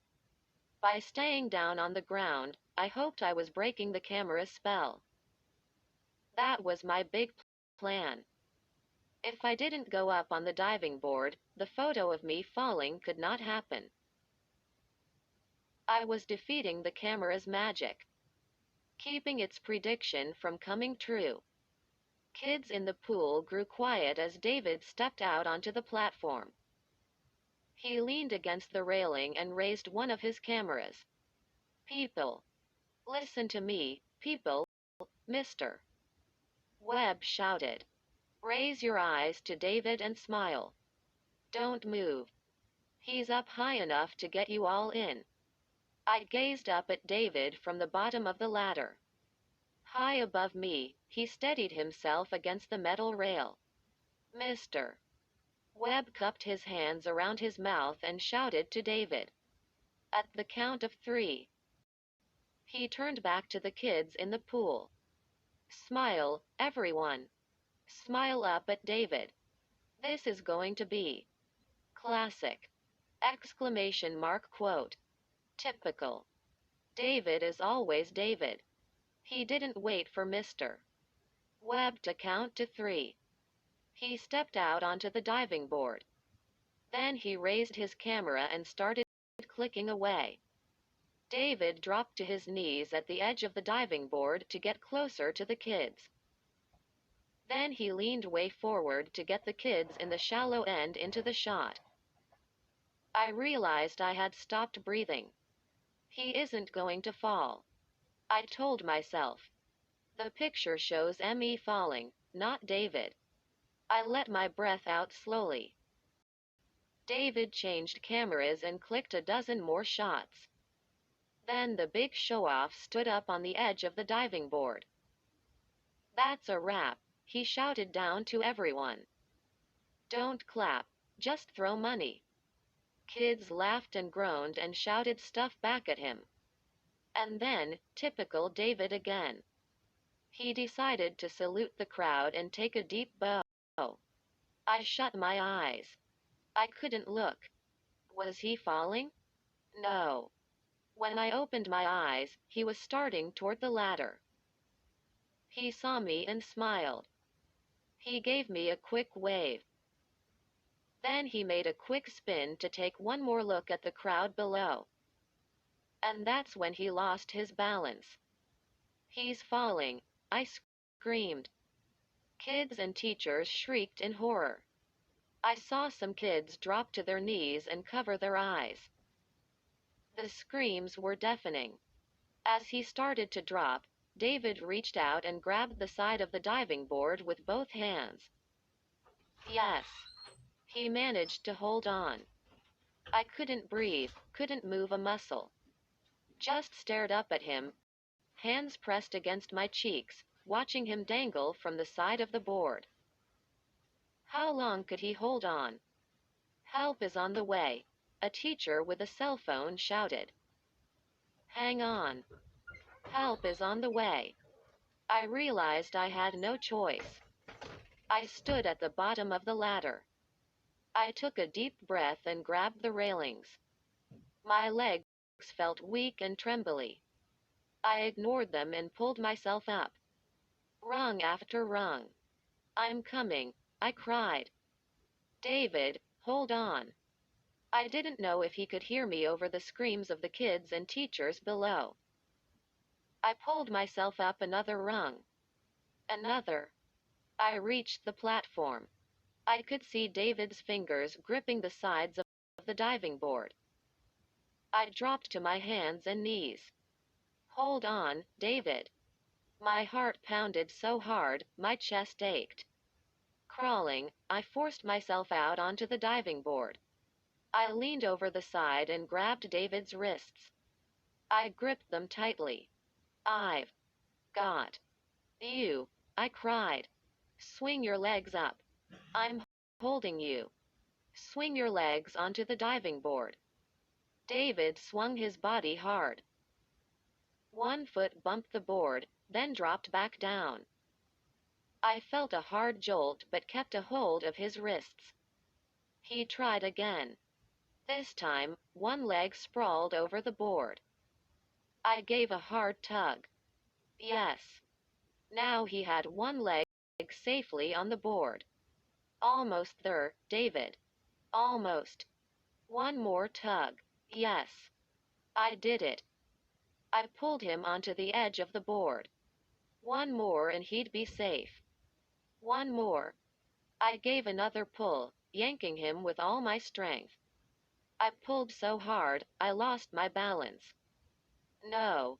A shrill scream escaped my throat as I felt myself start to fall. And the thought flew through my mind. The camera has won. No. On his stomach on the diving board, David swung his hands out and grabbed me. Grabbed me before I could fall. My knees banged the board. I fell face down onto it. Pain shot up my body. But I was safe. We both were safe. We held on to each other, panting hard. Then we carefully stood up and started toward the ladder. David grinned at me. Julie, maybe we should be a team. Exclamation mark quote. Yeah. Maybe, I agreed. I heard the cheers of the kids down below. They were on their feet, staring up at David and me. They screamed and whistled and clapped happily. I lowered myself slowly to the ground. I saw Mr. Webb and several other teachers running toward me. But I didn't want to talk to anyone. I just wanted to know one thing. Did I defeat the evil camera? I ran home. Up to my room. I felt crazy. Dizzy. As if I were floating 2 feet off the ground. My whole body tingled. I left the photos from the camera spread out on my desk. I lurched across the room and grabbed them. Rena's picture was on top. I raised it close and squinted hard at it. No red eye. The red glow had disappeared from the photo. Carla's picture had changed, too. It showed her jumping off the floor to shoot a layup. Yes, I cried, pumping a fist in the air. Yes. I dropped her photo and gazed at the one with Becca and Greta. Their skin was normal, not green. And in the last photo, my brother, Sammy, had his normal face. No yellow, spiky bee hair covering his face. I did a little dance around my room. I pumped my fists in the air some more. Had I really defeated the camera? I grabbed my cell phone and dialed Mom at the hospital. How is Sammy? I asked. I knew what Mom would say. Sammy is fine. All that weird yellow hair suddenly fell out. Becca and Greta are back to normal, too. Your dad and I are bringing Sammy home. I knew it. I knew it. The photo showed me falling headfirst to my death. But I kept it from coming true. And that broke the camera's magic. And because I broke its magic, every horrible thing the camera did was reversed. Now I had one more job. Now I had to destroy the camera so that no one else would ever find it and use it. I thought I knew just how to do it. I cleared all the junk off my dresser and tossed it onto the bed. Then I carefully dug the camera out from its hiding place in my closet. This was my idea. The camera did terrible things to everyone it photographed. So all I had to do was make the camera take a picture of itself. Dot. And it would do something terrible to itself. Simple, right? I knew it would work. I set the camera down on my dresser top. And I pointed the lens at the mirror. I checked the viewfinder. Perfect. The camera was set to take a perfect picture of itself in the mirror. Now I had to make sure I didn't get in the snapshot. I took a metal coat hanger from my closet. I stretched it out until it was almost a straight line. Then I stood way to the side. I leaned way back. No way. My reflection was going to show in the mirror. Slowly, carefully, I stretched the hanger toward the camera. And I lowered the end of the hanger. Lowered it until it pushed down on the shutter button. Flash. Yes. The camera snapped a photo of itself in the mirror. Would my plan work? Holding my breath, I grabbed the square of film from the slot. I held it close to my face and stared at it as it developed. Come on. Come on. And then I gasped. Huh? I stared at the picture. Was I seeing double? I looked down and screamed. Oh, no. I stared at two evil cameras on my dresser, side by side. Several kids received mysterious invitations to be very special guests at Horrorland theme park. They looked forward to a week of scary fun. But the scares quickly became too real when Slappy the Evil Dummy, Drive, Maniac, and other menacing villains from the kids' past started to appear. Two very special guests, Brittany Crosby and Molly Malloy, disappeared in a cafe with a mirrored wall. The other kids have been trying desperately to find them. The park guides, called horrors, have been no help at all. Except for one horror, named Byron. He warned the kids they were all in danger. He said he'd help them escape from Horrorland. Escape where? The kids keep finding clues about another theme park, called Panic Park. They don't know how to find Panic Park. But they know that mirrors play a big part in the mystery. Why are there no mirrors anywhere in Horrorland? To find answers, Michael Munro leads them down to the secret forbidden tunnels under Horrorland. They are caught and chased by horrors. To help their escape, they let a bunch of ugly monsters out of their cages. Now Michael has also vanished. The others are desperate to find him and find their way out of the real horrors of Horrorland. Julie continues the story. My first day in Horrorland, and I couldn't wait to start taking pictures. I brought 3 cameras with me, including the awesome new digital camera my dad bought me after I won the photo contest against David Blank. Poor Sammy. When the invitation came to be a very special guest at Horrorland, he was totally psyched. But Mom and Dad had him signed up for 4 weeks of day camp. Of course, he begged and cried and whined and pleaded and threw a tantrum. But there was no way he could come with me. I was glad I didn't have to take the little pest along. I wanted to hang out with the other very special guests. And I wanted to take a ton of scary photos. I unpacked my suitcase. Then I hurried out of Stagger Inn and headed to Zombie Plaza. It was a bright, sunny day, kind of hot and sticky. Crowds of people jammed the plaza. I saw a row of small shops. At one end stood a creepy-looking building that resembled a castle. A marquee over the entrance read, Haunted Theater. I walked past a long line of people in front of a purple and green ice cream cart. No. Not ice cream. Big letters on the front of the cart read, Nose cones. A horror in a long purple apron was handing out ice cream cones shaped like human noses. Everyone, come pick your nose, he shouted. Pick your nose. It's yummy. I snapped a few shots of him. He was funny.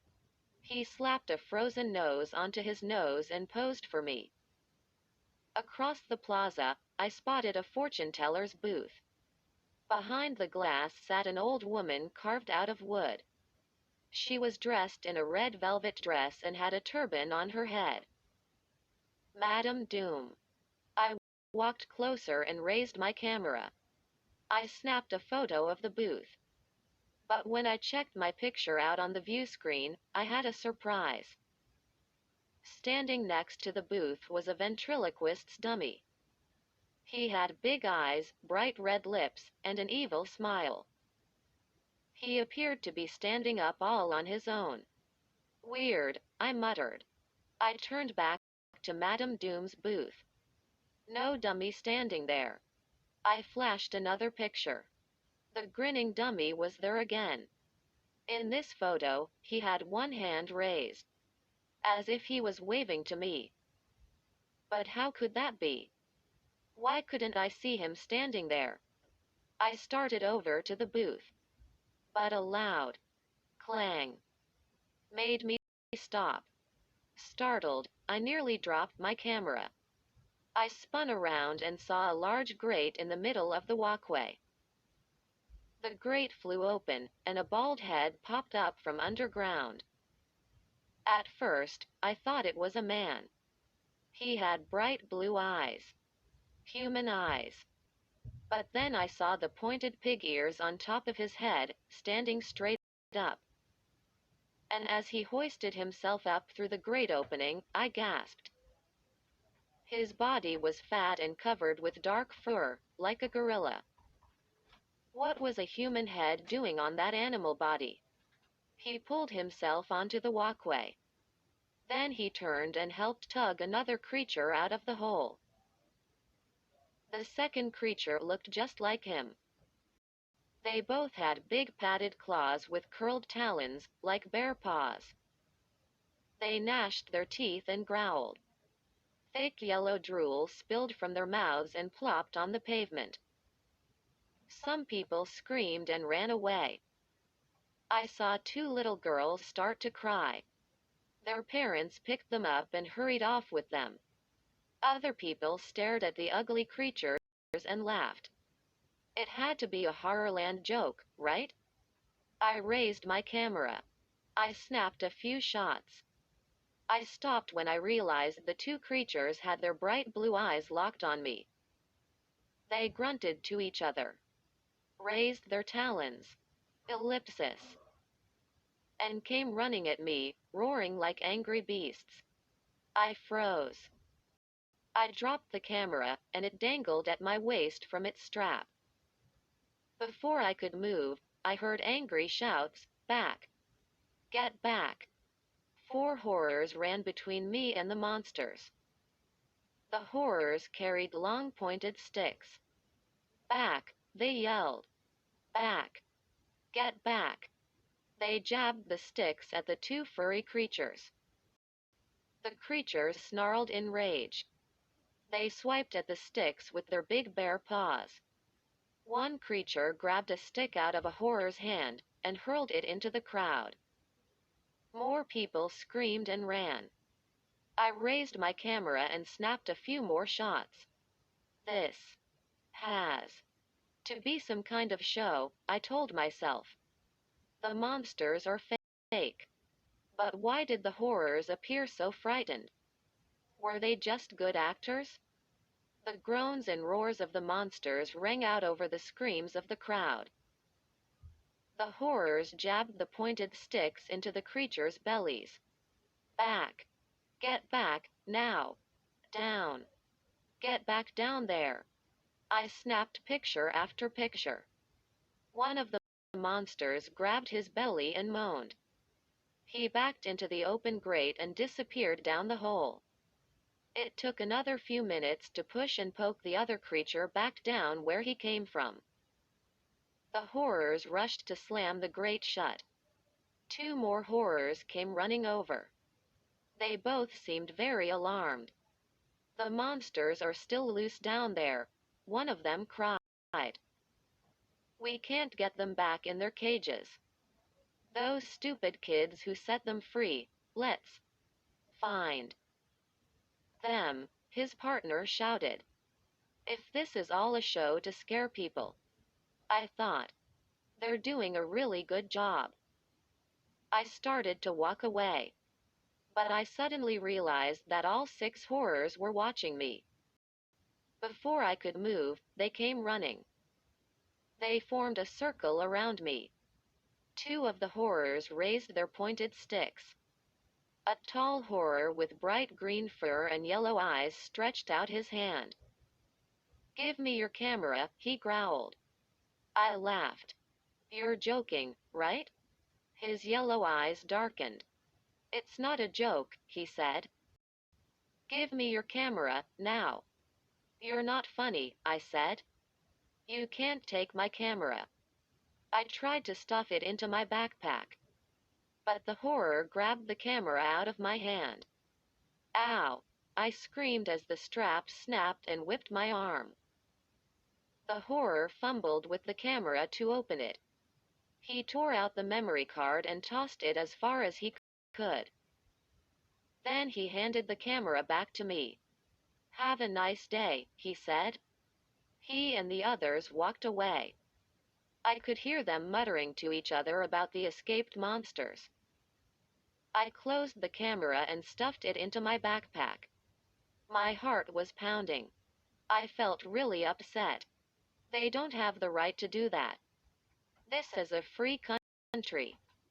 Luckily, I had two other cameras in my pack and extra memory cards.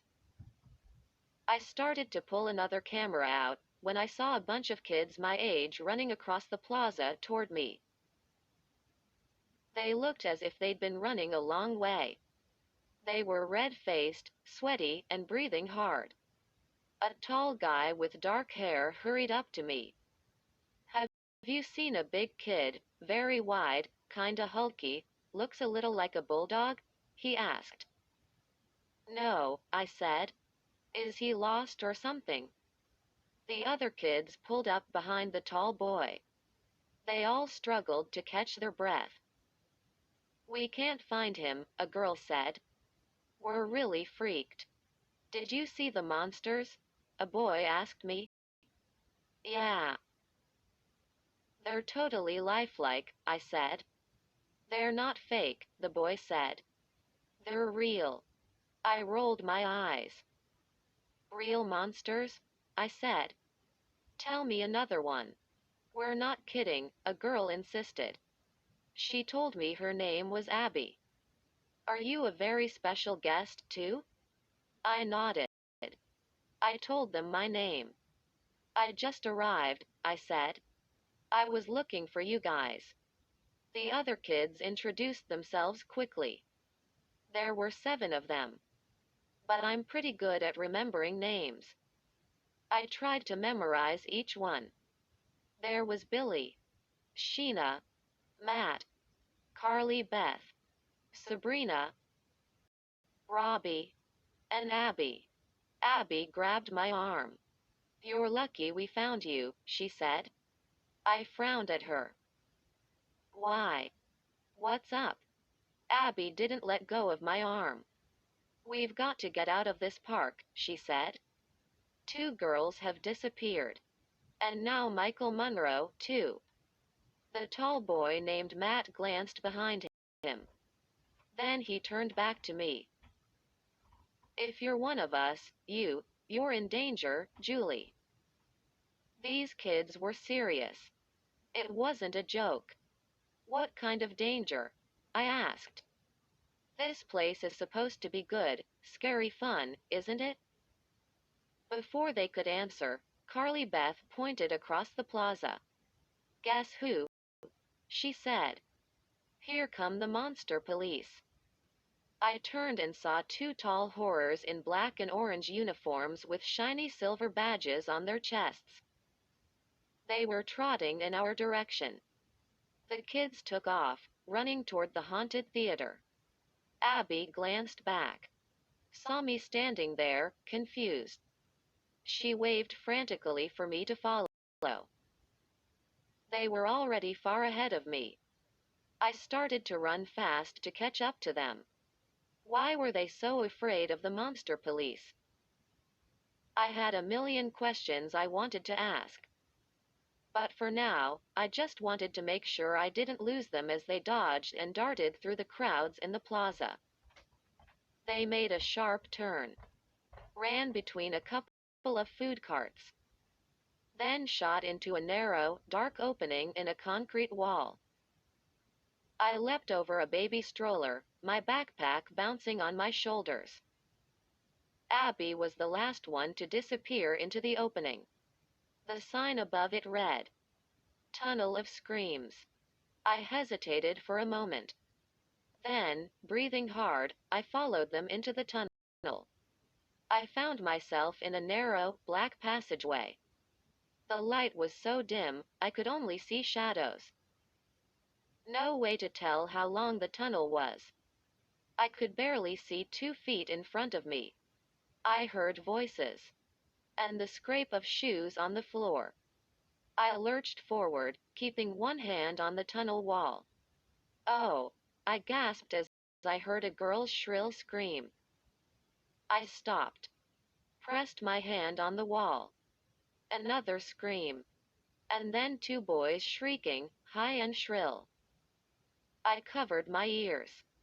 The screams seemed to be coming from everywhere, ahead of me, behind me, above me. "Hey, Abby!" I shouted. My voice echoed in the long tunnel. "Are you here? Carly, Beth?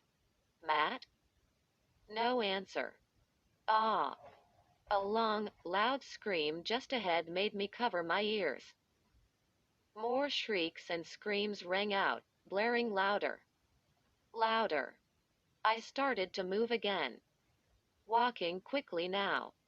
I was desperate to get out of this creepy, dark tunnel. How long could it be? The horrifying shrieks grew deafening. Painful. My ears throbbed. I could feel my heart racing in my chest. The tunnel curved. Dim yellow light washed over me.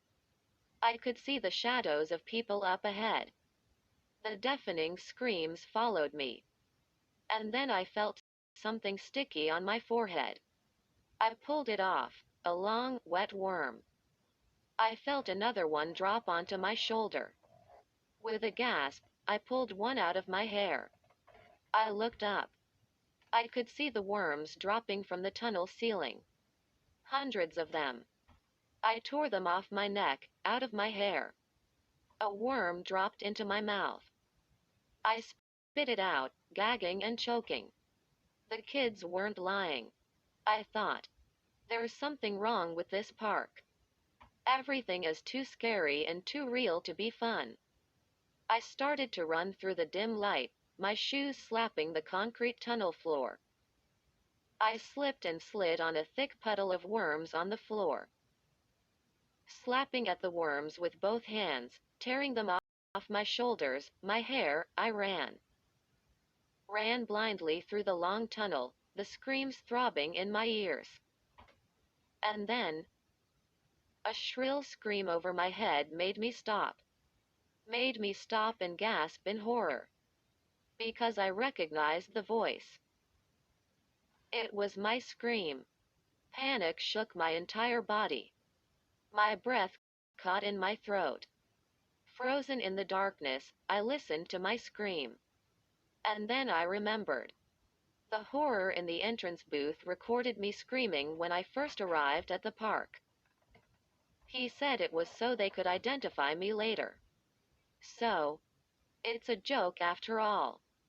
This is all a Horrorland joke. I decided. My legs were still trembling, but I started to walk again. A few seconds later, I saw bright daylight. The end of the tunnel. Yay! I cheered as I stumbled out of the tunnel. I blinked several times, waiting for my eyes to adjust to the bright light. I brushed a few more worms off my shoulders. I shielded my eyes with one hand and searched for the other kids. No sign of them. Maybe they went back to the hotel. I decided. I was totally eager to catch up with them and find out what was really going on. Why did they seem so scared? Why did they think we very special guests were in danger? I took a few steps toward Stagger Inn when a hand grasped my shoulder. I let out a startled cry. I turned to see a fierce-looking horror. His shiny purple cape fluttered in the wind. He had short yellow horns curling up from his purple furry head. I glimpsed the brass name tag on his chest.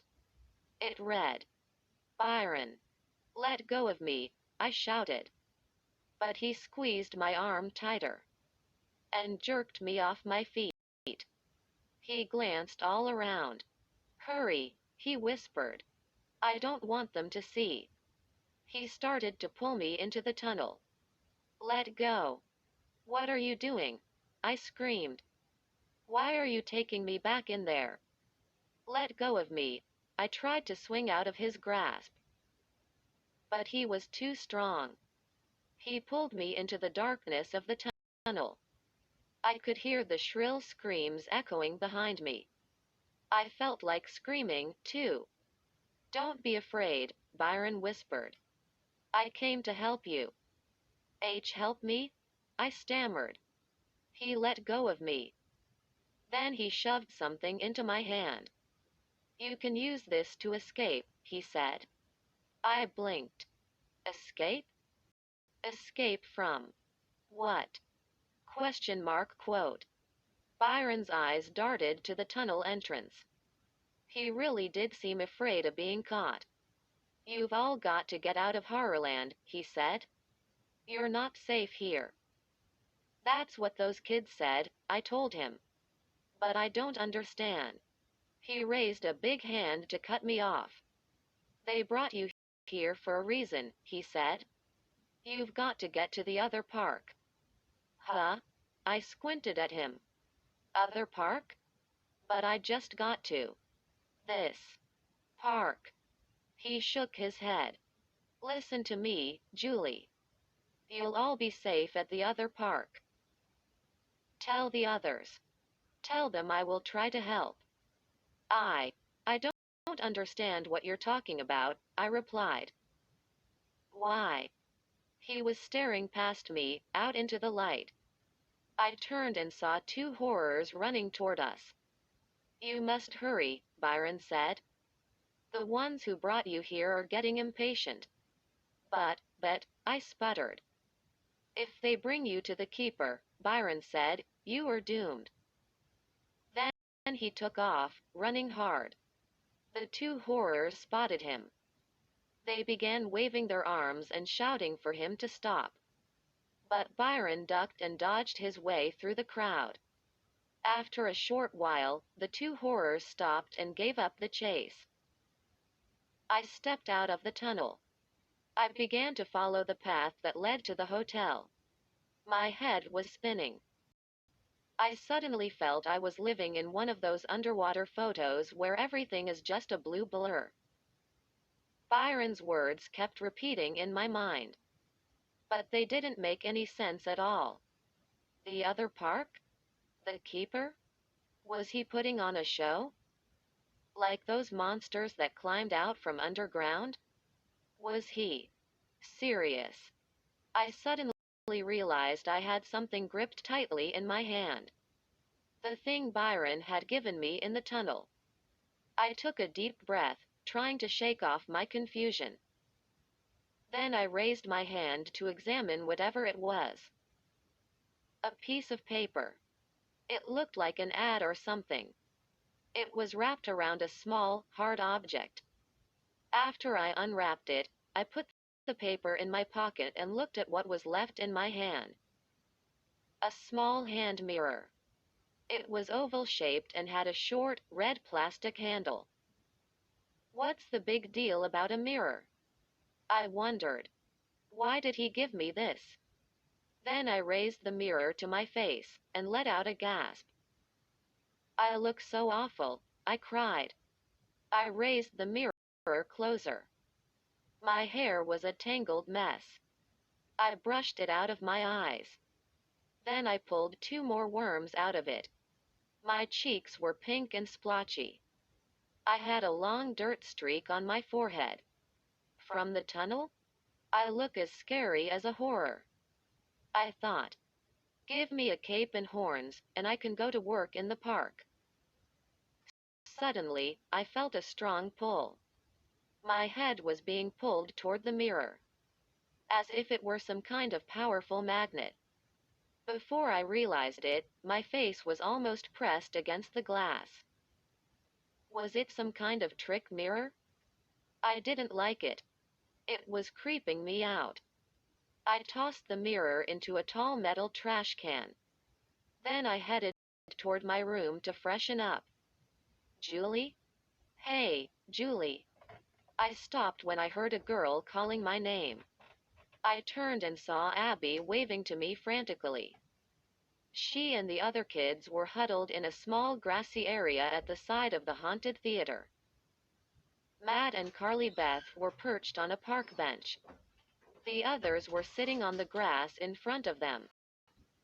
They had all been talking at once. But they stopped when I came trotting over. Where were you? Carly Beth asked. I lost you in that screaming tunnel, I said. I sighed. That was a creepy place. It gets a lot creepier than that, Robbie said. Well, you won't believe what happened to me, I said. A big horror pulled me back into the tunnel and started giving me all kinds of warnings. Matt leaned forward on the bench. They all raised their eyes to me. Warnings? Tell us what he said, Matt said. I stepped up beside his bench so I could face everyone. His name is Byron, I said. I read his name tag in. You saw Byron? Carly Beth cried. Where? They all seemed to get very tense. I told you, I said. He pulled me into the tunnel. Do you know him? Go on, Matt said. Tell us everything he said. He warned me that we were all in danger, I said. He said we have to get to the other park. And he gave me this. I pulled the piece of paper out of my pocket. Matt and Carly Beth jumped up from their seats. The others gathered around me. Let's see it, Robbie said. I unfolded it and held it up to them. It looked like an old ad. The color picture at the top showed some kind of cafe or ice cream place. The tables all had blue and white checked tablecloths. I saw mirrors on all the walls. These old-fashioned looking kids sat at the tables. They were all eating huge ice cream sundaes from tall glass dishes. Beneath the picture in big, bold type, it read, Stubby's Sunday Shack. 10 Panic Park Drive. I don't believe it, Matt cried. This is totally incredible, the girl named Sheena exclaimed. The kids all started talking at once. They passed the page around and kept staring at it, saying how awesome and amazing it was. I don't get it, I said. What's the big deal? They didn't hear me. So I shouted. I don't understand. Please explain this to me. The two girls who disappeared, Billy said. That's where they disappeared. He jabbed his finger at the page. In that cafe? I asked. We were there, Billy's sister, Sheena, said breathlessly. We saw Brittany and Molly through the window. But when we went inside, quote ellipsis. They were gone. Billy finished her sentence for her. We were in that cafe, Matt said. We were right there. But it isn't in Horrorland. See the address? Stubby's Sunday Shack is in Panic Park. The other park. I shook my head hard. This isn't making sense, I said. Are you saying that you were in two parks at once? No. We were in our hotel. In Stagger Inn, Sheena said. But the cafe appeared. It just appeared from out of nowhere, Billy said. I put my hand in that mirror, Sheena said, pointing to the picture. And it went right in. The mirror was soft. And Sheena went invisible for a while, Matt told me. Then she disappeared, too.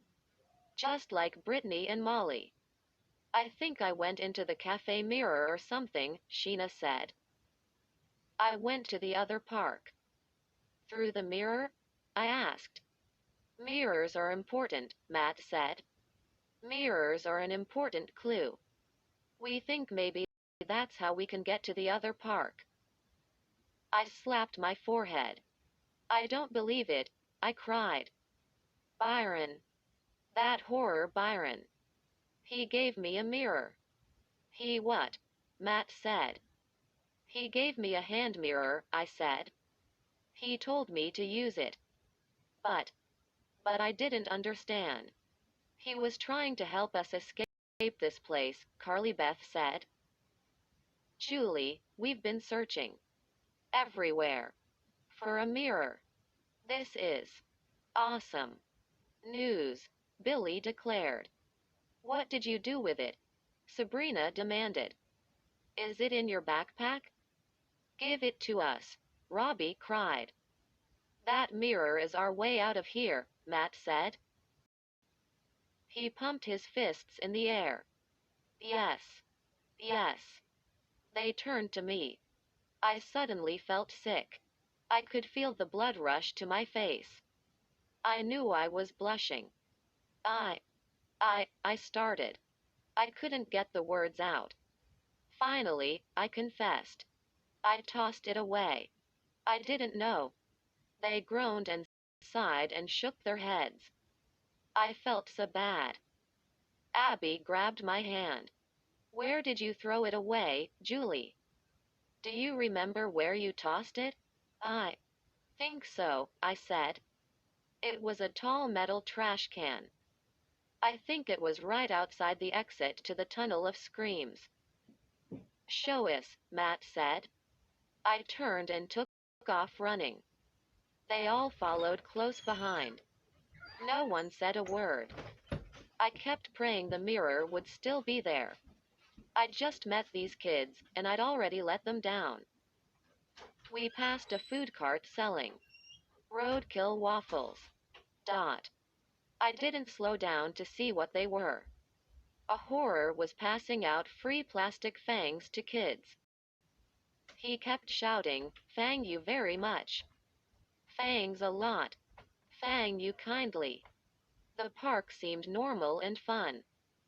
But I'd been here for less than a day, and I already knew that it wasn't.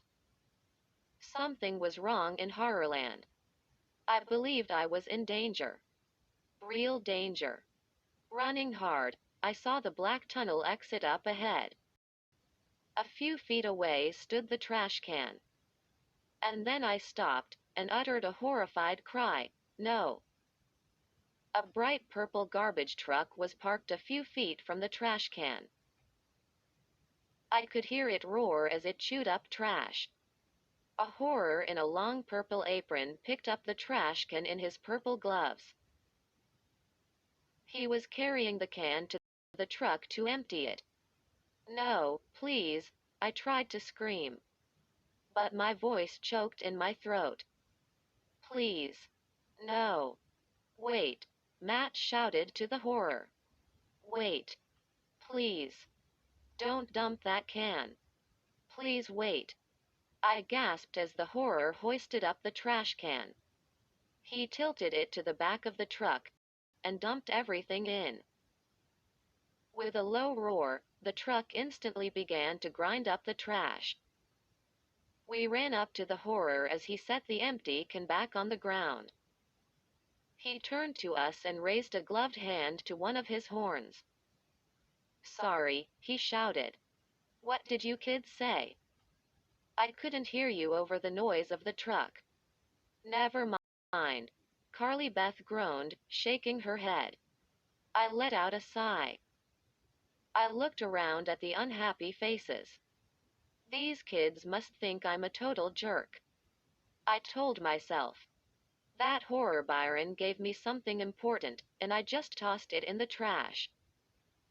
The horror climbed behind the wheel, and the truck rumbled away. We stood there watching it go. Quote, now, what do we do? Sheena asked. We were so close. Quote, I'm sorry, I muttered. We can't stand here feeling sorry for ourselves, Abby said. Abby is right, Carly Beth agreed. There are 8 of us, right? We should be able to think of something. Let's get out of here, right now. But how? Billy asked. We can't just walk out the front exit. Matt's dark eyes flashed. A smile crossed his face. Why can't we? He cried. Hey, why can't we walk out the front exit? That's totally brilliant! Exclamation mark quote. He slapped Billy on the back. Billy frowned at him. You're joking, right? I'm not joking, Matt said. We just walk out the front gate the way we came in. No problem. I don't think so, Carly Beth said. The horrors. They've tried very hard to keep us here. But 3 kids have already escaped Horrorland, Robbie said. Molly and Brittany and Michael. They escaped to the other park, right? We don't really know where those 3 kids are, Sabrina said. Maybe they're in the other park. Maybe they're not. I glanced across Zombie Plaza. 2 MPs in their black and orange uniforms were leaning against the wall of a souvenir store called Guts and Stuff. Were they watching us? Carly Beth spotted them, too. I saw her shiver. Listen, guys, she said. We're not going to feel safe until we're out of this park. So I think we should head to the front gate and check it out. She's right, Matt agreed. We've got to give it a try. Maybe we can sneak out. For sure, Billy said. We can think up a way to distract the guards. And then we can run through the exit and keep running. I'll bet our cell phones will work outside the park, Abby said. We can call our parents. We can call for help. Everyone started talking at once. Some kids didn't believe they'd even let us get to the front gate. But we all agreed it was worth a try. We began walking quickly. Away from the plaza, along the side of our hotel, then along the curving path that led to the exit gate. I kept glancing back to see if the MPs were following us. I didn't see them. It was early afternoon.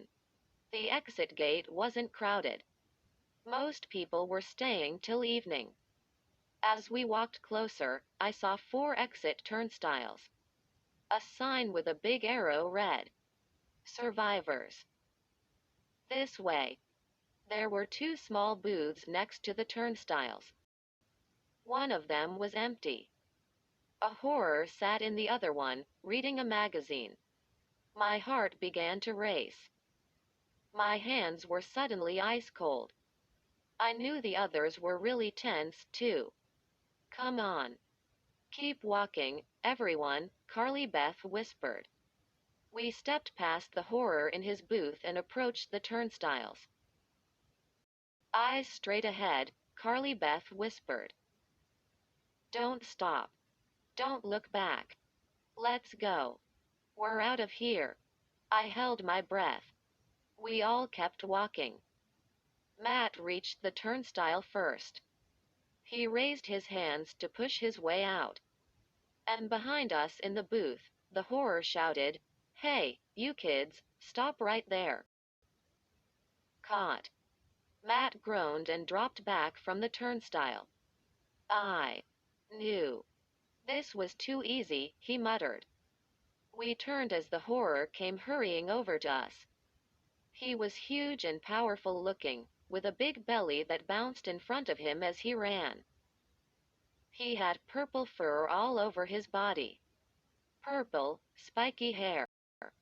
long, dark horns that stood straight up on his head. His eyes were red and angry. "Wait right there," he boomed. "Don't anybody move." So close. I thought. We came so close. I could see the rows of cars in the big parking lot on the other side of the turnstiles. The horror bulled his way in front of us. He was using his big body to block us from the exit. His hands were balled into fists at his sides.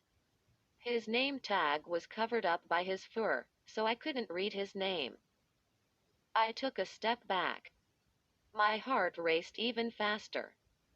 This dude was scary. "Are you leaving?" he boomed. His voice rumbled from his belly like thunder. "Do you think we allow people to escape from Horrorland alive?" he demanded. We stared at him in silence. Then he laughed. "Just joking," he said. He slapped Billy on the back.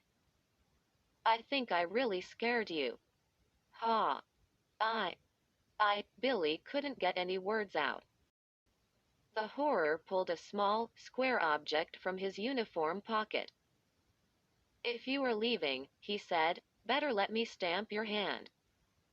You know. In case you want to return." Stamp our hands? My mouth dropped open. The others were in shock, too. We lined up. The horror took a wooden stamp, rubbed it on his purple ink pad. Then he stamped a purple H on our right hands. "Hope you had a horrifying time," he said. Matt didn't hesitate. He pushed through the turnstile. On the other side, he started to trot to the parking lot. Carly Beth followed him out. Sabrina was right behind her. One by one, all 8 of us pushed our way out through the turnstile. I was the last one out of the park. As I stepped into the parking lot, I turned back to see if the horror was watching us. No. He had returned to his booth. We kept close together as we made our way down an aisle of parked cars. When we were out of sight of the exit booth, Billy leapt into the air. "Awesome!" he shouted. "Awesome!" He and his sister, Sheena, pumped their fists in the air, then touched knuckles. We all burst out laughing. It was such a relief. Carly Beth had a huge grin on her face. "I don't believe it," she cried. "We're out. We made it. That was so easy!" Exclamation mark quote. The hot sun beamed down on us. The rows and rows of cars gleamed in the sunlight. Matt glanced all around. Then he turned back to us. Quote. "Now." "What?" he asked. I fumbled in my backpack for my cell phone. I pulled it out and flipped it open. I shook my head. I held the phone up so the others could see. "No service," I muttered. Robbie stared at his phone. "I don't have any bars, either." "Guess we have to move farther away from the park," he said. Matt slapped his hand on a car roof. "Where is everyone? Maybe we can get someone to give us a lift to the nearest town." "Good idea," I said. "Then we can." Oh, I let out a sharp cry. I felt kind of weird. Kind of fluttery. My right hand started to itch really bad. I started to scratch it. That didn't help. I squinted at the back of my hand. "Oh. No." I screamed. "Look."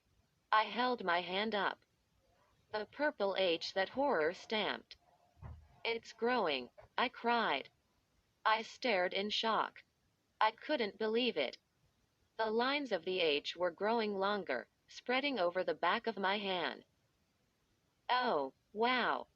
Mine, too," Sabrina gasped.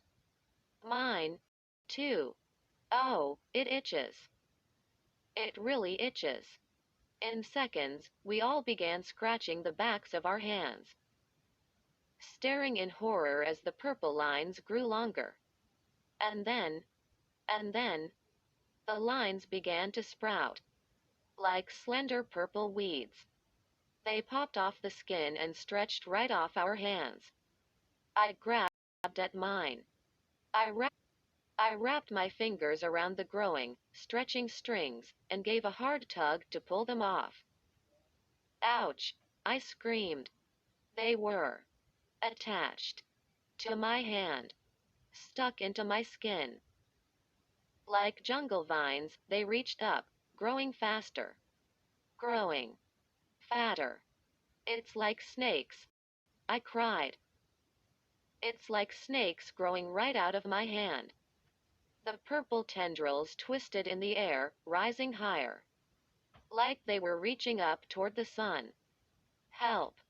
Oh, help! I can't pull it off. Ouch! I tried snapping my hand back and forth.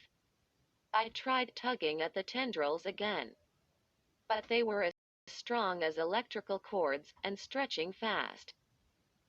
We were all screaming and thrashing our hands around, trying to fight the growing vines. But there was no way to stop them. They grew so fast. The tendrils snaking from my hand were at least 6 feet long now. They stood up high, then lowered themselves quickly, and began to wrap around me. They wrapped around and around me, tightening like elastic. Tightening, tightening. Help! Somebody! We were all screaming now, trying to squirm out from under the thick vines growing from our own hands. They wrapped around my body, climbed higher, stretched around my head now. So hard to see. I realized the vines were tying us together. All 8 of us, trapped inside their tight net, holding us down. Couldn't move. So hard to breathe. Tightening, tightening around us. Is someone going to help us?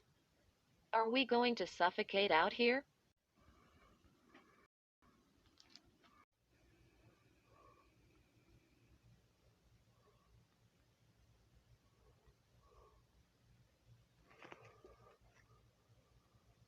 You know that jumpy kind of feeling when you just can't keep still? You want to hop around or run really fast or do a crazy dance. That's the feeling I had as I climbed onto the camp bus. Yeah, my sister, Heather, and I were totally psyched. We love summer camp. We love being outdoors and hanging out with other kids and no parents around.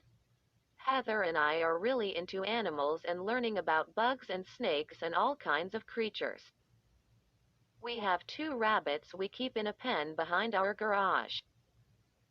And we have a hamster and an old box turtle and 2 dogs, Rusty and Max, one for each of us, although they both like Heather better than me.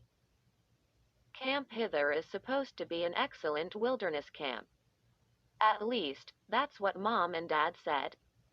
So yes, Heather and I were excited. My little sister, I'm 12 and she's 10, had only one complaint. I'm always away from home for my birthday, she said. So I can never have a birthday party. So, I said, who told you to be born in the summer? She gave me that cold stare she always gives me, with her eyes half closed and her mouth all twisted. Boone, give me a ding-dong break. That's one of her favorite expressions. She heard it from our grandmother. Mom and Dad think she's a riot. I don't really get it. Who talks like that? Who isn't, like, 80 years old? Heather doesn't look like she's in the same family as me. I'm tall and thin. I have short, straight black hair and dark brown eyes. I'm a jumpy kind of dude. I mean, I've got a lot of energy. It's hard to sit still. I'm always tapping my fingers on something or bopping around. Dad says I'm the original Energizer Bunny. Ha ha.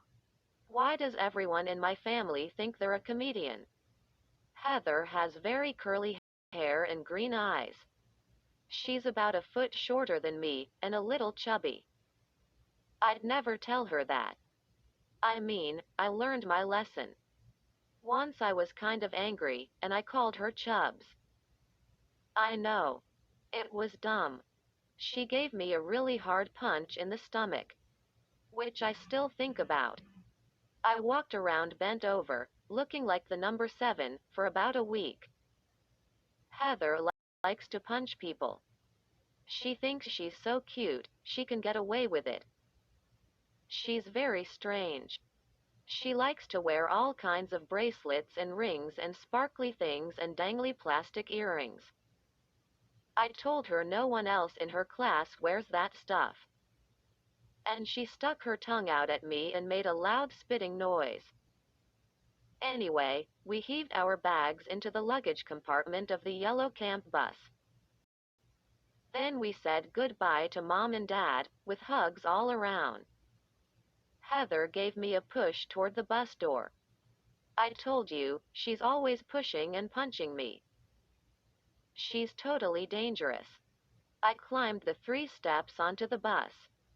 It took a while for my eyes to adjust. I could see a lot of kids were already on board. Heather followed me as I started down the narrow aisle to the back. And I heard the bus driver mutter, 2 more victims. Then he shut the door. What did he mean by that? I saw 2 empty seats on the aisle near the back of the bus. I plopped down into one of them and shoved my backpack under the seat in front of me. Some kids near the driver were tossing a blue Nerf football back and forth. 2 girls were singing a camp song I knew from my old camp. The bus made a roaring sound and lurched forward before Heather sat down. She fell on me, and her elbow jammed right into my gut. Oof. Did that hurt? 3 guesses, and they're all yes. My sister didn't apologize, of course. Instead, she pulled herself up and yelled at the bus driver, "Give me a ding-dong break." That made some kids laugh. Heather didn't care. She sat down and started talking instantly to the girl next to her. I turned to look at the kid next to me. He was staring through big black framed eyeglasses at a manga book in his lap. He was moving his lips as he read it. He didn't look up. Why didn't he say hi or something? I guessed maybe he was shy. He was about my age. He had white blonde hair cut really short and pale blue eyes behind the glasses. He was maybe the palest guy the first ever saw. You know what flashed into my mind? A zombie in a movie I watched over at my friend's house a couple nights before. The dude wasn't a freak or anything. It's just that, with that white blonde hair, everything blended into everything. And he was wearing a white t-shirt and baggy white cargo shorts. And what was he squeezing in the hand that didn't hold the manga book? Was that a rabbit's foot? Where's the rest of the rabbit? I asked. In your backpack? I know it was a lame joke, but I thought it was a little funny. He smiled, but he didn't laugh. He did raise his eyes from the comic, though. He held up the rabbit's foot. It's kind of a good luck thing, he said. I took it from his hand. Yucko. It was wet from his sweat. I'm Boone Dixon, I said. That's my sister, Heather, I pointed. I'm Ronnie McDonald, I thought he said. A car horn honked. I couldn't really hear him. I laughed. Your name is Ronald McDonald? Weird. He shook his head. Quote, Roddy. McDonald. I handed him back his rabbit's foot. You really think you're gonna need good luck? I asked. He shrugged his narrow shoulders. I heard some things about this camp, he said softly. Kinda scary things. Like what? I asked. He shrugged again. He glanced out the window.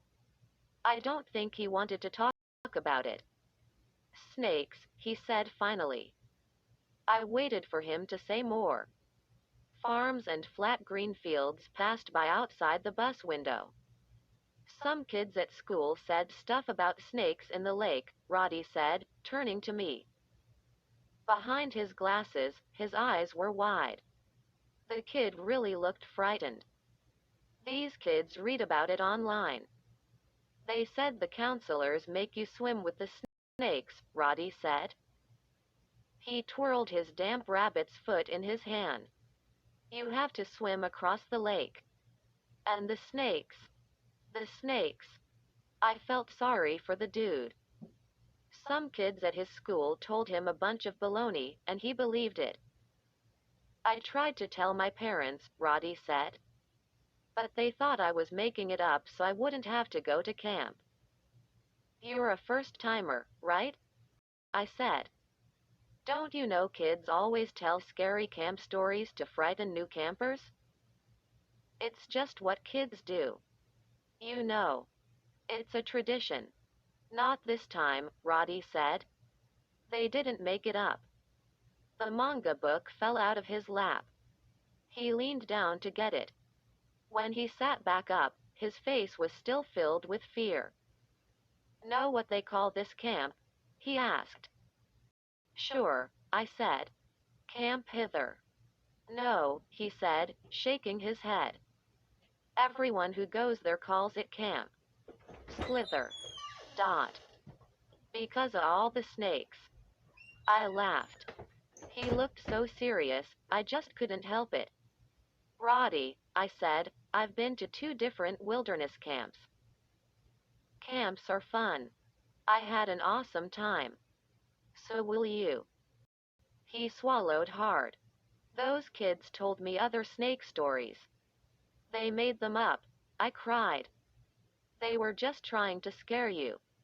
He stared at me. Tell you what, I said. Let's ask some kids who were at Camp Hither last summer. They'll tell you the truth. I stood up. The bus was filled with campers. Every seat. Kids were laughing and talking. I cupped my hands around my mouth and shouted, Hey, everyone. Everyone. Who was at this camp last year? I need to talk to you. Some kids turned around to stare at me. No hands went up. How many? I asked. Don't all raise your hands at once. No one. Not one. I gazed down the long aisle. All new campers? I asked. Some kids nodded their heads. Others turned around and went back to what they were doing. I dropped back onto my seat. Weird, I muttered. See? I'm right, Boone, Roddy said. No one ever goes back to this camp. His whole body shuddered. Maybe it's because no one survives, he stammered. Roddy, that's impossible, I said. This is the bus for new kids, that's all. They probably sent another bus for old campers. There will be lots of. I stopped short and gasped. I heard a sharp rattling sound. Right next to me. A snake, Roddy screamed. It's a snake. No. Kids screamed. 2 girls cracked heads as they tried to dive out of their seats. Roddy raised his arms in front of him like a shield. I heard the rattle again. The warning from a rattlesnake that it's about to strike. I turned and saw Heather laughing. She had her hand raised. She was shaking the bracelet around her wrist, making it rattle. Dad brought the bracelet back from a business trip to India. It's a silver bangle with pebbles inside. The pebbles make a loud rattle when she shakes her arm. I should have known. That rattling bracelet fools me every time. I'm sure that's why Heather wears it. I grabbed Heather's hand and pushed it down to her lap. She shrugged. Oops. Didn't mean to cause a ding-dong. Riot! Exclamation mark quote. False alarm, I shouted. False alarm. There's no snake. Kids climbed back into their seats. It took a long time for everyone to calm down. I turned to Roddy. He was pressed against the window. He squeezed his rabbit's foot. He looked even paler than before. See what I mean? He said. Everyone's freaked out. Know why? Because they've heard the stories about Camp Hither, too. Roddy, there aren't any snakes in the lake, I repeated. The kids who told you that were just trying to scare you. They told me other stories, he said softly, gazing out the window. About a snake. A very big snake. I shook my head. I started to tell him to lighten up. But my sister tapped me on the shoulder. Do you think Mom and Dad will send me birthday presents to camp? She asked. Or do you think they'll forget like last summer? I shook my fist in the air. Heather, do you want to live to be 11? Then. Stop talking about your birthday. Exclamation mark quote. Shut your dirty doodad, she snapped. That's another one of our grandmother's favorite expressions. I don't know why Heather keeps repeating them. Is she weird or what? A few minutes later, the bus pulled off the road and began to bounce along a gravel driveway. We passed a large wooden sign that read, Welcome to Camp Hither. Life in the wild. Hey, we're here, I cried. Kids cheered and shouted, bounced up and down in their seats, and slapped high fives. The bus driver honked the horn 5 or 6 times. We rolled through thick woods. Patches of purple and red wildflowers lined the gravel drive. Through the trees, I could see a blue lake in the distance, surrounded by tall grass. The bus squealed to a stop. Everyone jumped up.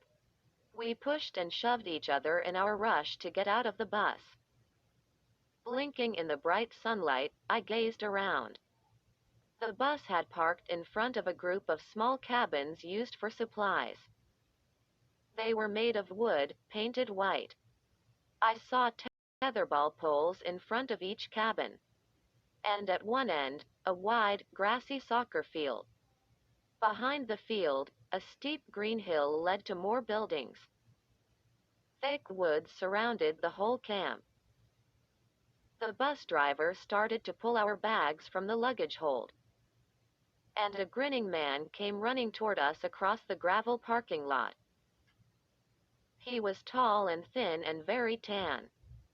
He had a black mustache and sleek, shiny black hair brushed straight back from his forehead. Yo, everyone. Yo, he called, waving as he came trotting toward us. Welcome. He wore baggy khaki shorts and a brown sweatshirt with a large coiled snake printed on the front. The snake had its jaws open as if it was ready to snap. Roddy poked me in the ribs. See what I mean? He whispered. See? It's all about snakes. Roddy, it's a wilderness camp, remember? I said. Forget those stories. Forget. The man turned around and I read the name on the back of his sweatshirt. In snaky black letters, it said, Dr. Crawler. Roddy's eyes bulged. He poked me again. I jumped away from him. The kid was giving me bruises. It's just the dude's name, I told him. Stop being so crazy. Roddy lowered his eyes. Sorry, he muttered. I'll try. I I don't know why my parents sent me to this camp. I said I'd rather go to diet camp. Anything but this. I, I laughed. I thought he was making a joke. But he was totally serious. Welcome, people, doctor. Crawler shouted. Welcome. I'm the head counselor here. He had a soft voice. When he spoke, his black mustache wiggled up and down. He brushed a fly off my shoulder. What's your name, son? He asked. Boone Dixon, I said. He smiled. Welcome to Camp Hither. He waved to a tall black-haired boy in long blue basketball shorts and a sleeveless blue net t-shirt with a Nike swoosh across the front. The boy was helping to unload the bus. Nathan, over here, doctor. Crawler shouted. Boone is one of your campers. Nathan came trotting over. He was maybe 18 or 19. His black hair was scraggly and fell down to his shoulders. He had a silver ring in one ear. He had a fake tattoo of a bat on the back of one hand. He wiped sweat off his forehead with the front of his t-shirt. What's up? He asked. How y'all doin'? Guess I'm your counselor. Doctor. Crawler rounded up the other kids in our group. Roddy was one. And two other guys our age, Sid and Kelly. They were both tall, with short brown hair and brown eyes. Kelly had a nice smile. Sid looked kind of serious.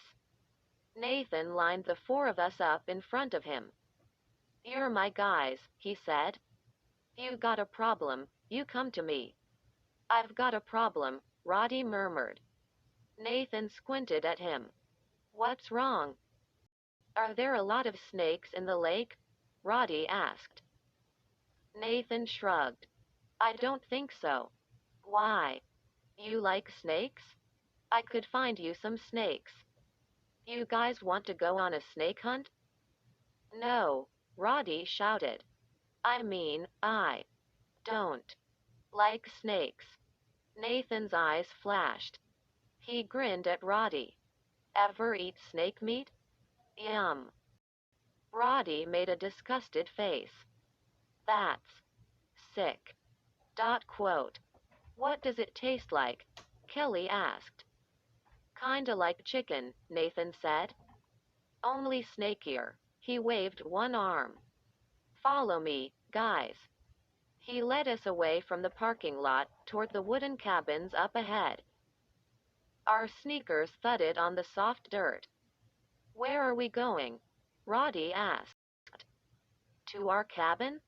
Does our cabin have a bathroom in it? You have to see the nurse first, Nathan replied. The nurse? Roddy squeaked. Are we getting a shot? Take a deep breath, Nathan told him. You're kinda wired, aren't you? But I don't get it, Roddy said, trotting to keep up with the rest of us. Why do we have to see the nurse? It's the rule, Nathan said. The nurse greeted us in the doorway of her little shack. She looked about as old as my grandmother. She had a red and white Cincinnati Reds cap pulled down over her gray hair.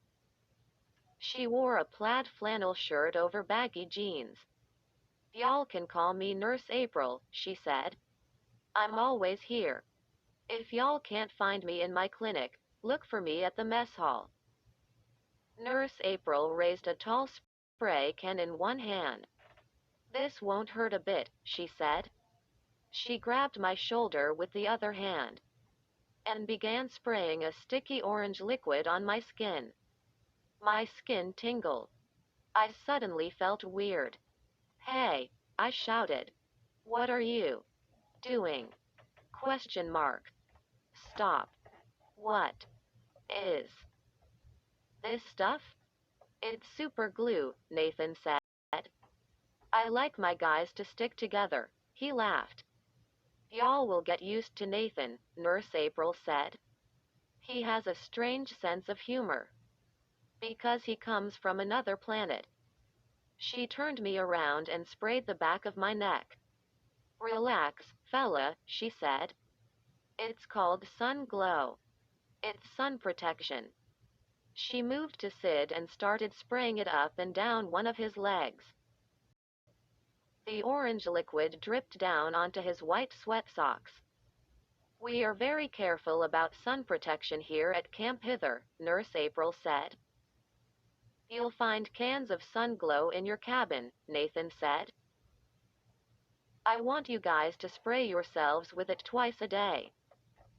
Nurse April finished spraying Sid and started on Roddy's arms. We want to keep you safe, she said.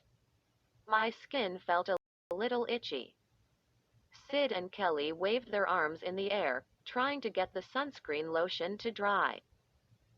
Other campers were lined up outside, waiting for their turns. When we were all covered in the stuff, Nathan led us to our cabin. The cabins were spread out along a trail through tall, shady trees. As we walked, I could see the soccer field and in the distance, the lake, shimmering in the sunlight. The girls' cabins came first. The boys' cabins were deeper in the woods. The cabins all had name signs above their doors. We passed Cobra, Rattler, and then Black Mamba. Nathan stopped outside a small cabin with peeling paint and one boarded-up window. The cabin was named Cottonmouth. Maybe you noticed, he said.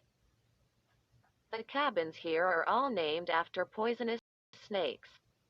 That's awesome, I said. Sid and Kelly agreed. Of course, Roddy made a face. It's creepy, he muttered. We followed Nathan into Cottonmouth. It was just big enough for 2 bunk beds and 2 dressers. A poster of a big brown iguana hung between the 2 bunk beds. 2 bulbs hanging on cords from the ceiling were the only lights. Can I have a bottom bunk? Roddy asked. I toss and turn a lot in my sleep.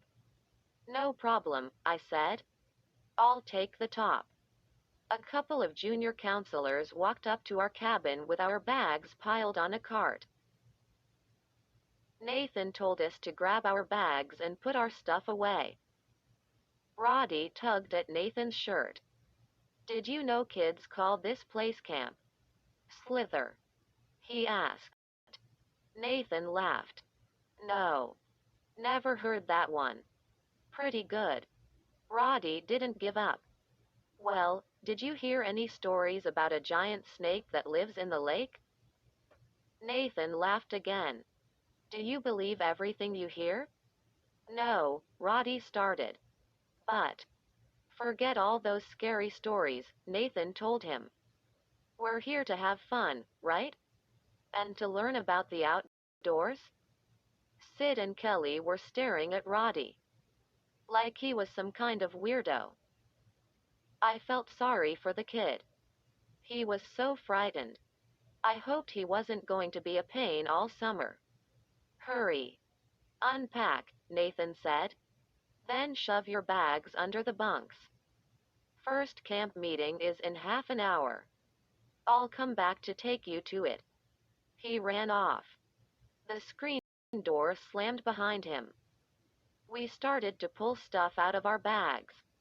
I turned to Kelly and Sid. You guys been here before? They shook their heads. We were all first-timers. Roddy held up his toothbrush and deodorant. Where's the bathroom? Didn't you see it? Kelly said. We passed it on the trail. It's that long building that isn't painted. Roddy let out a sigh. He pulled a flashlight from his bag and placed it on the floor next to the bed. Kelly picked up a can of sun glow and squirted Sid on the back of the neck. Sid shrieked and dropped the stack of t-shirts he was holding. Hey, what's the big idea? Kelly laughed. Sun protection, he said. Sid pulled the spray can from Kelly's hand and let Kelly have it on the front of his shirt. I grabbed another can off the windowsill and sprayed Sid on the back of the neck, too. We had an excellent spray battle. Even Roddy got into the act. A few seconds later, all four of us were laughing our heads off and dripping with the orange glop. Better get changed, I said. It's almost time for the camp meeting. I started to pull my wet, sticky shirt off, but stopped. I suddenly felt strange again. My skin tingled like before, but worse. It felt all prickly. I gazed at my hands and gasped. My skin was scaly. It had all these little cracks and lines all over it. Weird. I scratched the back of my hand, and a long strip of skin peeled off in my fingers. I glanced over at the other guys. They seemed to be fine. No scratching. No tingling. No peeling skin. It's probably just dry skin, I told myself. I decided to ignore it. Nathan led us to the meeting ground. It was in a round clearing in the woods on the far side of the soccer field. Kids laughed and talked as we crossed the field. Some guys were singing a funny rap song. Heather came running up to me. Her curly hair bounced as she ran. How's it going? What cabin are you in? I asked her. 3 guesses. She rattled her bracelet. You're in Rattler? She laughed. Boone, you're a genius.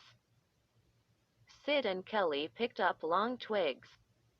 They started slapping them against each other in a wild sword fight as we walked. Those guys never quit.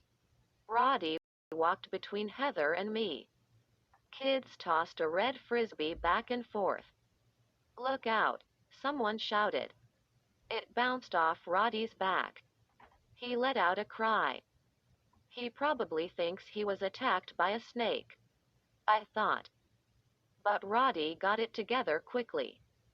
He picked up the frisbee and sent it sailing back to the kids. A nice toss.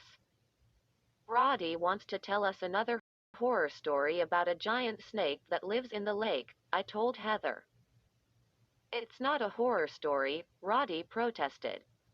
It's a legend about Hither Lake.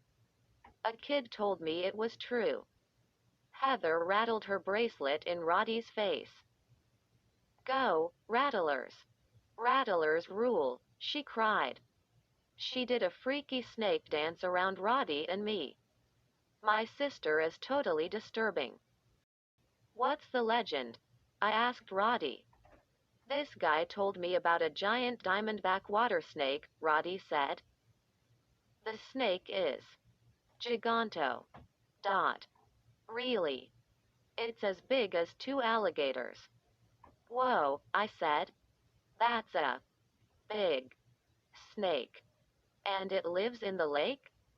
Roddy nodded. Its name is Serpo. Dot. And it needs to be fed. If it isn't fed, it crawls out of the lake and attacks the camp. That's doo-dah nasty, Heather said. We were nearing the meeting ground. Kids were sitting in a semicircle near a low white stone wall. How do they feed Serpo? I asked Roddy. He swallowed. I know you're not going to believe this, Boone.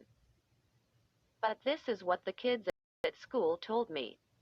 Tell, Heather said. Once during the summer, the counselors make all the campers swim across Lake Hither. And Serpo pulls some kids down. For food. Dot. That's how they feed him. And when he's finished eating the campers, their bare bones wash up on shore. Roddy looked so serious, Heather and I burst out laughing. That's not true. That's from a movie, Heather said. Bye. She ran off across the grass to join some other girls from her cabin. I said. You wouldn't believe me, Roddy muttered. We followed Nathan to the meeting ground. The four of us sat down in the grass. The low wall curved behind us. We faced a tall black rock, almost diamond-shaped. Behind it, we could see a steep grassy hill with a building at the top. Thick woods surrounded us. Behind the trees, the afternoon sun was starting to drop. Dr. Crawler came out and stood in front of the rock. He had changed into jeans, sandals, and a green and blue sweatshirt that said, "Camp Hither." Across the front. "This is our welcome meeting," he announced. And so, let me say, welcome. Here at Camp Hither, we want you to have the most fun you can in the great outdoors. Someone popped a loud bubble gum bubble. Kids burst out laughing. Dr. Crawler's mustache curled up as he smiled. "I see a lot of you are already having fun," he said. "Well, things are always popping here at Camp Hither." It was a lame joke, but a few kids laughed at it. Dr. Crawler slapped his hand on the black rock. "Let me tell you the story of the meeting rock," he said. "We have many stories to tell here at Camp Hither and this rock." I couldn't hear the rest of what he was saying. His voice was suddenly drowned out by a loud hissing sound. The sound rose like a siren. Loud. Shrill. It seemed to float down from the hill. Roddy pressed his hands over his ears. His eyes grew wide with fright. "I told you," he whispered. "Snakes. Snakes. Everywhere!" Exclamation mark quote. Dr. Crawler kept talking. Didn't he hear it? Was he just ignoring it? Roddy jumped to his feet. "What is that sound?" he cried. Dr. Crawler's smile faded. He squinted at Roddy. "Wow, you must never leave your house," he said. "Haven't you ever heard crickets before?" Everyone was staring at Roddy. "It doesn't sound like crickets," a girl said. She had to shout over the loud hissing noises. "I promise you city kids, that's what crickets sound like," Dr. Crawler said. "Tell you what. Tomorrow, we'll all go on a long hike. It'll be a cricket hunt." Roddy sat back down next to me. The hissing sound died suddenly. It just cut out, like someone turning off a radio. I turned to Roddy and whispered, "It could have been crickets," I said. "Just ignore it." But the sound got me thinking. Was the hill really crawling with snakes? Was Dr. Crawler trying to keep it from us? Maybe he just didn't want us to get scared on our first day of camp. Dr. Crawler started talking about camp activities. I kept thinking about Roddy and how scared he was. And I kept waiting for the hissing sound to start up again.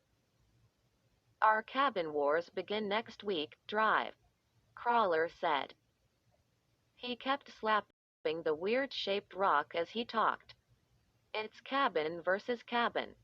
I'll explain the point system later. But believe me, people, cabin wars get pretty intense. I mean, it's take no prisoners around here. Cottonmouth rules," Kelly shouted. Dr. Crawler laughed.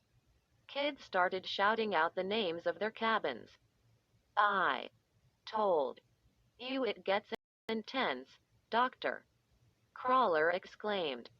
"And, of course, the big event, the biggest competition, is the swim race across Lake Hither."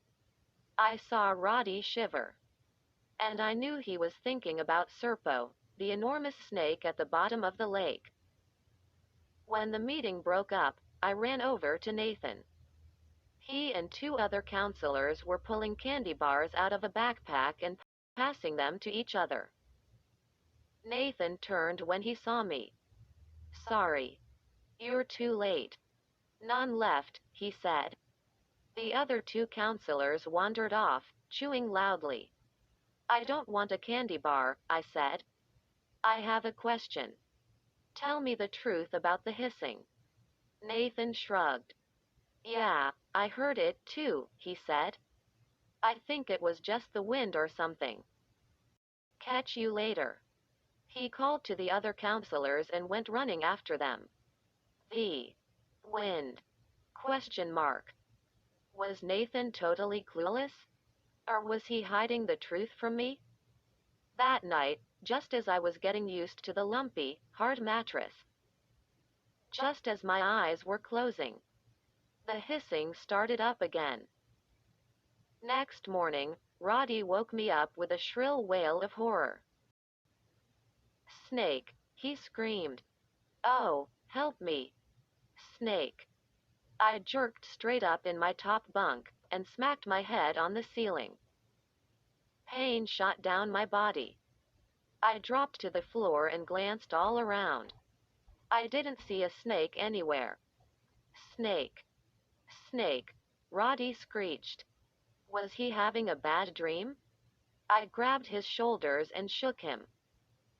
Kelly and Sid hurried up beside me. Where? I demanded. Where is the snake? It's inside my head, Roddy cried. Roddy's whole body shuddered and shook. He pointed frantically to his ear. It's inside me. I grabbed his head and tilted it to get a better look inside his ear, and saw something green wiggling around in there. Carefully, I lowered my thumb and forefinger to Roddy's ear and pinched them around the wriggling green thing. Gently, I tugged it out. Oh, gross, Sid cried. Kelly let out a low moan. I stared at the fuzzy caterpillar between my fingers. How did this get in your ear?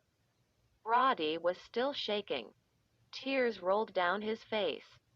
It must have crawled in while I was asleep.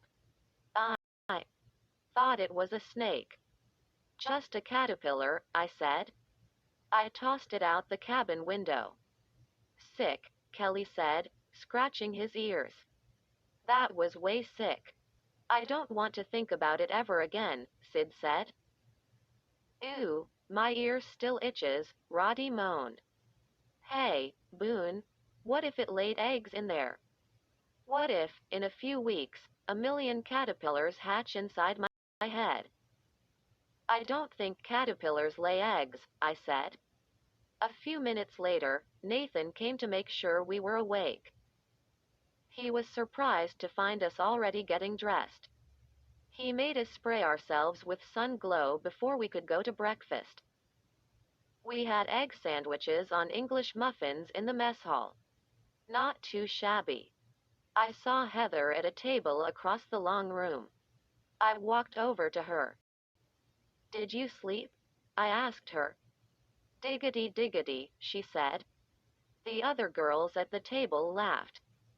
Did you hear the hissing? I asked.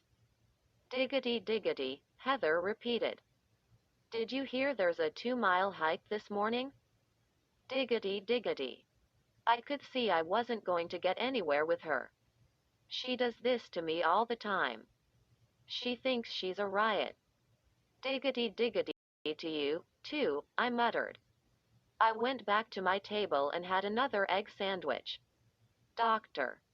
Crawler had promised us we'd hike, and that's what we did. The counselors led the whole camp along a dirt trail that twisted through the trees. It was pretty awesome. I walked with Nathan, Sid, and Kelly. I made sure I kept ahead of Roddy. I wanted to enjoy the forest. I didn't want to hear or think about snakes or caterpillars crawling into anyone's ears. We didn't see a single snake. We saw some amazing birds. 2 bright red cardinals perched on a low tree limb right above our heads. They stared down at us as if daring us to come closer. We saw a lot of chipmunks, some fast-running field mice, and brown rabbits. The rabbits froze on two legs and stood as still as statues, waiting for us to pass. Sid kept snapping pictures with his cell phone. He stopped suddenly when we saw a family of skunks cross the path up ahead. We all stopped. There were 5 skunks walking in a single line. The mother walked in front, and 4 little ones followed. "Keep downwind," Nathan whispered, waving us back. "Keep downwind." I guess he meant, "Don't let the skunks smell you." I froze like everyone else. No one moved or talked till the skunk family was long out of sight. Then we all started talking and laughing at once. And everyone kept repeating, "Keep downwind, keep downwind." It was the joke of the morning. By the time we got back to camp, the sun was high in the sky and beating down on us. I was hot and sweaty, almost as smelly as a skunk. Nathan gathered Sid, Kelly, Roddy, and me outside our cabin. "Swim trunks," he said. "Get moving, guys. Swim trunks. We need a nice swim in the lake." I saw the flash of fear in Roddy's eyes. But I didn't care. A cool swim in the lake was just what I needed. "Swim trunks," Nathan ordered. "And keep downwind," I added. A few minutes later, the 4 of us were standing on the shore of Lake Hither. Tall grass ended a few feet from the water, leaving a muddy beach. The lake was shaped like a perfect circle. The water shimmered so brightly in the sunlight, I could barely see the land on the other side. A short dock made of wood planks stretched out into the lake. The dock had 2 rowboats and a sunfish tethered to it. They bobbed against each other in the gently lapping water.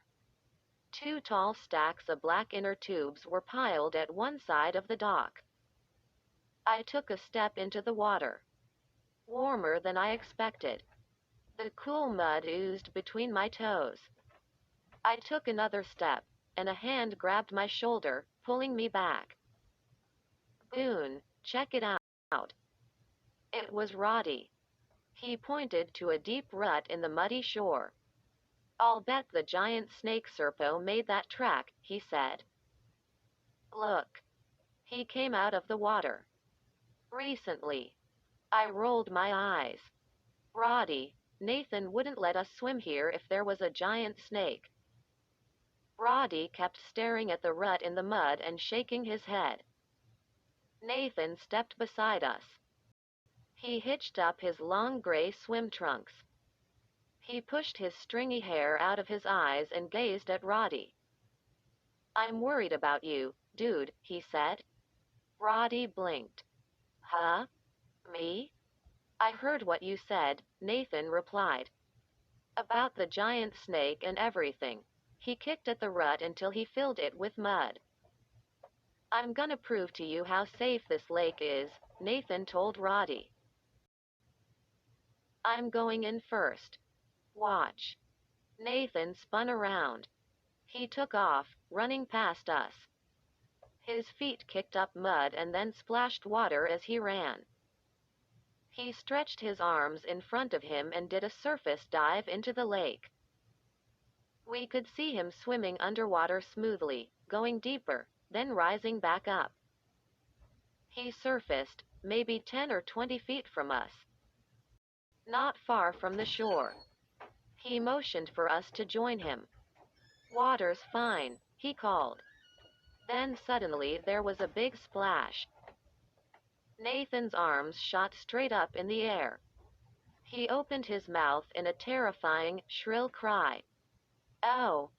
Help!" Exclamation mark. "It's got me." Water flew up all around him, and Nathan shot straight down. His chest slid under. Then his head. His hands moved over the surface for a second, as if trying to grab on. Then they disappeared, pulled down under the tossing water. The four of us stood frozen on the muddy shore, not moving, not breathing. Waiting.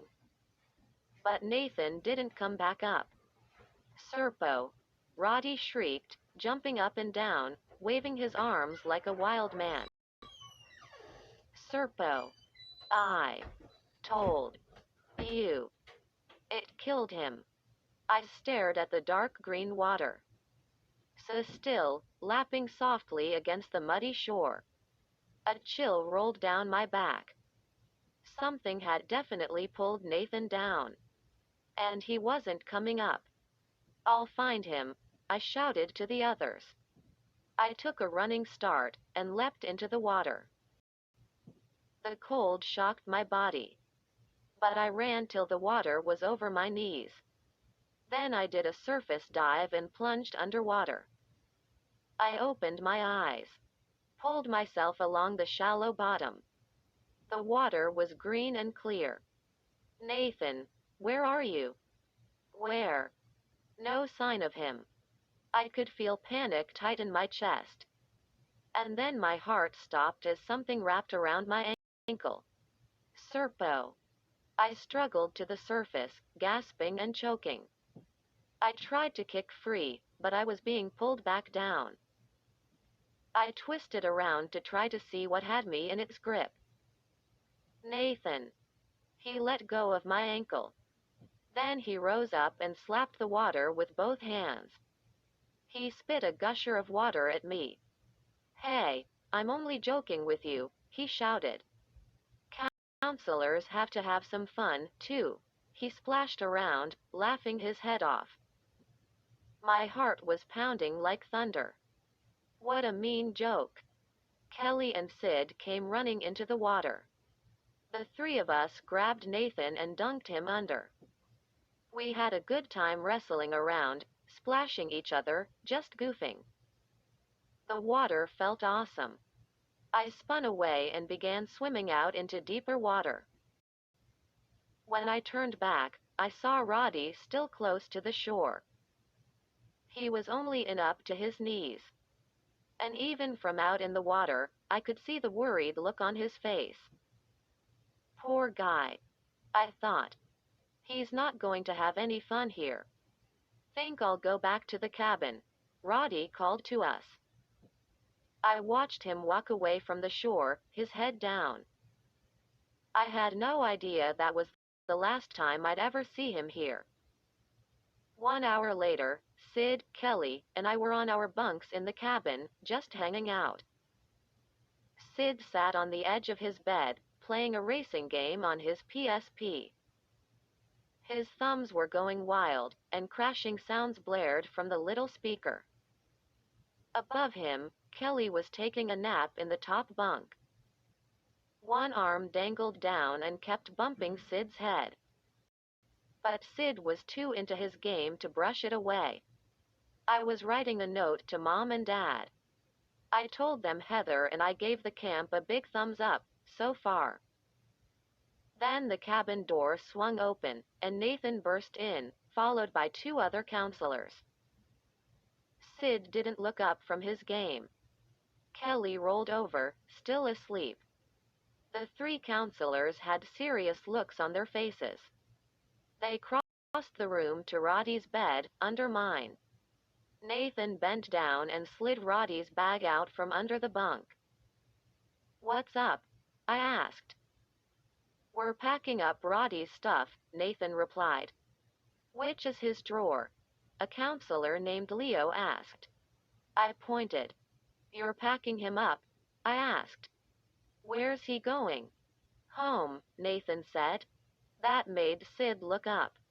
He's leaving? He asked. Nathan nodded. He and Leo and the other guy began shoving clothes and other gear into the bag. He didn't like it here, Nathan said. It happens sometimes, Leo muttered. He decided to go home, Nathan told me. He said to say goodbye to you guys. But, we just saw him, I stammered.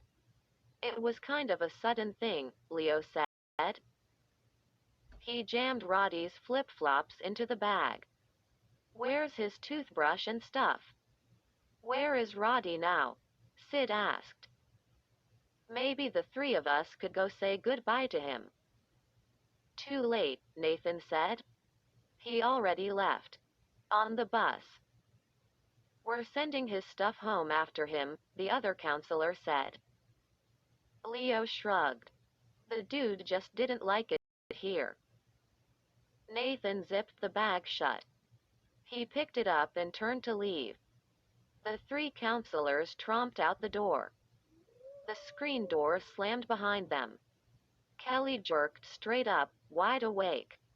Hey, what's up? Roddy took a hike, Sid told him. He went home. Kelly blinked. On the second day of camp? Yeah. It's weird, Sid said. Too weird, I said. I don't think I believe those counselors. Sid shrugged. Why would they lie? Why would Roddy leave so soon? I said. Sure, he was frightened. But I don't think he was frightened enough to go home after one day. Outside the open cabin window, the loud hissing started again. It started suddenly, as if someone had flipped a switch. No way it could be crickets. I decided. Too loud and too shrill. And why would all the crickets be up at the top of the hill? Too many mysteries here, I muttered. I jumped down from the top bunk. Look. That manga book Roddy was reading. I picked it up from his bed. Wouldn't he take it with him for the ride home? And why didn't he come back and pack up his own stuff? Kelly asked. The hissing sound rose, growing more and more shrill, like steam shooting out of 100 tea kettles. Listen, guys, I said. I don't know about you, but I hate mysteries. So, I've been thinking. They leaned closer to hear me over the hissing. Here's my plan. I said. We wait till everyone is asleep. An hour or so after lights out, I said. We sneak out of here. We climb the hill. And we find out what's making that hissing sound. Okay? Are you with me? They both shook their heads. No way, Sid said. I don't want to get in trouble the first week. I like it here. I don't want to be sent home. I'm not going up there in the dark, Kelly said. No way. Not on a bet. How about if I dare? You? I asked. Sid went back to his game. No way, he repeated. Kelly picked up Roddy's manga book and took it up to his bunk to read. Okay. So they were both too chicken. But I knew one person who would sneak up the hill with me. One other person who hates mysteries as much as I do. That night, I didn't get undressed. I climbed under the blanket with all my clothes on. I tucked a flashlight beside me. I didn't want to forget it. Sid and Kelly fell asleep quickly. I listened to the hissing sound outside the window. And I kept checking the time on my watch. I guess I fell asleep for an hour or so. When I checked my watch again, it was a few minutes before midnight. Time for action. I grabbed the flashlight and slid down silently to the floor. I crept out of the cabin and closed the screen door gently behind me. It was a cool, breezy night. I saw a pale half moon hanging low in the sky. The hissing sound rose and fell. Over and over. I crept away from the row of cabins. Then I turned and started walking over the tall grass to the hill. I was wearing flip-flops, and I could feel the cold, wet dew on my feet. A gust of wind made me shiver. I wished I had worn a sweatshirt and jeans instead of a flimsy t-shirt and shorts. Something scampered across my feet. Probably a chipmunk or a field mouse. I clicked on the flashlight. Too late to see what it was. I held the light down close to the grass. It made a tiny circle in front of me. I hoped no one was awake to see it. The grass grew taller at the foot of the hill. Cold, wet blades brushed my knees. Grass curled around my ankles like snakes. I gasped when I heard a sharp rattling sound. Close by. I jumped back. It took me a few seconds to remember it was Heather's bracelet. She jumped out of the darkness. Boo. Not funny, I whispered. And you didn't scare me. Maybe a little? She asked. I shook my head. No way. Diggity donut, she said. She pointed her flashlight beam up the steep hill. Are we really going up there? You volunteered, I said, shivering. You said you were as brave as me. Braver, she said. She poked me in the ribs with her flashlight. Stop it, I said, jumping away. Heather laughed. Boon rhymes with baboon. She poked me again. Ow. Be serious, I said. I mean it. Why did I ask her to come with me? I must have been out in the sun too long. My brain was fried or something. The hissing cut out suddenly. The silence was eerie. We leaned into the wind and started to climb. My flashlight beam darted around my feet. The ground became soft and wet. My flip-flops squished as we climbed. At the top of the hill, I could see a large, dark building, black against the purple sky. The hissing began again. So close, the sound rang in my ears and made my teeth hurt. What was that dark building above us? Was it filled with hissing snakes? Heather and I would soon find out. Our flashlights danced over the wet grass. The half-moon disappeared behind clouds. The building on the hilltop vanished in the darkness. Think Mom and Dad will at least send me a card? Heather asked. Huh? A card? For what? I asked. For my birthday. It's in 2 days, Heather said. See? You forgot, too. She gave me a hard shove that almost sent me tumbling down the hill. I told you no one ever remembers my birthday. Could you please shut up? I groaned. Who cares about your birthday right now? We didn't sneak up here in the middle of the night to talk about your stupid birthday. You're stupid, she muttered. She said something else, but I didn't hear it. The hissing rang so loudly in my ears, I could barely hear my own thoughts. Hey, I'm a brave dude, but no lie, this was scary. We reached the top of the hill. I was drenched in sweat. I wiped my forehead with the sleeve of my t-shirt. The moon slid out from behind the clouds. Pale light swept over a long 2-story building. The windows were covered. No light escaped. A tall hedge blocked the front of the building from view. I couldn't see an opening in the hedge. The hissing cut off again. And now we stood in a deep silence. Was anyone up here? Why did the hissing sound keep starting and stopping so suddenly? Follow me, I whispered to Heather. My heart was thumping like crazy in my chest. I lowered my shoulder and pushed my way through the hedge. I turned and helped pull my sister through the thick, prickly branches. Then we stopped and studied the building. Is it somebody's house? Heather whispered. Does Drive Crawler live up here? No, I said. He lives in the little house behind the mess hall. We stepped closer into the deep shadows of the building. The front door was narrow, built of solid wood. The whole house stood as dark as a tomb. I grabbed the doorknob and twisted it. I gave the door a tug. Locked. All the other cabins and buildings have signs on them, Heather whispered. Maybe they want to keep this one a secret, I said.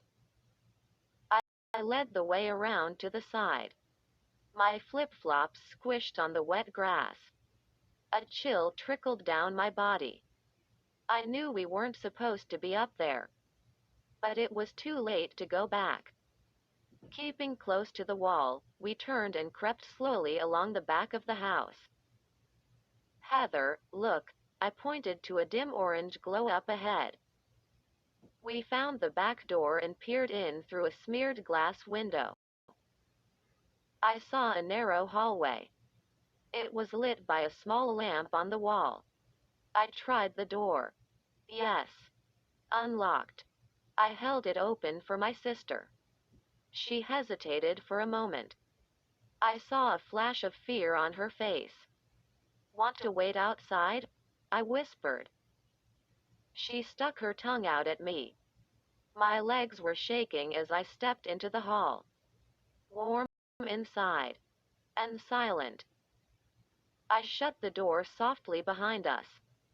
I waited for my eyes to adjust to the dim orange glow. The hall led to a single door at the far end. No other doors or hallways. Let's see what's here, I whispered. I took a deep breath and began to creep toward the door. The plank floorboards creaked under us. I tried to walk on tiptoe. But that isn't easy in flip-flops. Any moment, I expected someone to come popping out that door and grab us. But no. We made it to the far end of the hall. I took a few seconds to catch my breath. Then, carefully, slowly, I pulled open the door. Darkness on the other side. I couldn't see a thing. Heather and I stepped into the room. Where were we? We raised our flashlights and gasped. They're alive, I cried. I jumped back and hit the wall. I grabbed my sister and pulled her beside me. The flashlight trembled in my hand. But I swept it back and forth over the room. And stared in shock at the room filled with mice. Hundreds. Of them. In a pile nearly to the ceiling. No, not a pile. A mountain. Of mice. Squeaking and chittering. 1,000 tiny voices at once. 2,000 little black eyes. 1,000 whipping tails. They crawled over each other. They never stopped clawing and climbing. Struggling to climb to the top of the pile. Their pink tails snapped and wriggled. Tiny jaws clamped open and shut. I held the flashlight beam on the pile of living creatures. I couldn't take my eyes off the wild tangle of bodies. Frozen against the wall, I watched them climb and scramble over each other and claw and bite, scratching and scraping. Oh! Heather and I both uttered cries as a clump of mice fell off the pile and hit the floor with a hard thud. Several landed on their backs. Their little paws kicked the air. And they swung back to their feet and leapt back into the pile. I don't believe this, Heather stammered. Boone, do they see us? What's keeping them in the center of the room? I raised my beam of light. They're in a cage. See? I said. It's like chicken wire. Very thin wire. Look. It goes up to the ceiling. They're totally caged in. At the top of the mountain, several mice were nearly pressed against the ceiling. As other mice scrambled to the top, they lost their place and went toppling down the pile. Then they started their climb again from the bottom. Heather's eyes were wide with fright. She pressed her hands against her cheeks. Boone, she whispered, all these mice. What are they doing here? She grabbed my arm and squeezed it. I mean, what is happening here? I swallowed hard. I kept the light on the swarming, squeaking mice. Serpo, I muttered. Heather squeezed my arm tighter. Excuse me? What did you just say? Serpo, I repeated. The big snake. The mice are here to feed him. They are food for Serpo. To keep him from attacking the camp. Heather scrunched up her face. Roddy's snake story? Boone, you're starting to believe his crazy story? I nodded. Yes. I believe it. Looking at these mice, I believe it. This is a food pantry, Heather. For feeding Serpo, a giant snake. But, Boone, I believe Roddy's story, I said. I think they got rid of Roddy to keep him from telling the story to other campers. But I believe it. And I believe we're all in real danger at this camp. I don't know what to believe, Heather said in a trembling voice. But these mice, they're too creepy. Let's get out of here. Keeping our backs against the wall, we slid toward the door. In front of us, the mountain of mice collapsed. The scramble to the top began again. I reached the door. It was closed. I didn't remember closing it. Hurry, Heather whispered. I need to get out of here. I twisted the knob and pushed. The door didn't budge. I twisted it the other way. Pushed. I leaned my shoulder into it and pushed hard. No. Not moving. I turned the knob and tried pulling. No. Boone, hurry, Heather cried. The door is stuck, I said. And then I felt something warm and scratchy on my ankle. I kicked hard. But I felt prickly stabs on both legs. A warm body rubbed against my ankle. I lowered the light. I saw a big tear in the wire cage. Mice were tumbling out through the opening, pouring over the floor toward Heather and me.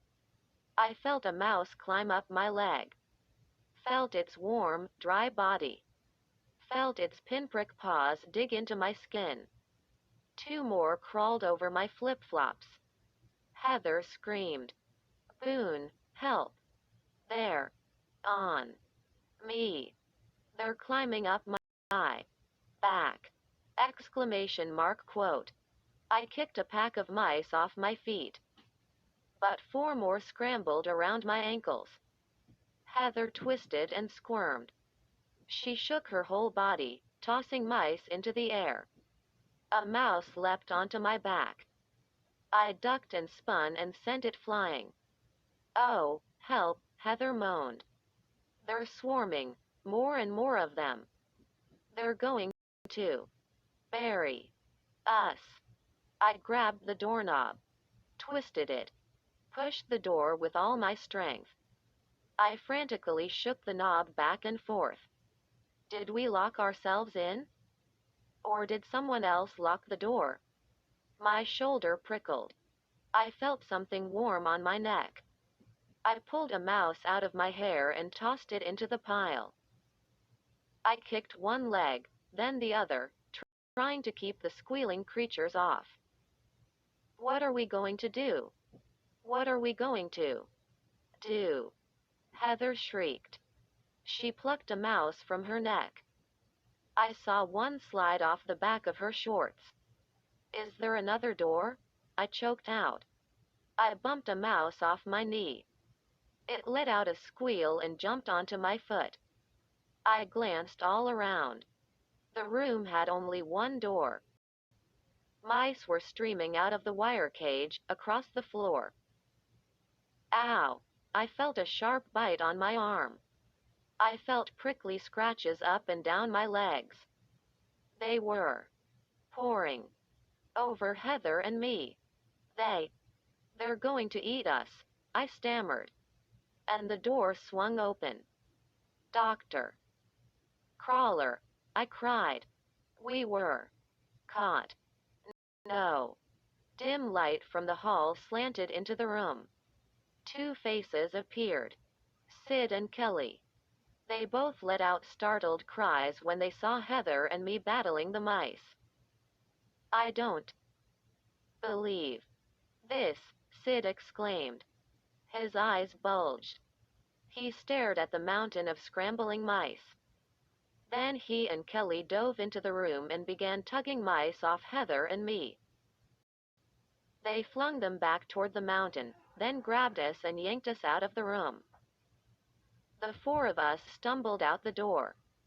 I couldn't stop shivering and shuddering. I still had a mouse crawling up my neck. Sid grabbed it and tossed it back into the room. Then I slammed the door shut. Heather and I stood there in the narrow hall, unable to stop shaking. I hugged myself. But I couldn't stop chill after chill from sweeping down my back. All I could think of was jumping into a shower and staying under it for hours. I knew I'd see that quivering, squealing mountain of mice in my dreams. Sid and Kelly led the way out of the building. Heather and I gulped down breath after breath of fresh air. Finally, I turned to my two bunkmates. How did you find us? I asked. We saw you sneak out of the cabin, Kelly replied. So we followed you up the hill. That was totally freaky in there. What are those mice doing in that room? Sid asked. Good question, I said. The hissing sound started up again, so close it made us all jump. We've got to find out what this is about, Heather said. She fluffed out her hair with both hands. She smiled when she didn't find any mice. The counselors know, Sid said. They've got to. Let's wake them up, I said. I started to trot down the hill, slipping on the dewy grass. Yeah. Let's make 'em tell us the truth, Heather cried. The four of us half ran, half slid down the hill. The moon kept riding in and out behind clouds. Deep shadows swept over us, then faded in the moonlight. Nathan and four other counselors had their own cabin behind the arts and crafts cabin. We trotted up to the door. The counselor's cabin stood in deep shadows. The hissing from up on the hill suddenly stopped. I pounded on the door. Hey, wake up, Heather shouted.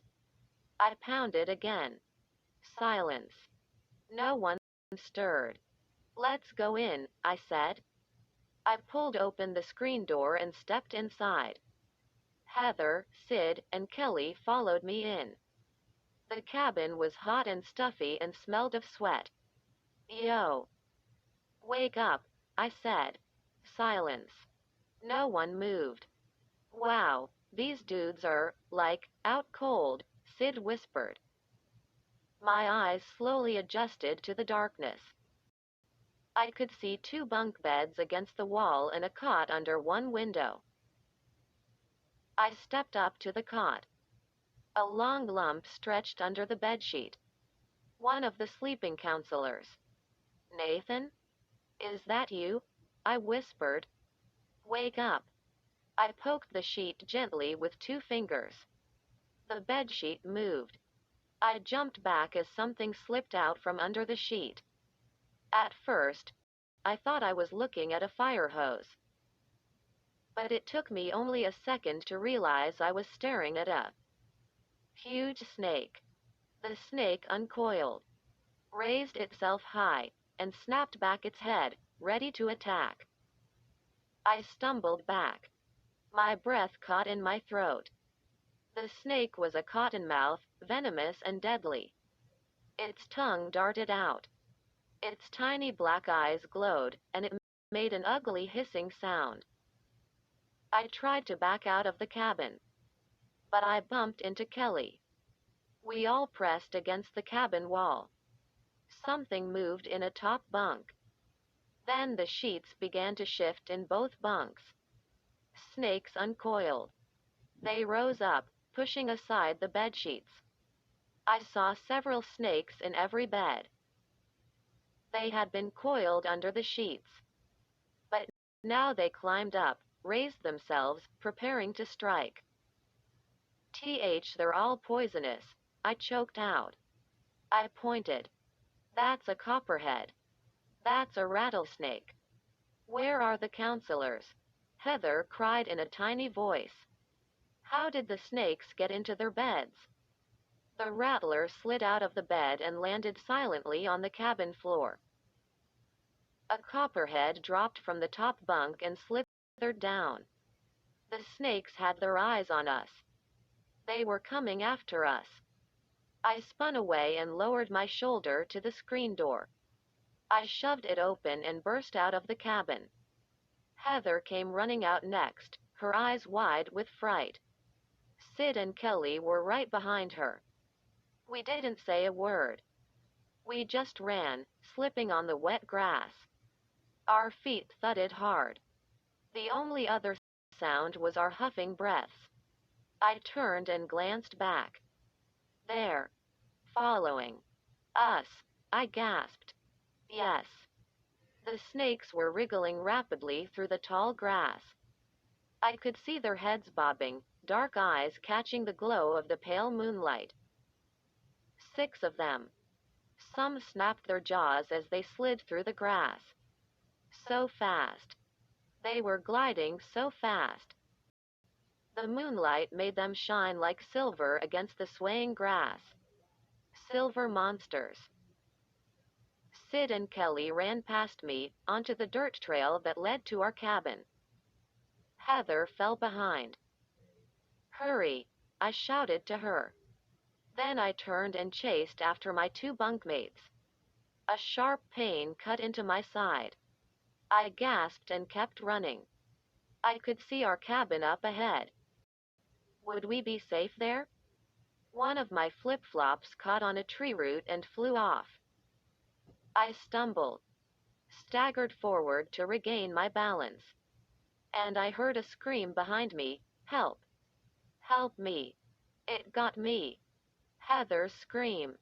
I screeched to a stop, swung around, and ran back toward my sister. I could see her sprawled face down on the ground.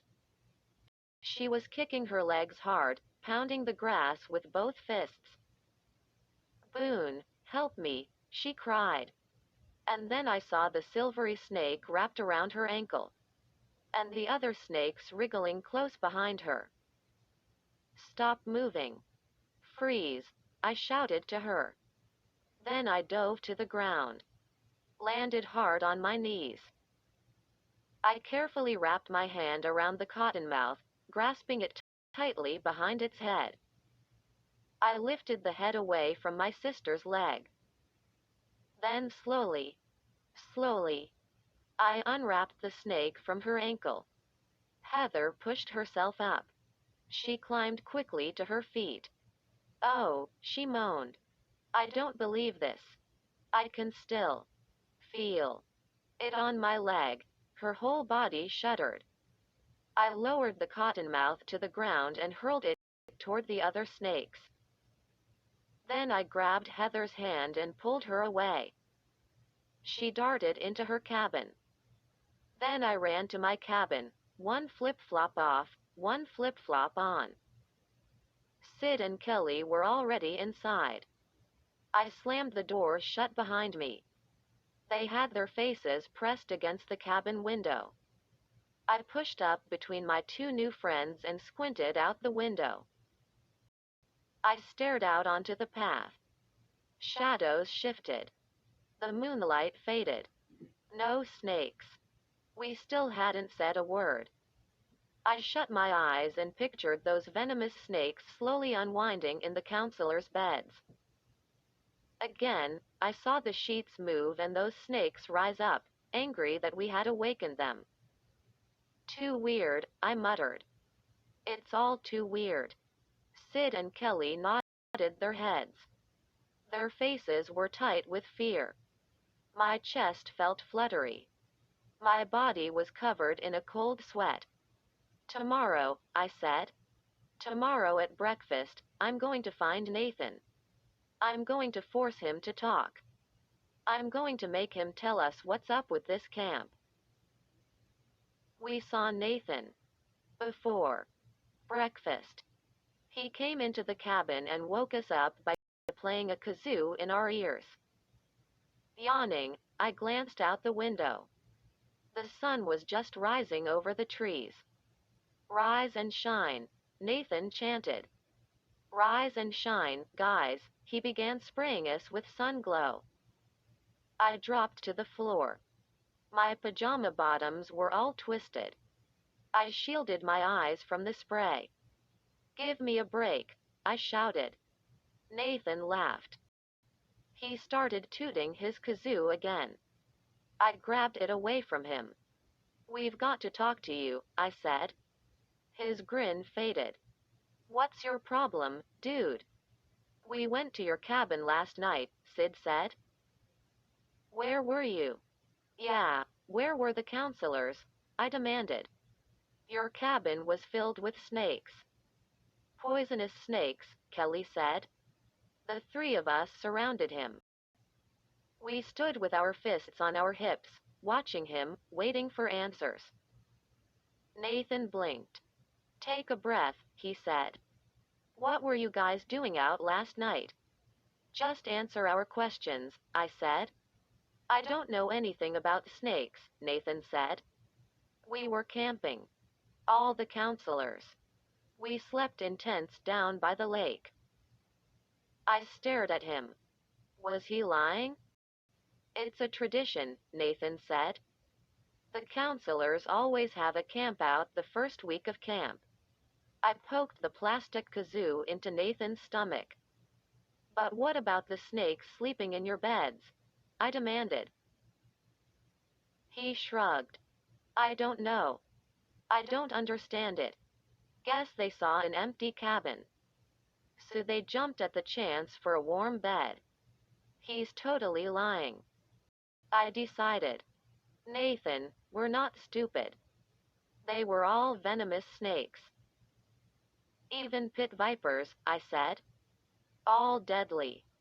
They didn't just sneak into your cabin because it was empty. Nathan shrugged again. I just went to my cabin to change.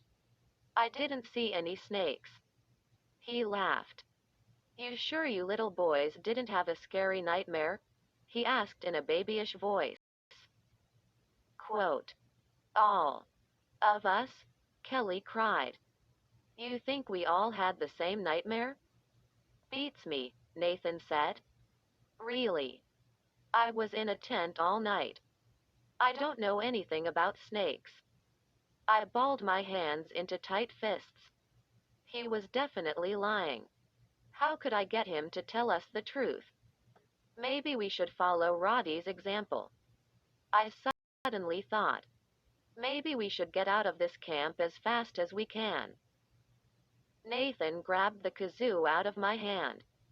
Get dressed, dudes, he said. Stop staring at me like frightened rabbits. Wear your swim trunks to breakfast. Swim trunks? Why? I asked. This morning, you guys are going to practice for cabin wars. You're going to swim across the lake, Nathan said. Nathan ran out of the cabin before we could say anything more. What about all the mice? Kelly asked me. Up on the hill. We didn't ask Nathan about the mice. He's not going to tell us the truth, I said. He was lying about the snakes. I shook my head. Also, we don't want him to know we were sneaking around up there. We can't trust him. What are we going to do? Sid asked. Now he's going to make us swim across the lake. I heard Roddy's story. About Serpo. About how they feed the giant snake. I pulled my cell phone from my backpack. I think we have to get out of this camp, I said. I'm calling home. I started to punch in our number at home. But the silence made me stop. I stared at the phone. No service. Sid had a phone, too. He checked it. Same story. It didn't work. We pulled on our swim trunks and went to breakfast. They had biscuits and gravy. I filled my plate, but then I couldn't eat anything. Sid, Kelly, and I were at our usual table. The counselors sat at a long table in front of the kitchen. Were they staring at us? Yes. They kept watching us while they talked and ate. Why were they keeping such a close eye on the three of us? I didn't like it. There were a lot of things not to like. Serpo. The room crammed with swarming mice. The lake. The venomous snakes in the cabin last night. Chasing us. Hunting us. I pictured poor, frightened Roddy. Was he right about this camp? Camp Slither. Kids call this place Camp Slither. Because it's crawling with snakes? Those mice. They have to be food for Serpo. But are we food for Serpo, too? I didn't even take one bite of my breakfast. I crossed the room to Heather's table. She had dark rings under her eyes. I could tell she hadn't been able to sleep. She was talking to two other girls. I leaned over her shoulder and whispered. We have to get out of this camp, I said. We're not safe here. She nodded.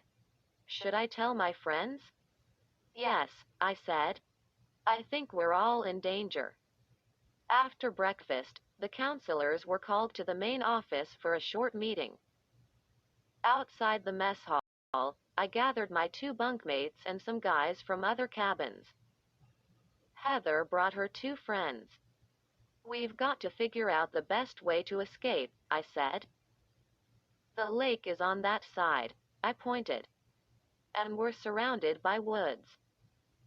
So how do we get to a highway? Or a town? Well, we can't swim for it, one of her friends said.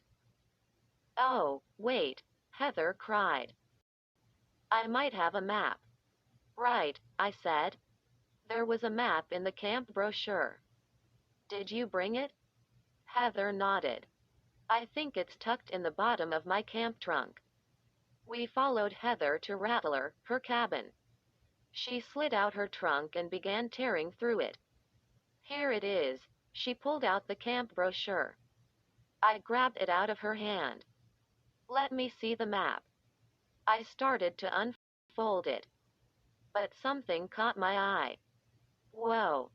Wait, I cried. I knew something was terribly wrong here. I pointed to the back of the brochure. Check this out. Everyone gathered close. I read it to them. If you have any problems at all, come see me. My door is always open. Sincerely, Uncle Jerry Landers, head counselor. Huh? Heather's mouth dropped open. Who is Uncle Jerry? Sid grabbed the brochure and studied it. The head counselor is someone named Uncle Jerry? Why haven't we seen him? Don't you get it? This means that Dr. Crawler isn't the real head counselor, I said, my heart suddenly pounding. Dr. Crawler is some kind of fake. The kids all started talking at once. I could see that everyone was scared and confused. Heather and I finally got them all quiet. All bet drive. Crawler has done something to Uncle Jerry, Heather said. I mean, like, Dr. Crawler is this evil guy who likes to feed kids to snakes, right? All ding-dong bet you he's kidnapped Uncle Jerry or something. Sounds like a scary movie I saw, Kelly said. Yeah, it sounds totally crazy, I said. But what if it's true? How do we find out? Sid asked. Simple. We try to find Uncle Jerry, I said. We split up. Our plan was to search every building until we found a clue. Heather and I headed to the small building behind the main lodge at the edge of the woods. We knew that Dr. Crawler had his office there. Was he hiding Uncle Jerry somewhere in that building? A sign at the front door read, "Staff only. Campers keep out." My chest felt a little fluttery, and my legs were trembling. I don't like going places where I don't belong. But this was an emergency. Something was terribly wrong at Camp Hither. We pushed open the front door and crept inside. We stood in a narrow wood-paneled hallway. Office doors on both sides. The office doors were all closed. The building was silent. "I think Drive Crawler is still at the counselors' meeting," Heather whispered. "Good," I said. Carefully, slowly, I pushed open the first office door. I saw a lot of filing cabinets and a desk piled high with folders. We moved down the hall, opening the doors and peeking inside. The offices were all dark and empty. "No one in this building," Heather whispered. "Everyone's outside." I pointed to the stairway at the end of the hall. "We have to check upstairs," I said. My voice cracked. I wanted to get out of there. We made our way up the wooden stairs as quietly as we could. The air was hot up there, and the hall was narrow and dimly lit. I saw one closed door, almost hidden in shadow. Our footsteps echoed off the hardwood floor. The door had a name stenciled on it in black. It read, "Uncle Jerry." Heather and I exchanged glances. My hand trembled as I reached for the doorknob. I started to turn it, then stopped. I knocked on the door instead. We both gasped when a voice inside called, "Come in." I froze. Is that you, Uncle Jerry?" I stammered. "Yes." "Come in." I took a deep breath, turned the knob, pushed open the door. Heather and I both let out startled cries. Dr. Crawler grinned at us from behind the desk. His eyes flashed and his grin grew wider, until I could see all his teeth. And they were pointed. Come in," he said, waving us in. Should we run away? Not if we want to get to the bottom of this. We stepped into the office. There were 2 chairs behind the wide black steel desk. Dr. Crawler sat in one, his long fingers tapping the desk. The other chair faced away from us. I cleared my throat. We were looking for Uncle Jerry," I choked out. Dr. Crawler nodded.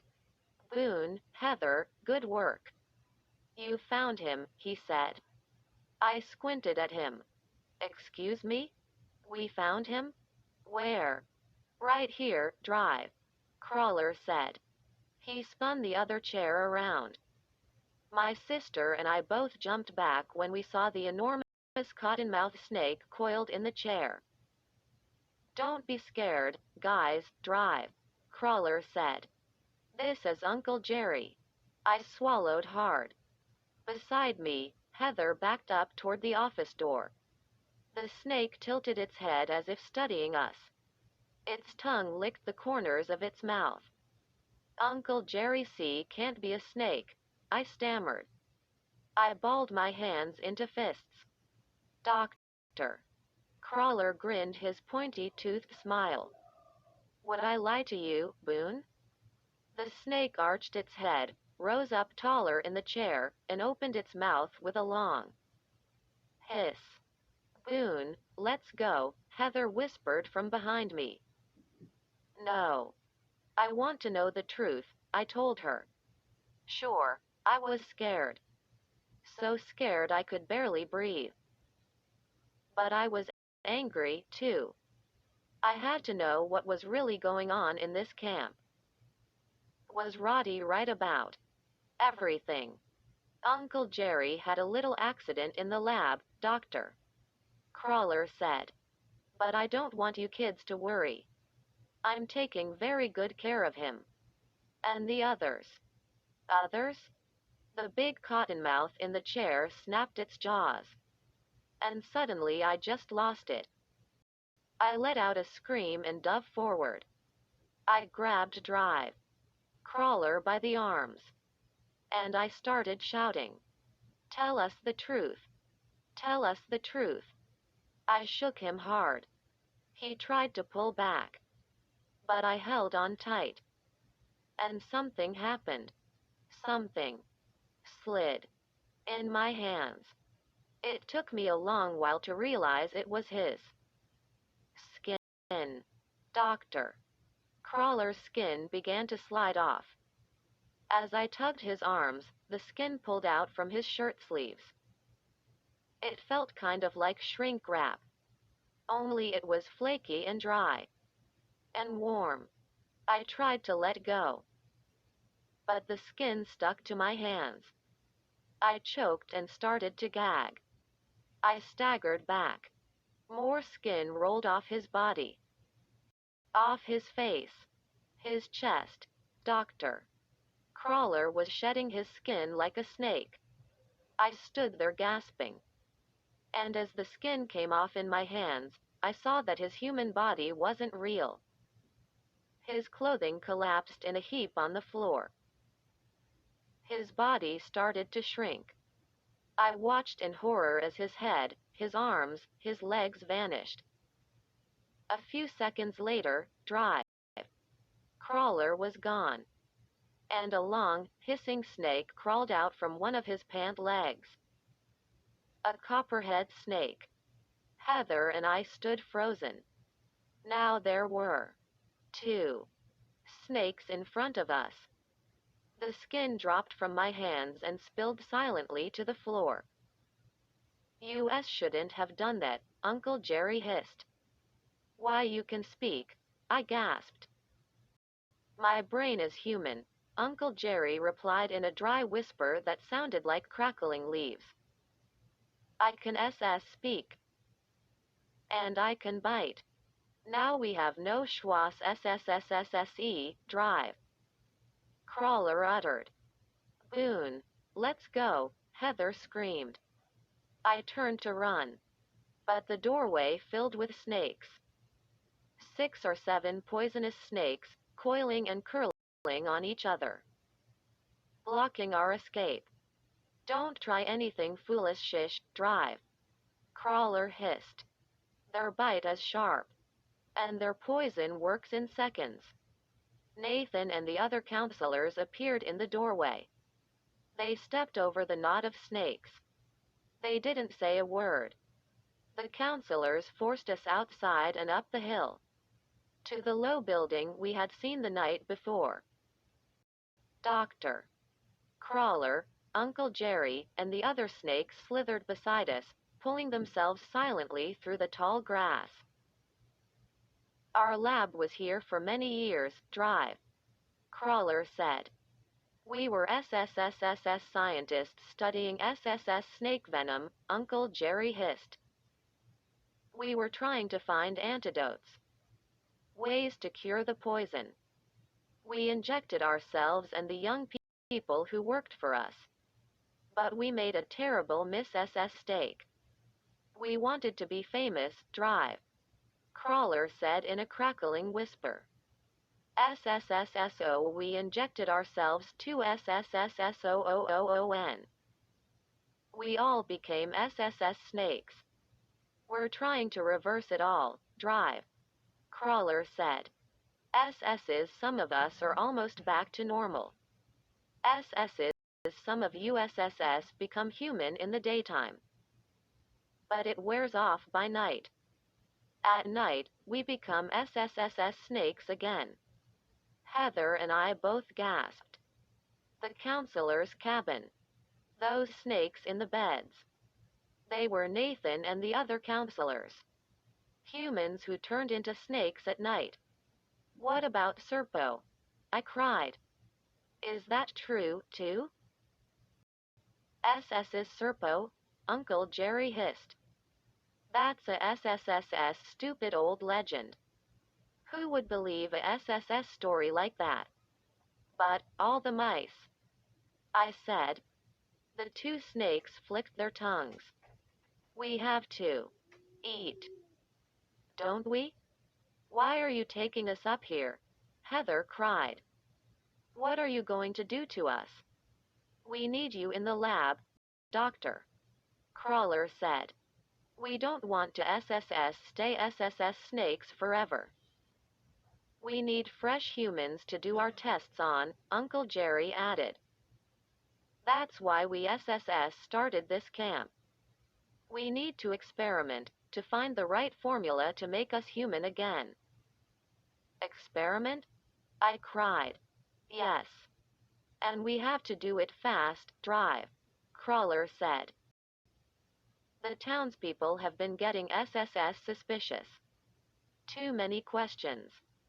The police will be closing in on us soon. So we have to act. Exclamation mark quote. We reached the top of the hill. The long building came into view. Nathan and the other counselors shoved us forward. The hissing sound started up again, so loud I covered my ears. What is that? I cried. Tell me the truth. What is that hissing sound? You'll soon find out, Nathan murmured. Real soon. He and the other counselors pushed us through the front door. We stepped into a large science lab. Enormous machines lined the walls, humming loudly. The ceiling was covered with tangled cords and cables. A dozen computer screens blinked and flickered. Against one wall, metal cones hung down on long cords from the ceiling. The machines began to hiss, as if letting out steam. I turned to my sister. Heather, I said, shouting over the noise. The hissing we heard. It wasn't snakes. It was these machines. The snakes crawled over each other, forming a tight knot, guarding the door. The counselors pushed us across the huge room. Just cooperate, Nathan whispered. Maybe you'll end up in the same body you started with. Huh? Those words sent a cold shiver down my back. Against the far wall, I saw a boy. He had a metal cone pulled down on his head. As we walked closer, I recognized the boy. Roddy, I shouted. Roddy, you're here! Exclamation mark quote. Roddy turned to us. He opened his mouth to speak. And Heather and I both uttered horrified cries. Roddy had a thin, black, forked tongue. The counselors surrounded us. Doctor. Crawler slithered in front of Roddy. This boy is helping USSSS, he said. And now you will, too. I've been preparing USSS since you arrived. Preparing us? I cried. What do you mean? Doctor. Crawler's shiny snake eyes flashed with excitement. The SS's Sun Glow SSS spray isn't SSS sun protection, he said. It's snake DNA. Your SS skin is SSS soaked with it, Uncle Jerry said. Now let's SSS see if we can find the right power level to transform you into SSS snakes. Transform us into snakes? Heather cried. Why? We need to change you into poisonous SSS snakes so that we can figure out how to change you back into humans, Uncle Jerry said. If we can change you back to humans, we'll know how to change ourselves back to humans. My whole body shuddered. What would it feel like to be a snake? I didn't want to find out. I lowered my head like a football running back and took off. I got about 4 steps. Nathan tackled me and brought me down to the floor. Snakes slithered over and wrapped themselves around my legs. When I looked up, counselors had already pulled a metal cone over Heather's head. I couldn't escape. I couldn't help her. The counselors pushed me to the wall between Roddy and my sister. They fastened a metal cone over my head. It doesn't hurt, Nathan whispered. But I don't want to be a snake, I screamed. Neither do I, he muttered. He pulled the metal cone lower on my head. Uncle Jerry slithered in front of us. The big hissing machines send the power into the metal cones. The power works with the SSS snake DNA to change you. Your friend Roddy is already helping USSSS drive. Crawler hissed. He turned to Uncle Jerry. Let's SSS see if we have any SSS success with him today. No, don't hurt him, I shouted. Don't do it, please. The hissing grew to a deafening roar. It sounded like 100 fire hoses going off at once. Nathan crossed the lab to a huge control panel. He threw a switch. Roddy let out a groan. His black snake tongue flicked in and out. His knees collapsed. His body started to twitch and vibrate. Bright white and yellow sparks shot out of the helmet. Stop it. Stop it, Heather and I both screamed. I gaped in horror as Roddy's body appeared to melt away. He melted right out of his clothes. A few seconds later, he was a snake, a long yellow snake with bright red stripes, crawling on the floor in front of us. SS's success, Doctor. Crawler cried. He raised himself tall and did a kind of shuffling snake dance. We are doing well today, Uncle Jerry agreed. Getting very close. SS's soon you will be SSS snakes, too. SS's snakes we can try to change back to humans. You can't do this, Heather screamed. Let us go. You cannot get away with this. Roddy, now a long, thick snake, crawled over the floor toward my sister and me. I watched him move, studying his red and yellow stripe pattern. Let's try you next, Boone, drive. Crawler hissed. He bobbed his head toward Nathan. No, please, I cried. Please. Once again, Nathan threw a switch. I felt the cone over my head start to vibrate. My head began to tingle. My eyes blurred. My whole body throbbed as if I had stuck my finger in an electrical socket. Last chance, Boone. I told myself. Last chance before you become a snake. Ellipsis. I signaled to my sister. I pointed frantically. Yes. Dot. After a few seconds, she understood me. Heather raised her arm and rattled her bracelet as hard as she could. The sound startled Drive, Crawler, and Uncle Jerry. I saw their heads whip around. It gave me 1 second to move. I tore off the vibrating cone and dove to the floor. I grabbed Roddy. The big snake wriggled in my hands. I raised it high over my head. Doctor. Crawler's eyes flashed. What are you doing with that SSS snake? He hissed. I held the snake high. Do you know the biggest predators of snakes? I demanded. Do you know the 2 biggest enemies of snakes? Doctor. Crawler pulled his head back. I know that. Man. Is the fur's SST, he replied. Humans are the biggest enemy of SSS snakes. And the second biggest enemy?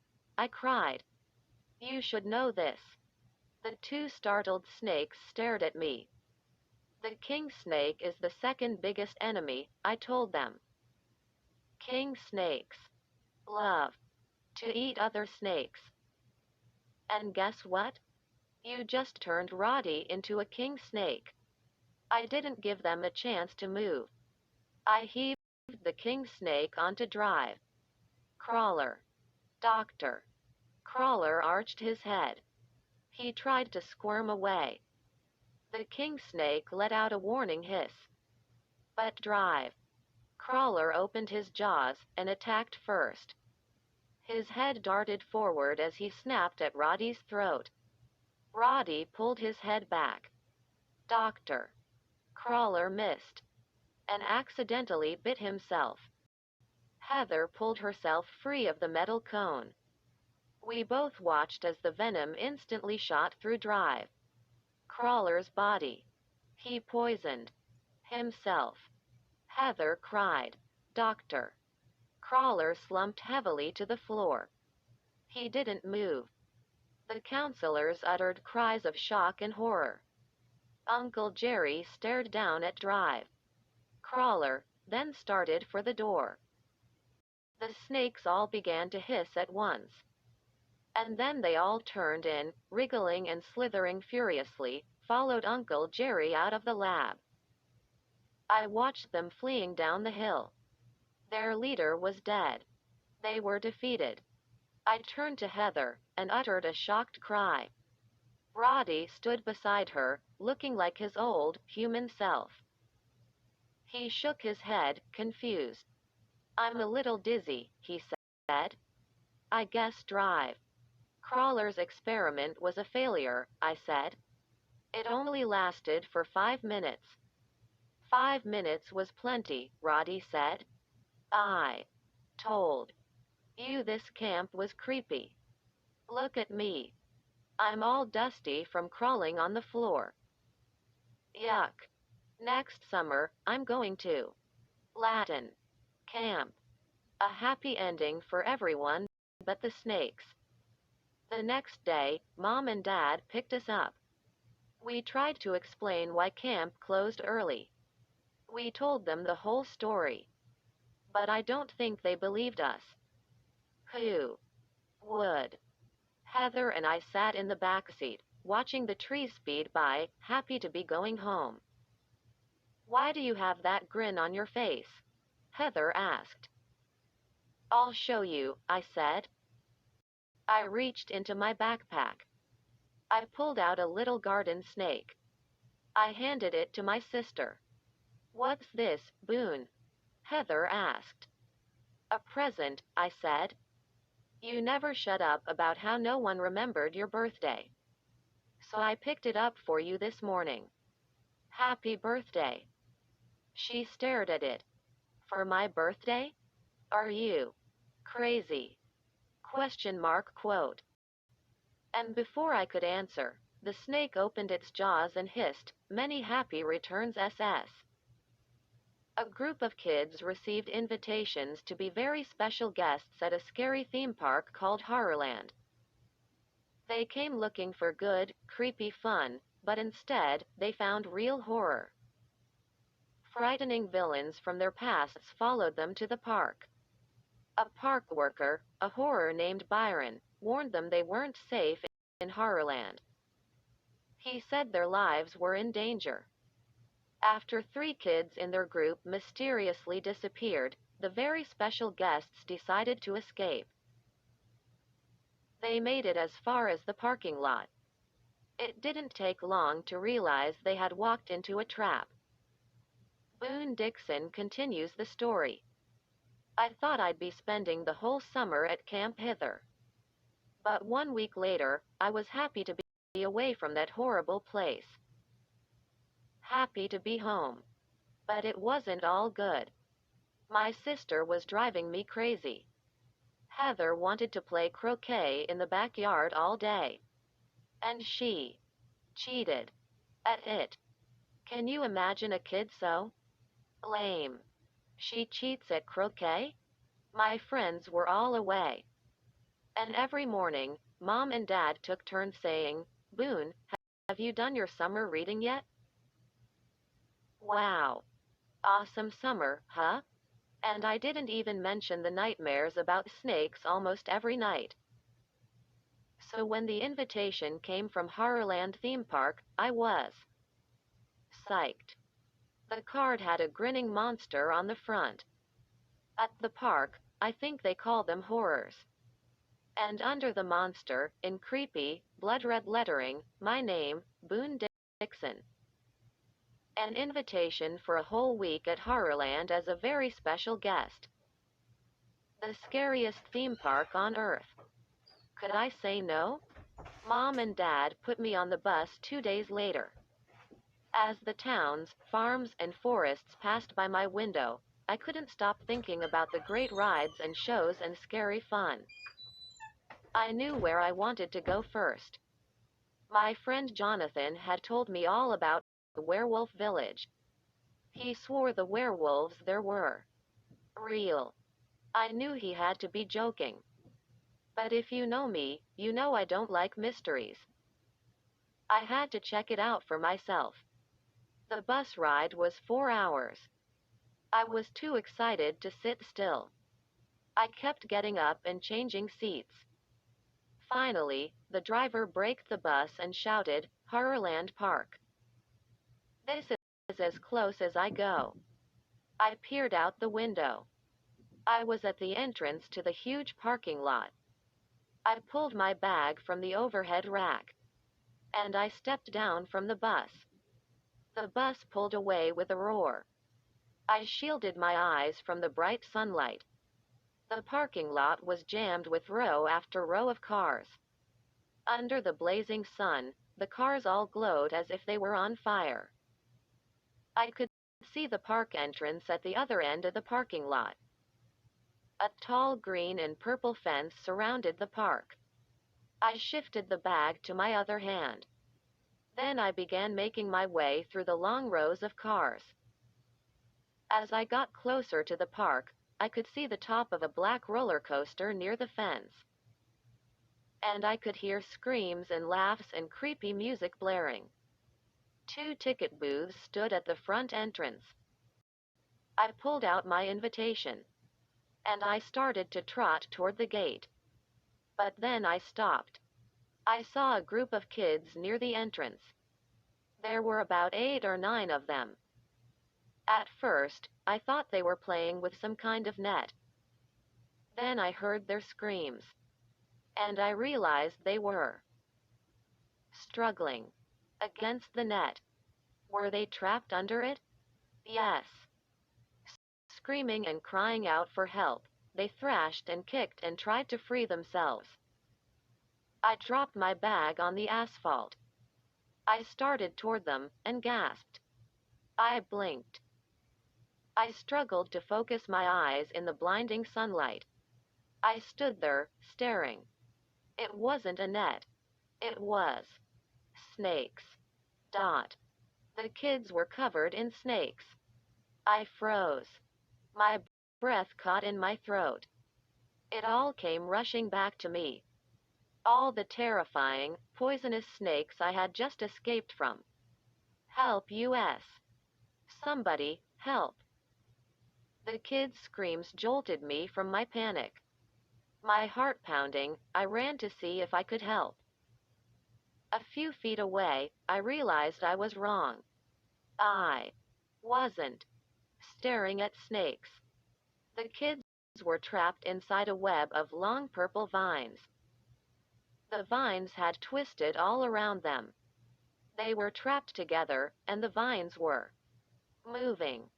I could see the long tendrils growing, curling around the struggling kids, tightening around them.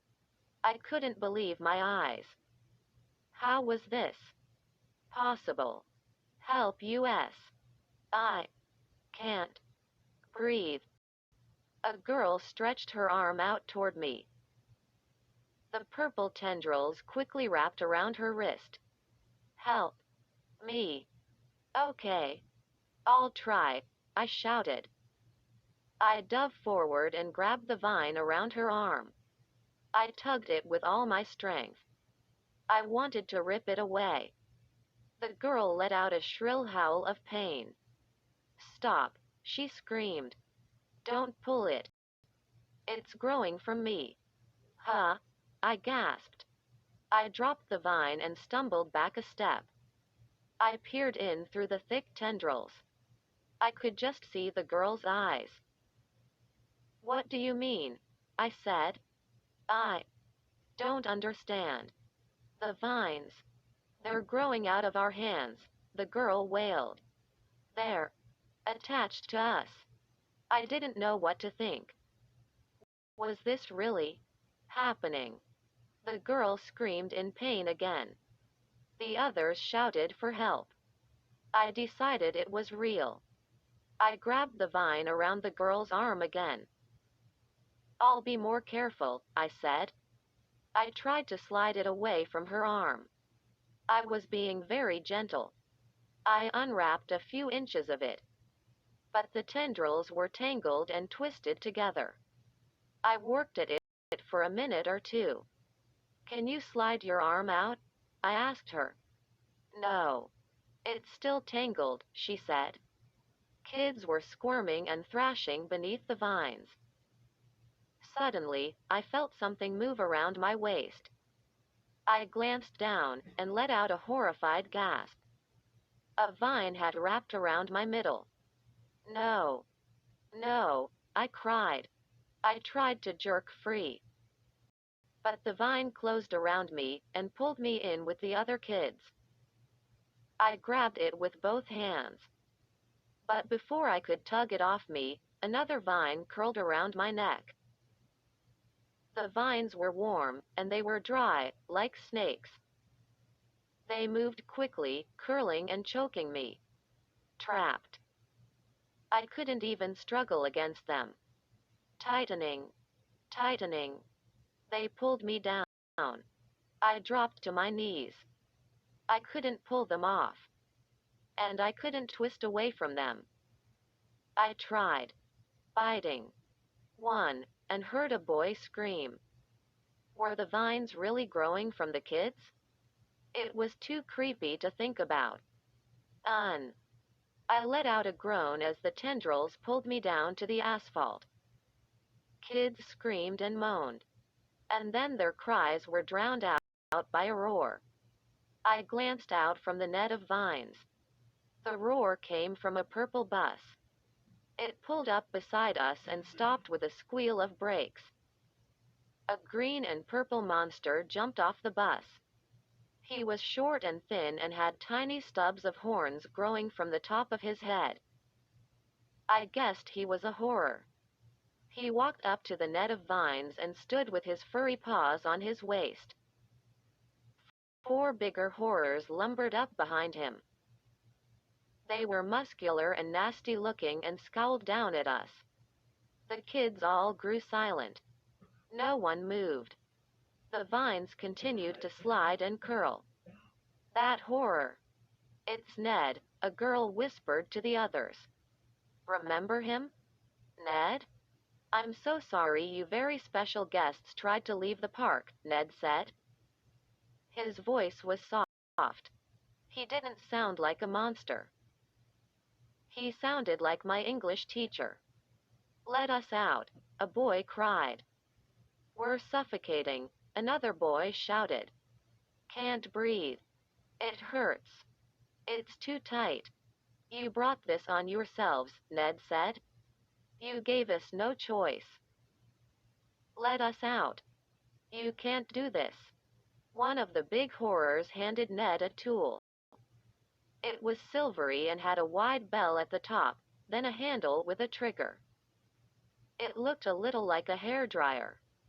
I'm going to free you now, Ned said. Don't anyone try to run away. I need you to return to the park.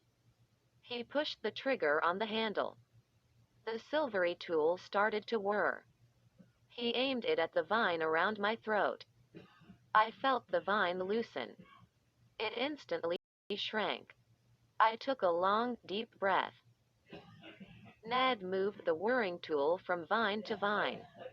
The tendrils slid off the kids and quickly vanished.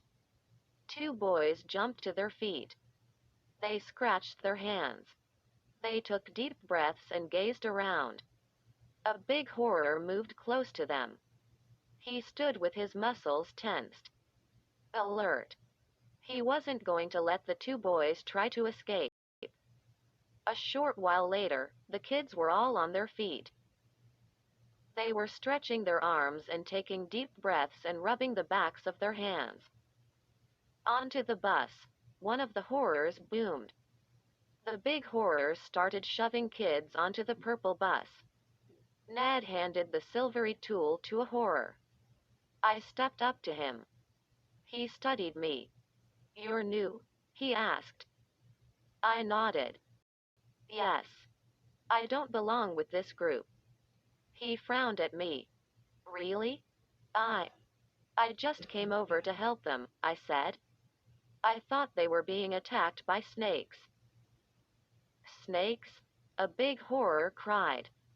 "Did he say he saw snakes?" Question mark quote. The horrors all spun around to stare at me. "I'm terrified of snakes," I heard one horror mutter to the horror next to him. "Me, too," his partner whispered.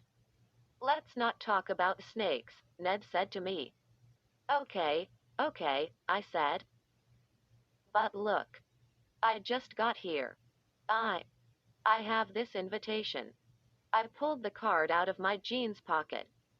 "I just got off the bus 2 minutes ago. Boone Dixon." Ned read my name on the invitation. His eyes narrowed as he handed it back to me. He grabbed my bag in one furry paw. "Well, guess what, Boone," he said.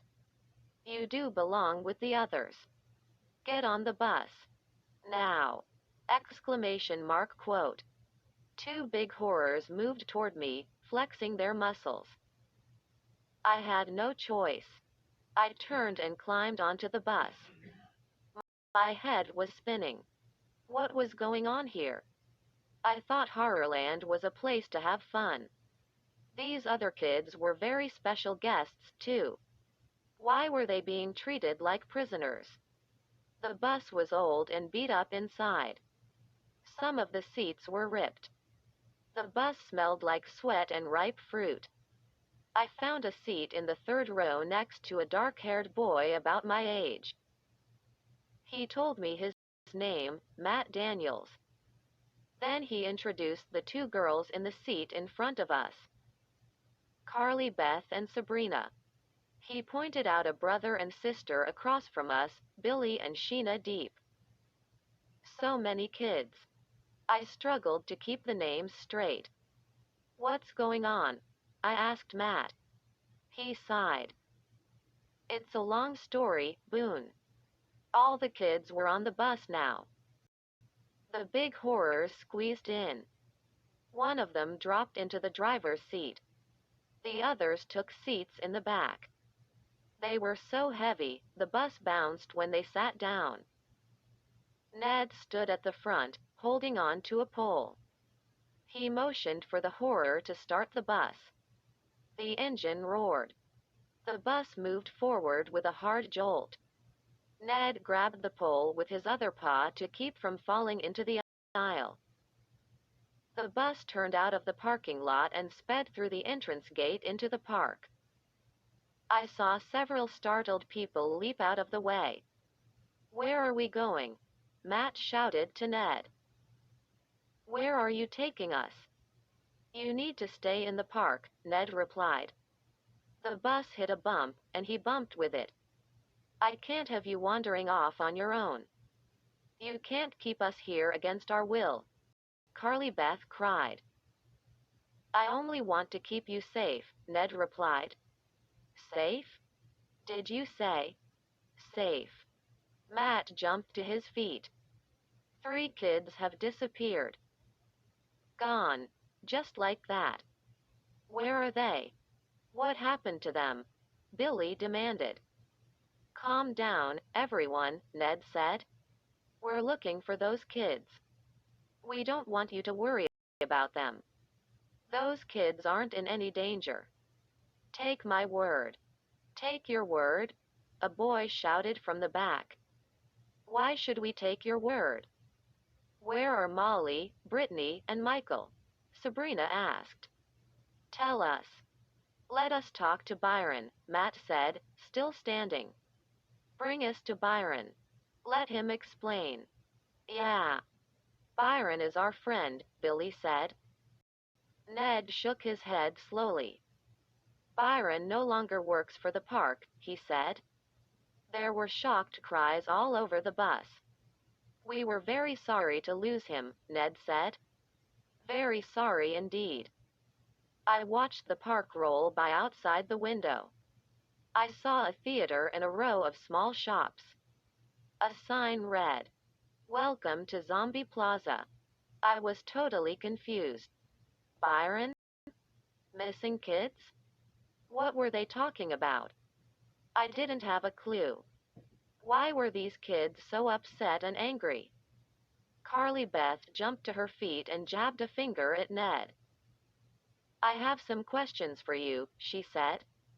I'll try to answer them, Ned replied. Tell us about Panic Park, Carly Beth said. What is it? Where is it? And tell us why there are no mirrors in Horrorland. I'm sorry, Ned said. I'm happy to answer all your questions. Really, I am. But what you were asking about will take a long time to explain. Tell us, Matt demanded. Tell us the answers. We don't care how long it takes. Tell us. Tell us, kids started to chant. Ned raised a hand to stop them. The most important thing, he said, is to keep you here in the park. To keep you away from harm. Harm? What kind of harm? I just got here, I said. 5 minutes ago. I'm totally confused. Where are you taking us? Where am I taking you? You've given me no choice, Ned replied. He tightened his grip on the pole and leaned closer to us. I didn't want to do this, Ned said. But I have to take you all to the keeper. Everyone began to shout and argue. I watched them, trying to figure out what they were talking about. Was Ned crazy? He waved both paws to get everyone quiet. I'm very sorry it has come to this, he said. The keeper's methods are harsh. He can be unpleasant. Ned shook his head. Sorry, he said softly. You have given me no choice. Next to me, Matt was still on his feet.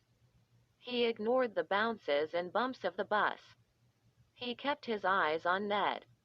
How long do you think you can keep us prisoners here? Matt demanded. You are not prisoners. You are very special guests, Ned replied. The kids all laughed scornfully. I need to keep you here until we know you are safe from certain things. What things? Matt cried. Ned ignored the question. When it is safe, we will return you to your parents, he said. It's not true, Sheena Deep shouted. Byron warned us we're not safe in Horrorland. Her brother, Billy, jumped up. If this park was safe, you wouldn't have to hold us prisoner. Do not try to fight this, Ned said softly. I'm giving you fair warning. Do not anger the keeper. He can be difficult. Quote. That got all the kids shouting again. I glanced out the window. The bus passed a fenced-in area of tall trees. A sign read, Werewolf Village. I wanted out. I had come here to have fun. I felt as frightened as the others, even though I didn't really know what was happening. Suddenly, I had an idea. A crazy idea to help us all escape from this weirdo, Ned. Would it work? Snake, I screamed. Snake. On the bus. I ducked behind the seat and pretended to wrestle with it. I grunted and groaned and pretended it was putting up a big battle. Help! I screamed. This snake is huge. Help me.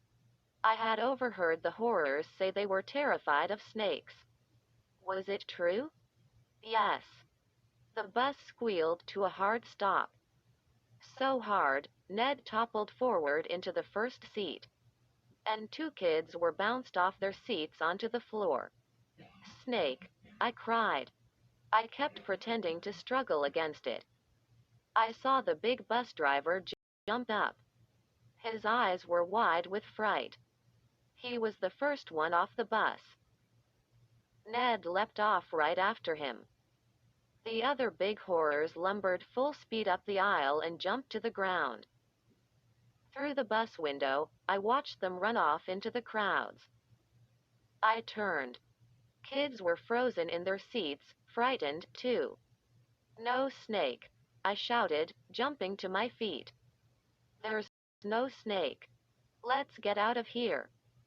Matt slapped me a high five. New kid, good work, he cried. He spun around to the others. This is our chance. Let's move. We shoved our way down the narrow aisle and jumped off the bus. Matt led us behind it, where the horrors wouldn't see us. Across from us, I saw a line of people in front of a booth called The Pretzel Pal. Dot. A sign read, "Turn yourself into a pretzel." It's easy. It didn't sound like much fun to me. The kids all huddled in the shadow of the bus. Which way? A tall, dark-haired boy asked. Have we been here before? A girl with two cameras around her neck pointed. I think the entrance gates are that way. Then we want to go the other way, Sheena said. We don't want to try that again. We've got to decide fast, I said. Those horrors will be back. Matt was studying a sign to our left. Look, that's Goodbye Land, he said. I turned. The sign was a big tombstone. Engraved on it were the words, Goodbye Land. Wave goodbye to your friends and family. Remember? Matt said. Michael Monroe was leading us there before he disappeared. Everyone turned to stare at the tombstone. We couldn't see into Goodbye Land because it was bordered by a tall hedge. Michael said this was the back end of the park, Carly Beth said. He thought there might be an exit there. We all jumped as a siren began to wail. Hurry, Matt said, glancing around. They set off the alarm, telling the other horrors that we've escaped. We took off, running toward the entrance to Goodbye Land. But we stopped beside the hedge several yards away. The entrance had two giant coffins standing upright on either side. Inside the coffins, two robot horrors stared straight ahead and waved goodbye. Look. In their foreheads, Matt said, pointing. Cameras. Probably security cameras. If we go in the entrance, the monster police will see us. We can squeeze through the hedge, a girl named Abby said. Quick, no one is looking. I lowered my shoulder and shoved my way through the thick, prickly hedge. Everyone followed. A few seconds later, we all burst out, brushing needles from our clothes and hair. We stopped in the shadow of the hedge to look around. Goodbye Land was an enormous park. Trees and grass and flower beds. Very peaceful looking. Like a graveyard. I don't see an exit, I said. But what's that right over there? This part of the park was nearly deserted. We trotted over to the ride. It stood under a round red canopy. It was called the RIPPER. Dipper. I saw a sign beside the entrance. Warning. This ride goes only one way, down. Let's ride it, Sheena said. But how can it help us? I asked. It might take us to the underground tunnels, Matt replied. We were already down there, but they chased us out, he explained to me. If we can get back to the tunnels, we can follow them out of Horrorland.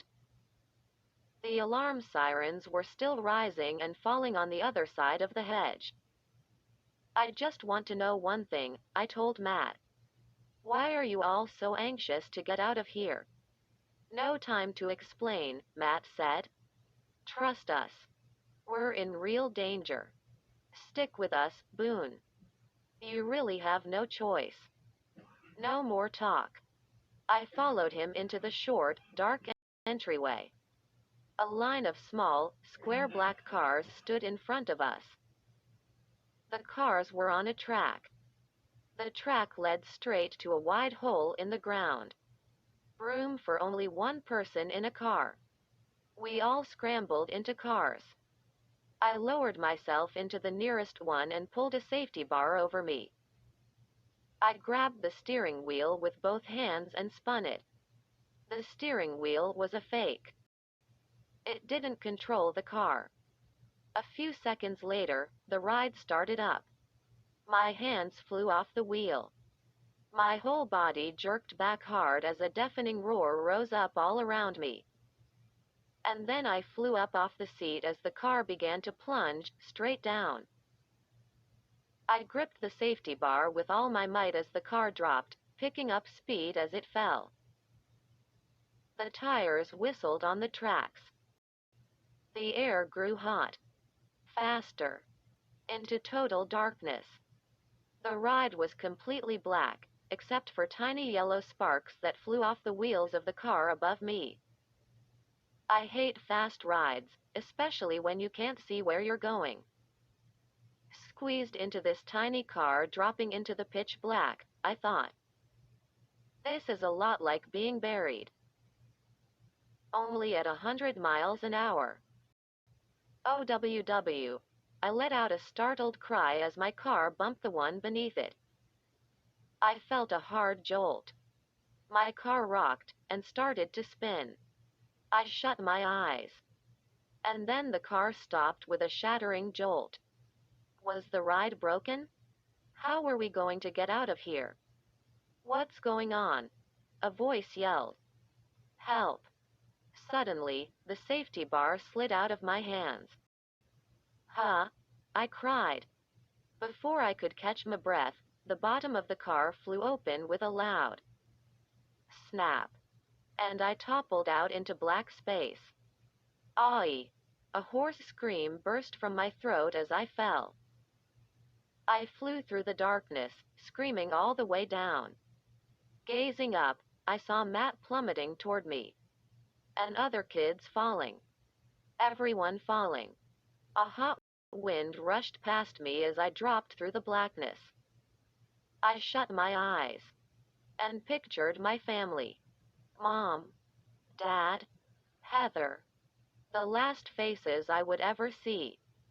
The breath shot out of me as I landed. Landed hard on my back. I bounced. Once. Twice. Struggled to breathe. Thud, thud. Kids crashed down all around me. Their hard falls sent me bouncing some more. Are we alive? Someone asked. I struggled to regain my breathing. My heart pounded like crazy. I sat up and squinted into glaring gray light. Hey, it's some kind of mattress. I managed to cry. We had all landed on an enormous air mattress. It's a free fall ride, Carly Beth said. I guess we were supposed to fall. Some kids laughed. A few kids cheered. We were all happy to be alive. But it didn't take long to remember the trouble we were in. Can we get to the tunnels from here? Matt wondered. Hurry. Climb off this thing. Let's go. Before I could slide to the floor, I felt a hard grip on my shoulder. I spun around and stared into the scowling face of a gigantic green and purple horror. A bunch of big, powerful-looking horrors surrounded the air mattress. And Ned stepped forward. He wasn't smiling. "Well, you survived the RIPPER. Dipper," he said. "Good work, everyone." He motioned for the horrors to grab us. "Now, let's see what thrills and chills the Keeper has in store for you." No way we could escape. The horrors forced us to a rickety elevator that took us back up to the surface. Then they marched us through the park. Some park visitors cheered us as we passed by. They probably thought it was a parade or something. The horrors walked us across Zombie Plaza. I saw shops and food carts and game booths. Other kids were having fun. Why couldn't we? We came to the haunted theater. Above the entrance, the marquee read, "Mondo the Magical." Were they taking us into a magic show? No. The horrors guided us into a little shop at the side of the theater. The shop was called Mondo's Tricks and Treats. I guessed Mondo was selling his magic tricks there. The shelves were filled. I passed a display of boxes that read, "A Mondo exclusive. Pull a hat out of a rabbit." No time to look at the store. The horrors pushed us behind a curtain toward a little room in back. At the far wall, a steep staircase led straight down. Our shoes clattered on the metal stairs. No one spoke. The stairs led to another flight of stairs. And then another. I realized we were now 3 floors beneath the park. My throat suddenly felt dry. Despite the hot air down there, my hands were cold. This was way scary. What did they plan to do with us? Just lock us up and keep us down there? We stepped out into bright lights. A huge room with furry orange and green chairs and couches. Sunlight yellow wallpaper with blue fish all over it. A big zebra skin rug. A purple and white polka dot table with big claws on the legs. A floor lamp with red and white stripes like a barber pole. So many colors, it was almost blinding. Down there. And all the furniture was totally weird looking and crazy. "Where are we?" I demanded. "Where have you taken us?" "You will be safe here," Ned said.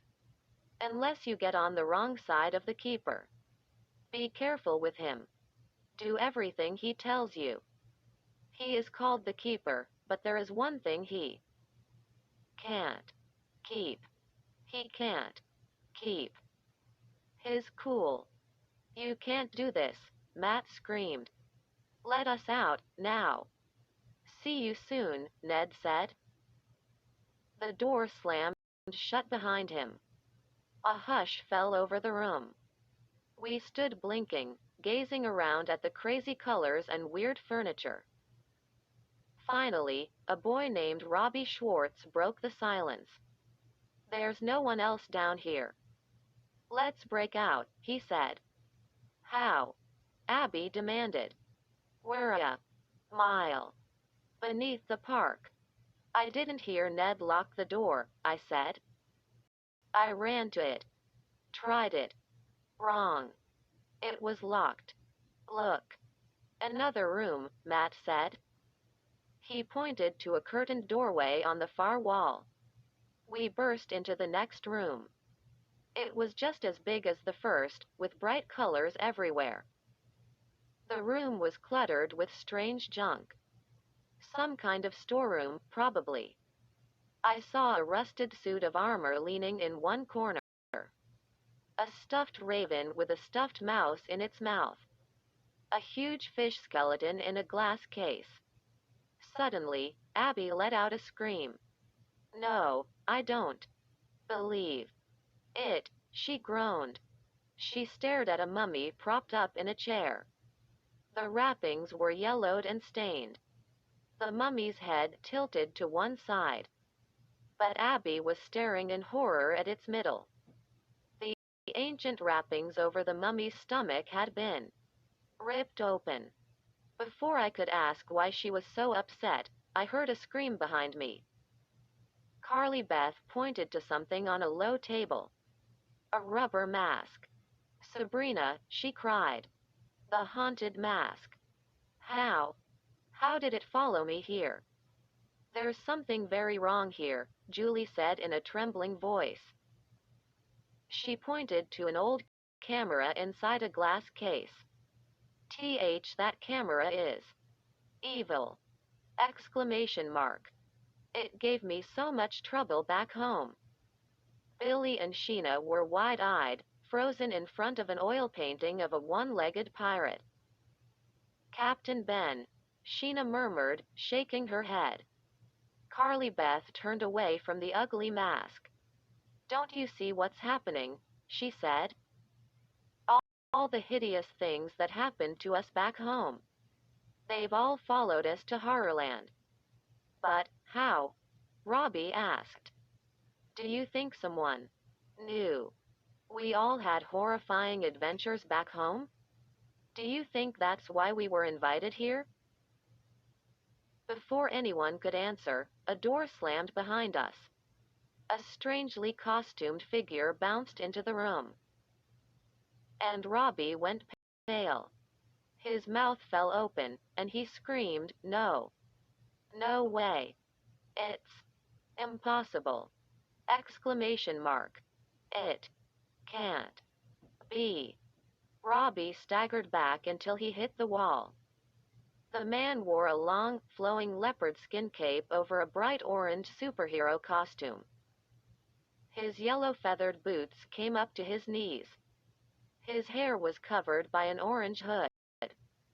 His eyes were dark and round and rolled crazily in his head.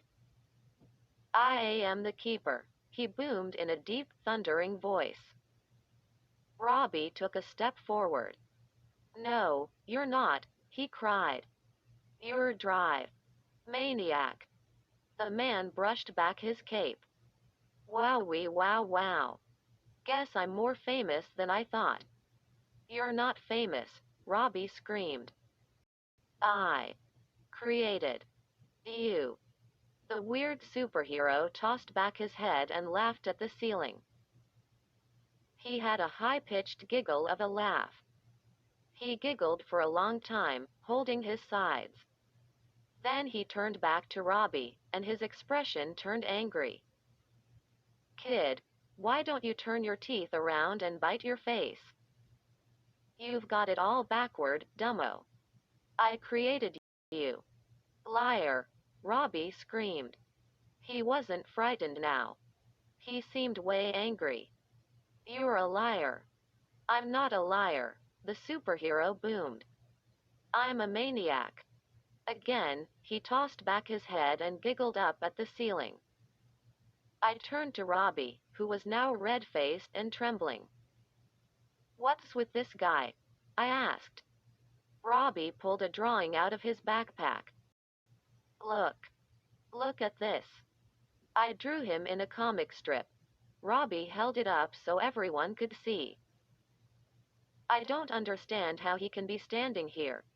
I made him up! Exclamation mark quote. Doctor. Maniac swiped the drawing from Robbie's hand. He examined it for 2 seconds. It looks a little like me, he said. Not quite right around the chin. I'm much better looking than that. He ripped the drawing into shreds and stuffed the shreds into his mouth. This guy is crazy, I whispered to Robbie. I'm not crazy, I'm a maniac, the superhero screamed again. He spit out shreds of the paper. And I'm the keeper. Don't any of you think about escape. You can't escape from a maniac. Ha ha ha ha ha. Why were we invited to this park? Matt demanded. Why are you keeping us here now? That's for me to know and for you to find out, Doctor. Maniac bellowed. You can't keep us prisoner down here, Matt said. But that's my job, the superhero cried. He giggled again. Keeping you here is easy. That's why they call me the Keeper. They don't call me the Let 'em Goer, do they? Matt clenched his hands into fists. We have you outnumbered, he said. Ew, I'm scared. I'm scared, the superhero moaned. He made his whole body shake as if he were frightened. Then he stepped up to the wall and threw a switch. Why don't you all take a walk? He cried. Whoa! I uttered a startled gasp as the floor started to move beneath us. I saw Carly Beth and Robbie stumble and fall onto their backs. I started walking, struggling to keep my balance. The floor was rolling underneath us, moving faster and faster. Stop it! Stop it! We screamed. But drive.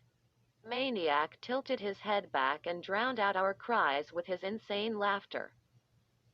The floor of the room was a giant treadmill. We had to walk faster. Faster. To keep up with it. Doctor. Maniac raised himself off the floor and floated in front of us. Keep in step, people, he ordered. A few hours of walking will show you that the Keeper means business. He giggled. Don't thank me. Just throw money. Ha ha ha ha. I've got plenty more activities planned. Anyone like to play hangman? We'll play it later, with a real noose. Exclamation mark quote. I was jogging pretty hard to keep my balance. My heart was pounding, and my chest began to ache. Robbie was trotting next to me. He was having a tough time. I could see he was thinking hard, unable to believe what was happening. I guess he was kind of in shock. Suddenly, the door burst open, and another superhero darted into the room. This dude was huge, with enormous biceps and a massive chest. His top and tights were bright purple. They matched his cape and his boots. He was a totally purple guy, except for his face, which was tomato red. No, Robbie cried out. No. It can't be. The Purple Rage. Did you make him up too? I asked, huffing and puffing as I kept my legs going. Robbie nodded. The Purple Rage flew up beside Drive. Maniac. Do you know what crunches my potato chips? He cried. This is good news, Robbie muttered to me. They are mortal enemies. They hate each other's guts. The Rage will rescue us. Are you sure? I murmured. I pointed. The two superheroes were hugging. Know what flips my rooster? The Purple Rage boomed. Working together with you. I've always wanted to work with a maniac. He turned to us. Keep walking, the Rage said. The Rage said. Walk till you squawk. Now I get it. Robbie cried breathlessly. Everyone, do you get it? Listen to me. If Dr. Maniac and the Purple Rage are working together, that must mean that all the bad guys we defeated back home are working together. Some kids gasped. I get it, Carly Beth said. They're working together against us. Exclamation mark quote. I didn't understand what Robbie and Carly Beth meant. I only knew that my legs were aching, and I was out of breath from walking so fast to stay on my feet. I turned to the Purple Rage. Breathlessly, I called out. You mean you're not going to rescue us from that maniac? Question mark quote. The rage let out a deep growl. His face turned as purple as his costume. I could swear I saw steam pour out of his ears. He rushed forward and grabbed the front of my shirt. "You've really burned my butter dish," he shouted in my face. "I'm going to make an example of you, punk. Watch this, everyone. Watch what the mighty rage does to this smart guy. No. Let me do it, doctor." Maniac pushed the purple rage out of the way. "Here's a hot new trick I learned." He began rubbing the palms of his gloved hands together, faster and faster. "Watch carefully. I can set my hands on fire. A little trick taught to me by the Scorch." He rubbed his gloves harder. Faster. Smoke rose up between them. He turned to the rage. "Do you know the Scorch? Nice guy. But he's got a fiery temper." Ha ha ha ha. The rage shoved Drive. Maniac aside. "Know what wilts my wallaby? Waiting for you to take care of this punk. You're taking too long." He wrapped his purple gloves around my throat and lifted me up by the neck. Then he turned to the other kids. "I used to earn a little extra money by making balloon animals," he said. "What animal should I twist this guy into? Come on, don't everyone speak at once. Was this a joke? Some kind of comic book superhero joke?" I shut my eyes and prayed it was a joke. But I knew it was real. I knew we were all totally helpless against these insane nuts. Helpless and doomed. I tried to cry out as the purple rage began to twist my arms behind me. But he was squeezing my neck so tightly, I couldn't speak. I couldn't breathe. "How about a nice poodle?" he said. "Or should I twist you into a giraffe with a long, long neck?"